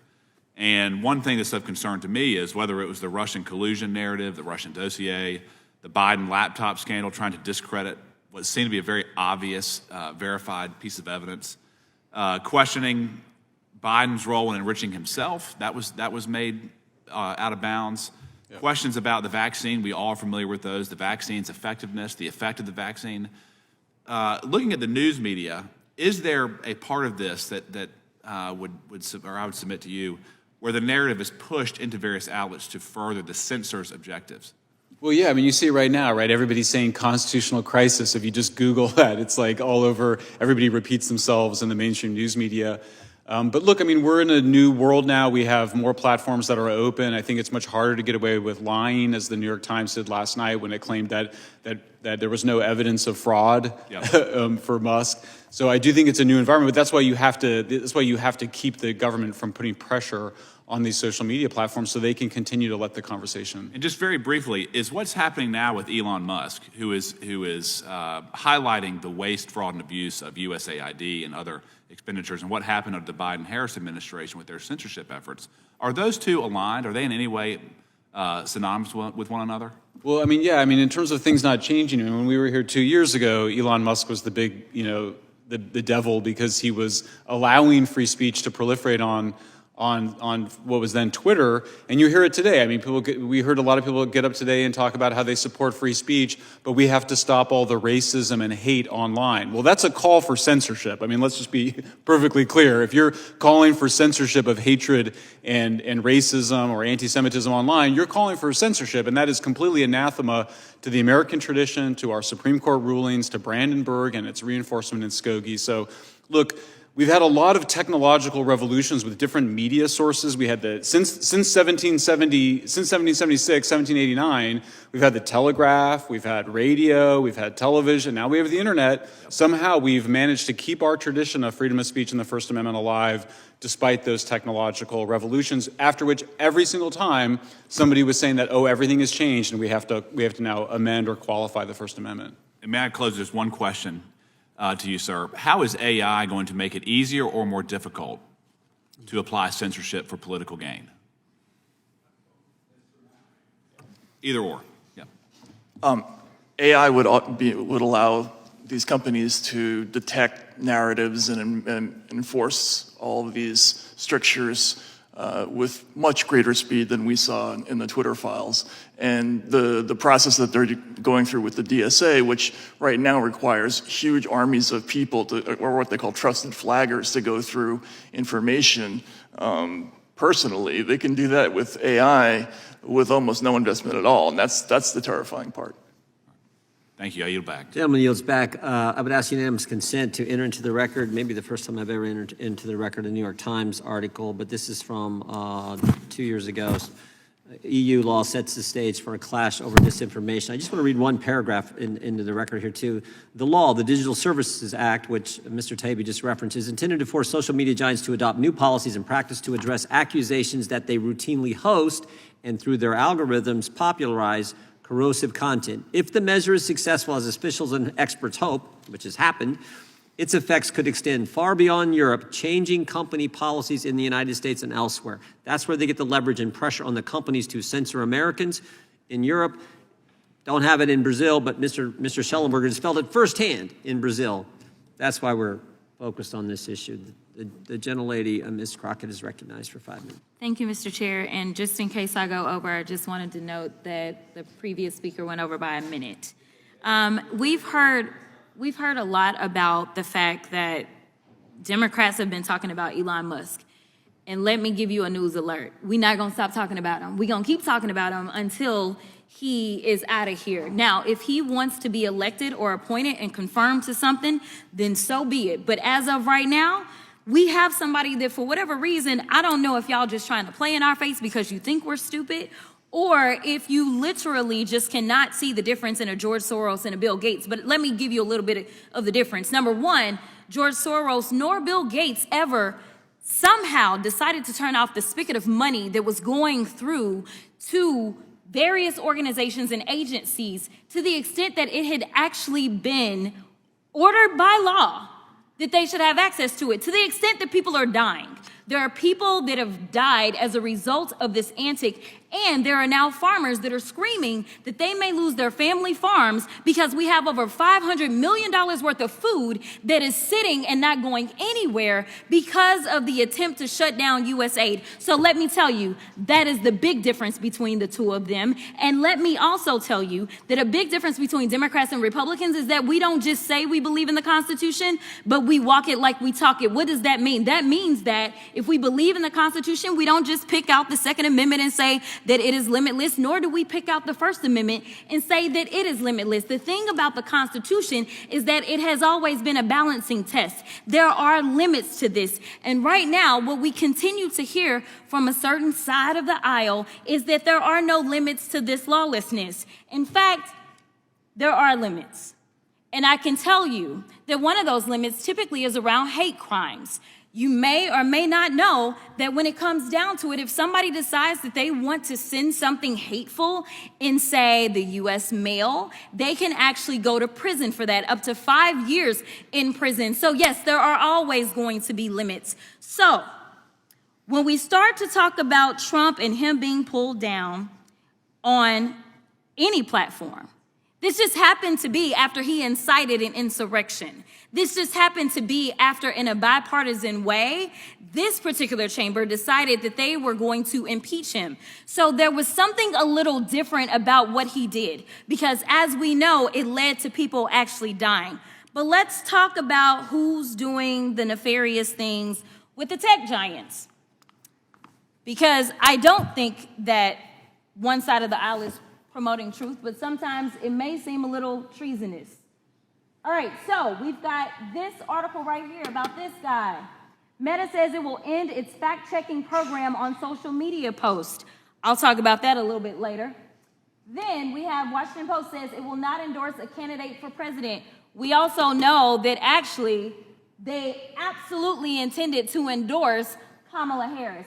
We have this one. Google Maps now show Gulf of America instead of Gulf of Mexico for app users in the United States, which is a complete farce because it's the Gulf of Mexico. It always has been. And we know that the AP got kicked out yesterday because they refused to buy into this lie, because that's all y'all really want to promote is lies. That's the big issue that we have.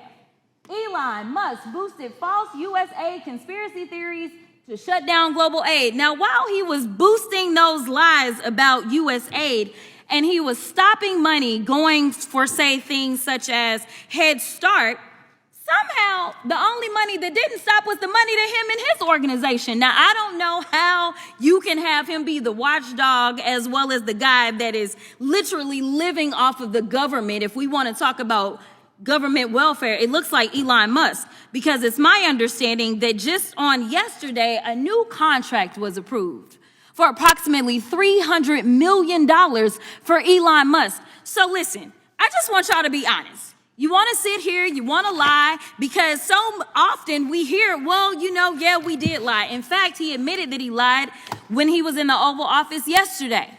But if it's a lie that will get you into office, such as saying, I know nothing about Project 2025, yet on day one, you literally do everything that you can to implement it, including making sure that you put, say, one of the main architects of Project 2025 over the OMB, it's okay, so long as you get the power that you seek.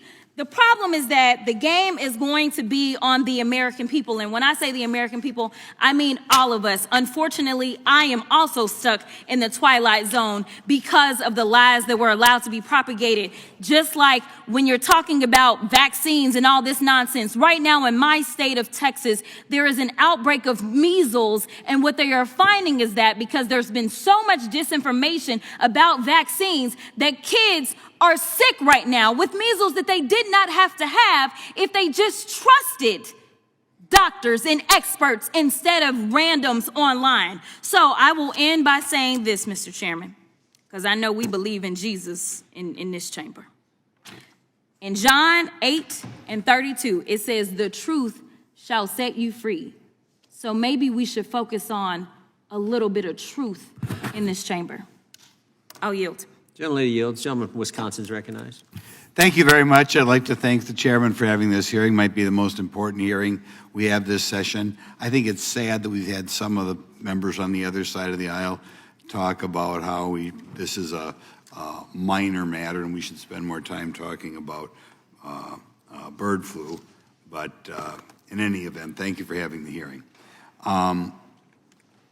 The public should again and again hear about the danger to the First Amendment that's going on, because I know when it comes to election season, they poll stuff, and they do insist spend more time talking about the price of eggs than somebody trying to take away the First Amendment. But let's talk a little bit about some other countries so we see where we may be headed. Mr. Schellenberger, could you elaborate a little bit more about what's going on in Brazil and how it affects this country? Sure. I mean, Brazil is, there's a lot of lessons that are important from Brazil. I mean, the first is that it makes you appreciate the First Amendment and that it was written in such an unqualified way. I mean, you may know Alexander Hamilton didn't think we needed a First Amendment because it was redundant. We did it anyway because people that created this country really believed in it. In Brazil, the Constitution does not provide that level of protection. There's too many qualifications. What you're hearing from this side of the aisle today is that, we got to qualify the First Amendment in all these ways. The Supreme Court has made it very clear what those qualifications are. So you've got a Constitution that allows for the Supreme Court to engage in just ridiculous levels of censorship. They've now banned some politicians from every single social media platform. They've also sought to they've frozen people's bank accounts for things that they've done that would have been considered a First Amendment right in the United States.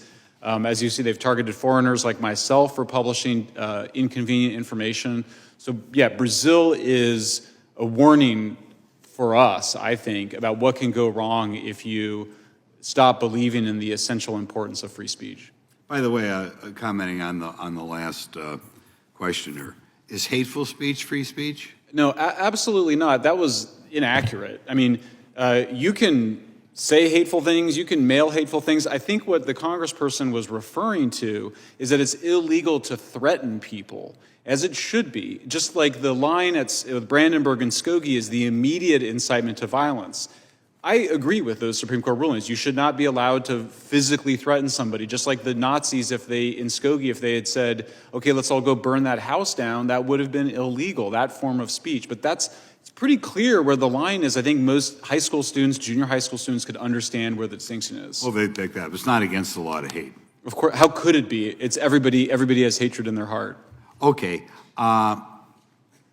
Ms. Sabriana, could you elaborate on what's going on in Canada? I think most of our lifetime, we think of Canada as almost being a cleaner version of the United States. So we can maybe learn some lessons as to what could happen here from what's happened in Canada. Well, what's happening in Canada right now is that there's a political crisis, and that's the only reason why some of these very pernicious pieces of legislation are just, Parliament is suspended, so they've died as a result. But there's nothing to stop a next government, liberal government, from bringing them back to life. And what this suggests to me is it's indicative of... Can you just give us examples of things that you can't do in Canada today that we would be shocked if it happened here?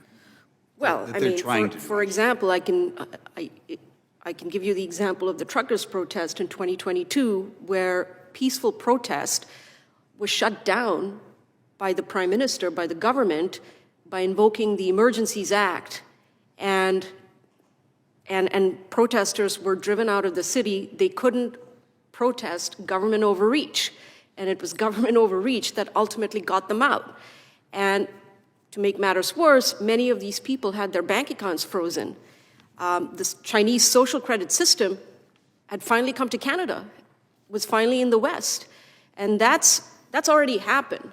And since then, there have been a series of attempts to pass through legislation for, as I mentioned in my remarks, if you're praising fossil fuels, for example, a private member's bill suggested that people should go to prison for that. I mean, it's extraordinary. We have to be on the ball here in future elections so that when politicians go down that route, they're done. We'll find another Democrat, we'll find another Republican, somebody who goes down that path.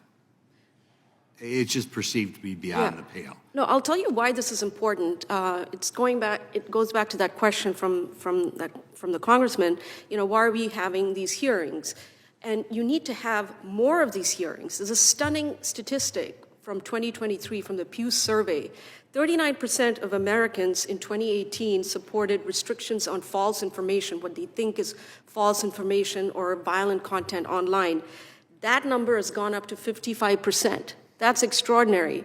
So these hearings are crucial to letting people know why it is vital to have protect free speech and to defend the First Amendment. And to go over in general some of the things that were done by the last administration. Thank you. Oh, I'm sorry. The ranking member has a UC. Thank you for your indulgence, Mr. Chairman. 3 quick UC requests. One from the New Republic, February 16, 2024, entitled Twitter Files' Matt Taibbi says Elon Musk sent him unhinged messages. Number 2 from Just Security, February 6, 2025, connecting the dots, Donald Trump's tightening grip on press freedom. And finally, February 11, 2025, CNN, Musk touts DOGE transparency, but downplays his conflicts of interest. Without objection, gentleman from Missouri. Thank you, Mr. Chairman. Well, Mr. Chairman, some of our Democrat colleagues have said that this hearing is a waste of time, that this hearing is a dumb hearing. You know, Ronald Reagan said our freedoms are never more than one generation away from extinction. I cannot think of a more important topic for a hearing than this one right here to defend our First Amendment. Mr. Schellenberger, I was very glad to hear you mention that it used to be that the left and right were in agreement on the topic of free speech. I'm not quite old enough to remember, but in the 60s, 70s, the campus radicals called their movement the free speech movement. Boy, the radical left does not seem to believe in free speech today.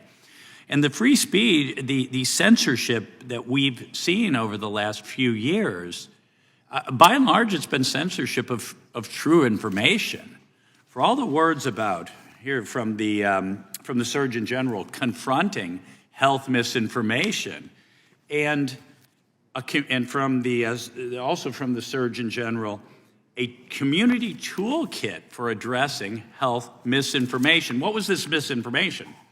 The origin of the virus as a lab leak, the inefficacy of the vaccine, natural immunity, complications of the vaccine like myocarditis, but not limited to myocarditis, the extraordinarily low morbidity and mortality of young, healthy people, especially children, from the COVID vaccine, and therefore the lack of need to vaccinate those kids, and the lack of efficacy for masks. It was by and large true, but it was censored aggressively, and you know, the two of you, of course, exposed that in the Twitter files.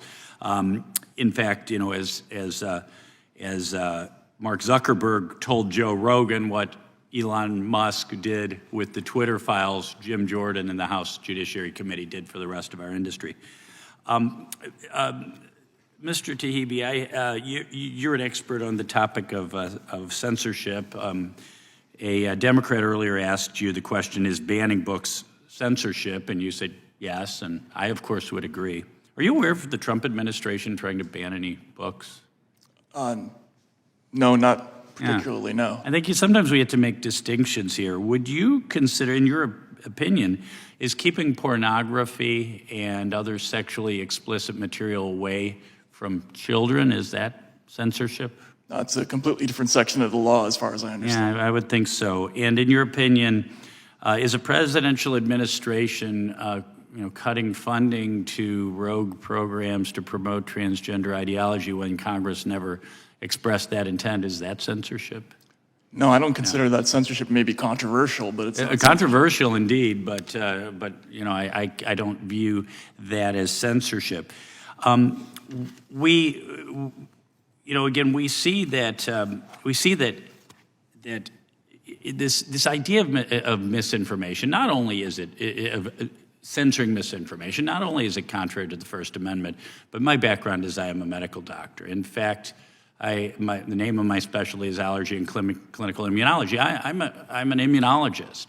So to me, and we learned in like first year of medical school that the purpose of a vaccine is to mimic a natural infection without getting the patient sick or killing the patient, and therefore inducing the immune response. So natural immunity made sense to me.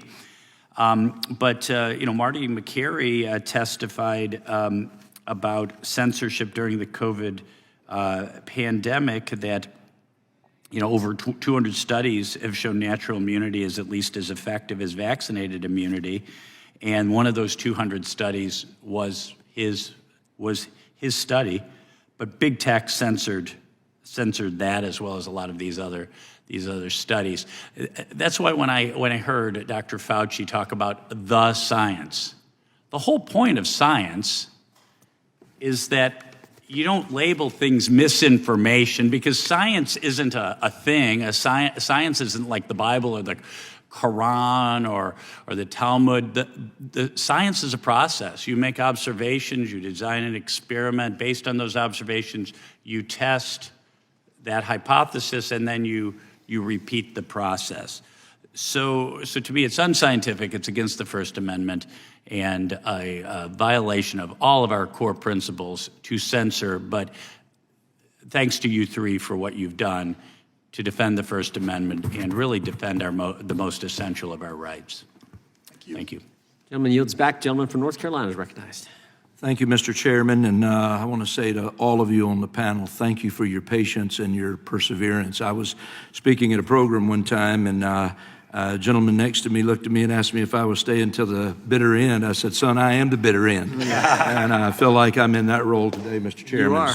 You are. But anyway, let me say this. On July 19th, 2021, following directives from the Biden White House to suppress so-called misinformation about vaccines, YouTube removed a video by Family Research Council's Tony Perkins that featured him interviewing Mary Holland, who was serving as the General Counsel of Children's Health Defense. Because the topic included the mention of the COVID-19 vaccination program, YouTube claimed that the news segment contained, quote, medical misinformation, end quote. However, the whole topic of the interview was the lawsuit that Holland was bringing against the Washington, D.C. City Council regarding parental consent. Initially, the appeals to restore the video were absolutely denied. And ultimately, the video was restored, but it was 3 days after FRC brought it to the attention of the press. I want to just pose the question to you, Mr. Taibbi. At least the Family Research Council had a platform to fight back against this censorship. During your investigative reporting for the Twitter files, were you seeing a lot of examples of just ordinary Americans being censored? Mr. Congressman, yes, absolutely. And that's the big difference with the system and the old system, which was litigation-based, and you had a chance to present your case to a judge or a jury.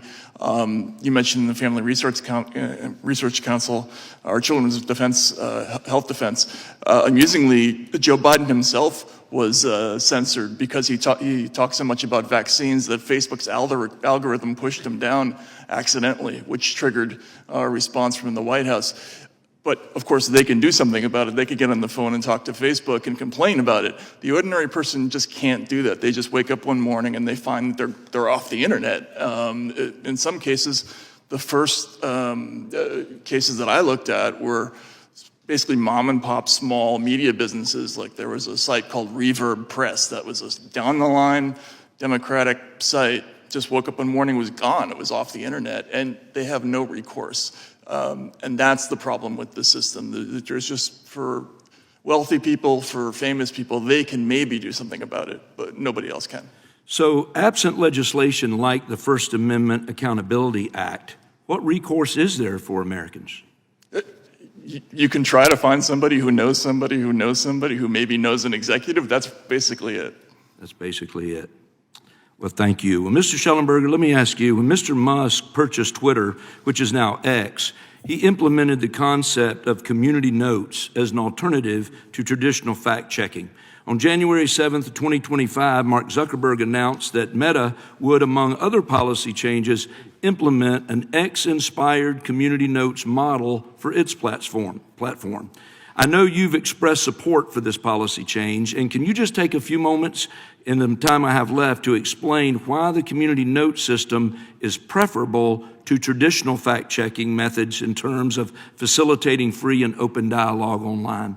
I mean, community notes is in the spirit of the First Amendment, which is that truth is something that emerges through disagreement and dialogue, including through false information, we get at what the true information is. So community notes is consistent with that. It doesn't allow small groups of experts who think they're experts to decide what the truth is in advance and then apply it into the world. So look, you don't really need community notes. You can have somebody can reply to an X post and say this is wrong for these reasons, and it can go viral.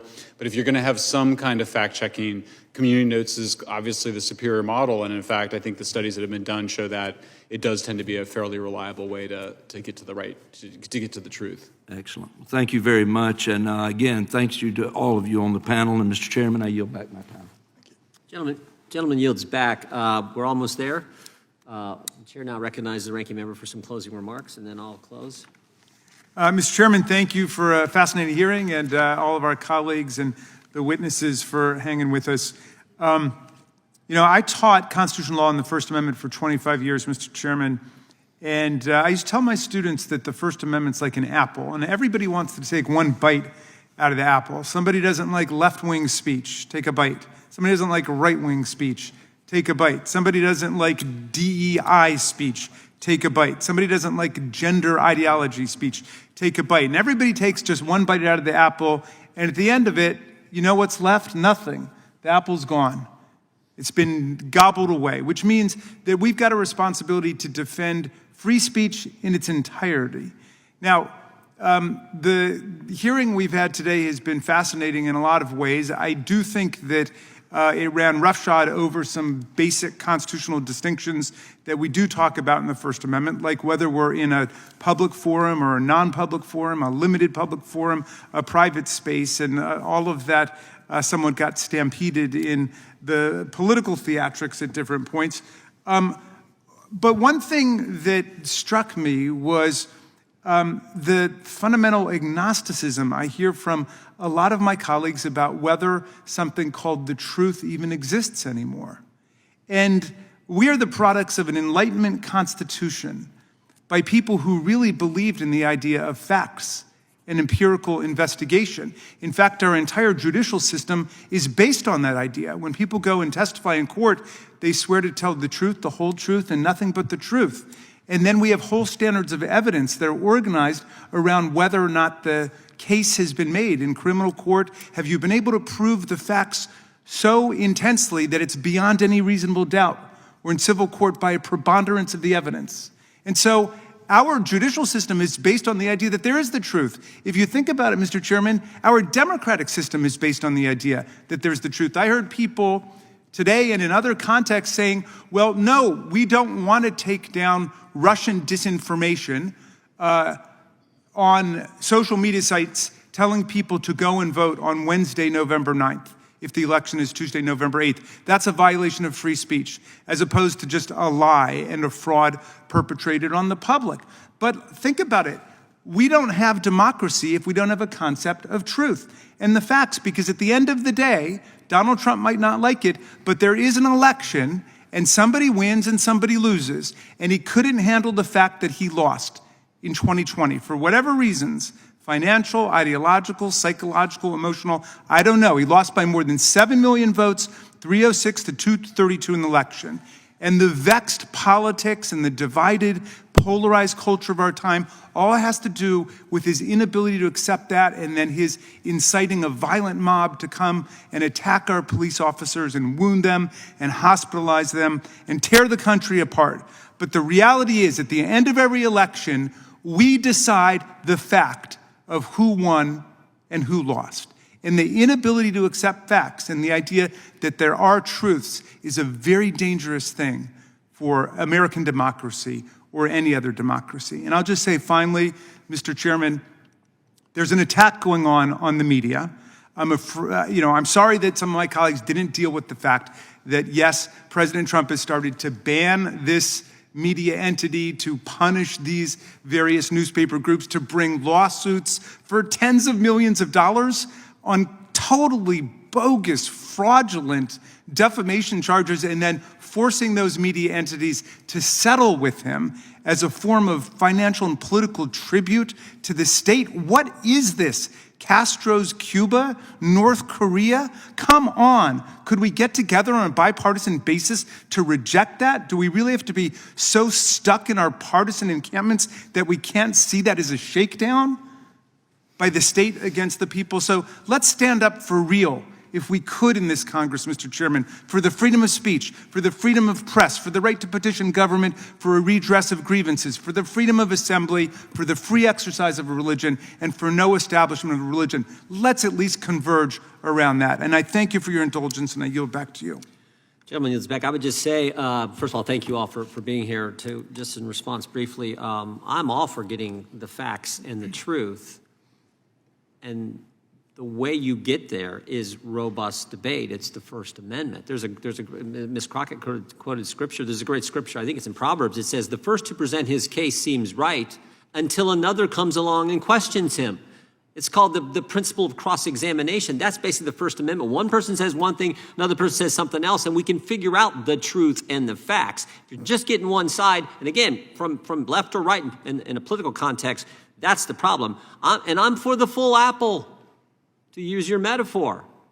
What I know is, I don't know Mr. Aaron's background, but I know these three people, for defending the full apple, to use your metaphor again, they've been harassed for doing it.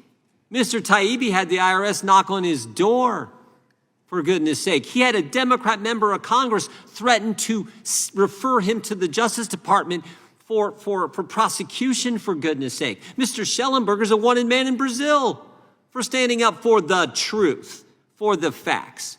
In fact, I'm going to ask a question here. Ms. Subramanya, I know what you did during the trucker blockade. I know how you've testified. I know, my guess, I don't know specifically, my guess you've been harassed and targeted as well for your defense of the truth and the full apple, to stick with Mr. Raskin's. Absolutely. A few months after I wrote my story for the Free Press on the truckers' protest, in June of 2022, I found myself in a study on a list of people, of people where the author, a professor at a university in Calgary, which is a city in the province of Alberta, a federally funded study basically was accusing me of spreading Russian disinformation. Yeah. That's extraordinary. And I was featured on this list with Tulsi Gabbard and a bunch of other... we know that whole spiel. Yeah, and so when I saw my name on this list, I was absolutely horrified, because that is the chilling effect of... So here are three individuals who value the First Amendment and the truth so much that they're willing to face the attacks that they've faced. Value the freedom of the press, freedom of speech, the rights we enjoy as Americans. So I want to thank you all for being here. You included, Mr. Aaron, but I especially want to thank you three. Thank you. Because it's been I know over the last several years, what you've had to endure and your willingness to come back again, and we're going to have you back again at some point, because I don't think 9 hearings is enough on the First Amendment. I think, as Mr. Grothman said, we should do this every single week, because if you lose the First Amendment, you lose the right to debate, everything else falls apart, just the way it works. And so, again, thank you all for being here today. The committee is adjourned. Thank you.